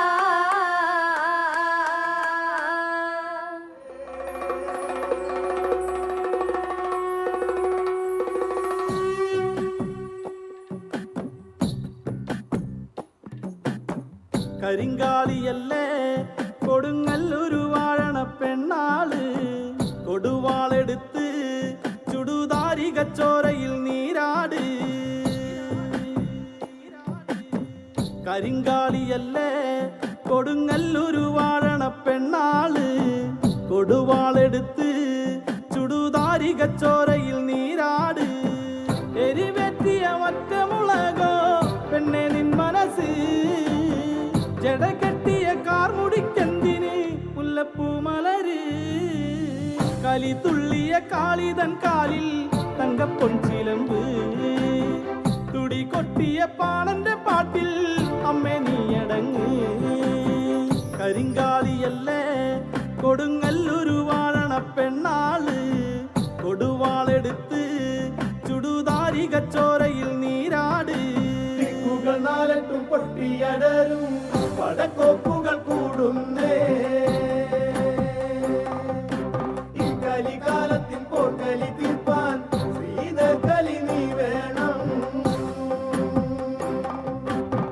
കുടിതാളത്തിലാടിയ താരന്റെ ഈ മകളെ ശ്രീ കുറുമ്പേ ഈ മകളെ ശ്രീ കുറുമ്പേ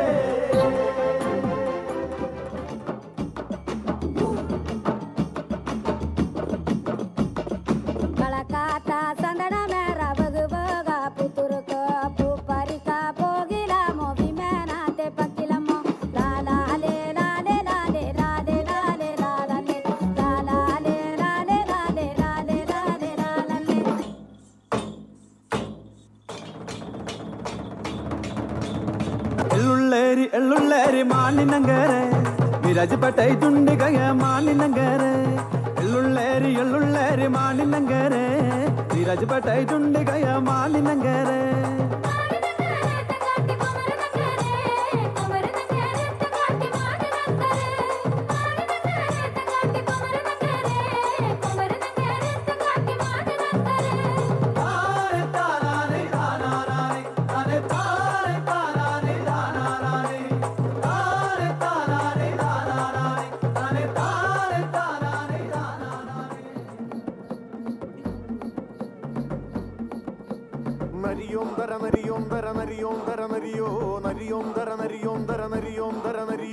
നരിയോ നരിയോന്തര നരിയോന്തര നരിയോന്തര നരിയോ നരിയോന്തര നരിയോന്തര നരിയോന്തര നരിയോ അക്കരെ കുന്നു ഇക്കരെ കാടു ചക്കര തോടു പാറമേടു ചേരിക്കുന്നു കേറി വന്ന ചിങ്ങത്താമല നരിയോ മൂളുന്നോല് നിരങ്ങുന്നോല് കാട് കേറി അലറുന്നോല് കാട്ടുമേട് കേറി വന്ന കാട്ടുവേട്ട നരിയോ നരിയോന്തര നരിയോന്തര നരിയോന്തര നരിയോ നരിയോന്തര നരിയോന്തര നരിയോന്തര നരിയോ നരിയോന്തര നരിയോന്തര നരിയോന്തര നരിയോ നരിയോന്തര നരിയോന്തര നരിയോ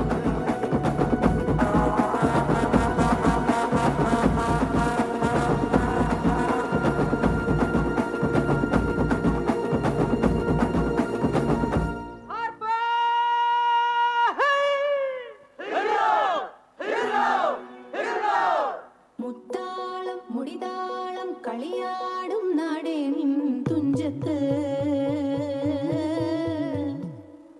മുത്തോളം മുകിലോളം മലയാളം പാടും നിൻ തീരത്ത്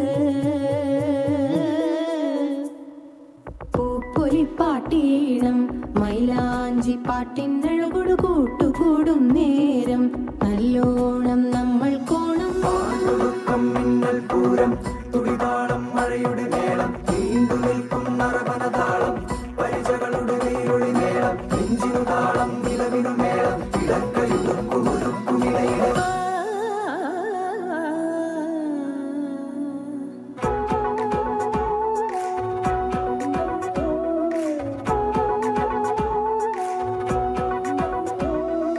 പാടത്തെ പാട്ടിൽ നിന്നോർത്തെടുക്കാം ഈണങ്ങൾ മേടത്തിൽ ചിങ്ങത്തിൽ പൂത്തിറങ്ങും വർണ്ണങ്ങൾ എണ്ണിത്തീരുന്നെങ്കിൽ ചൊല്ലിത്താ കഥകൾ നിറയും പല മട്ടുക്കും പാട്ടുകൾ പാടിത്താ പുഞ്ചിരി തഞ്ചി കൊഞ്ചിക്കോ മുന്തിരി മുത്തൊളി ചിന്തിക്കോ മങ്കണി വർണ്ണ ചുന്ദരി വാവേ തങ്കിണ്ണക്ക തകതിമിയാടും തങ്കനിലാവേ ഹോയ് പുഞ്ചിരി തഞ്ചി കൊഞ്ചിക്കോ മുന്തിരി മുത്തൊളി ചിന്തിക്കോ മങ്കണി വർണ്ണ ചുന്ദരി വാവേ തങ്കിണ്ണക്ക തകതിമിയാടും തങ്കനിലാവേ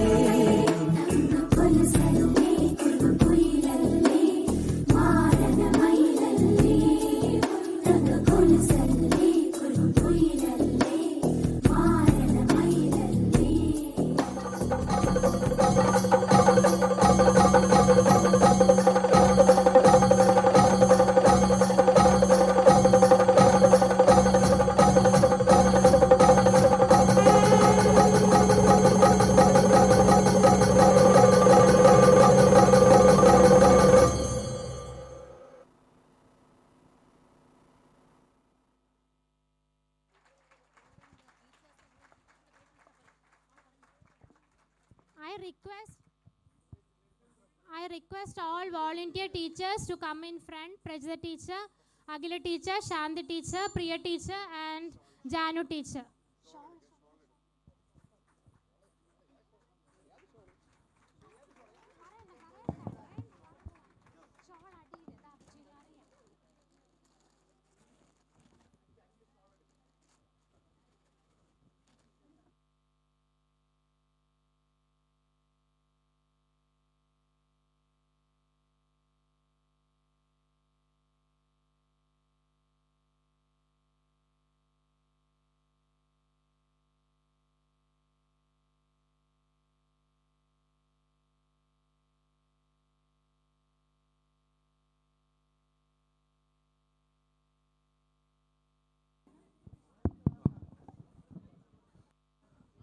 So I just take this opportunity for those people who are not from Kerala.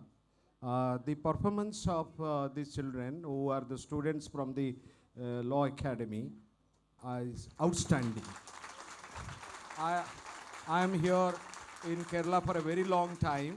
I am seeing one of the best performances by non-professionals in a professional manner.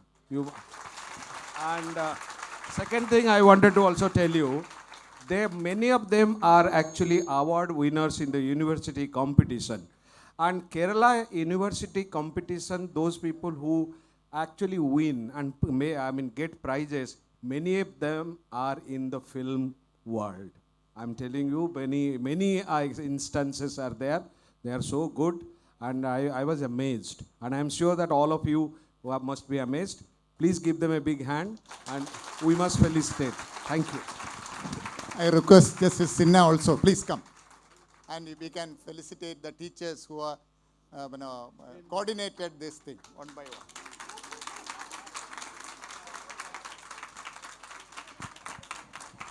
Sir also, you can also, please, one by one.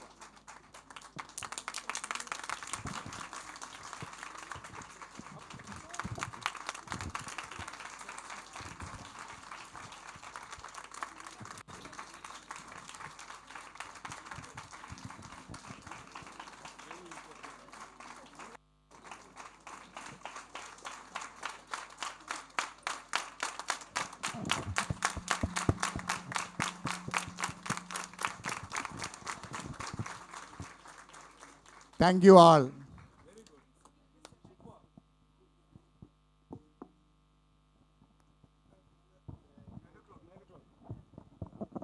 See, attention, participants, academia, and all others.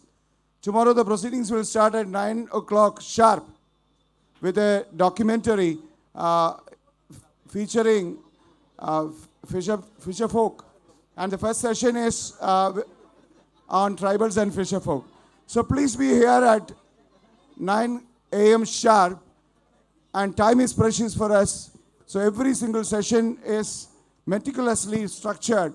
So be there for the 2 sessions and be part of this wonderful academic exercise and also the cultural extravaganza that we are having right now. Thank you. Good night.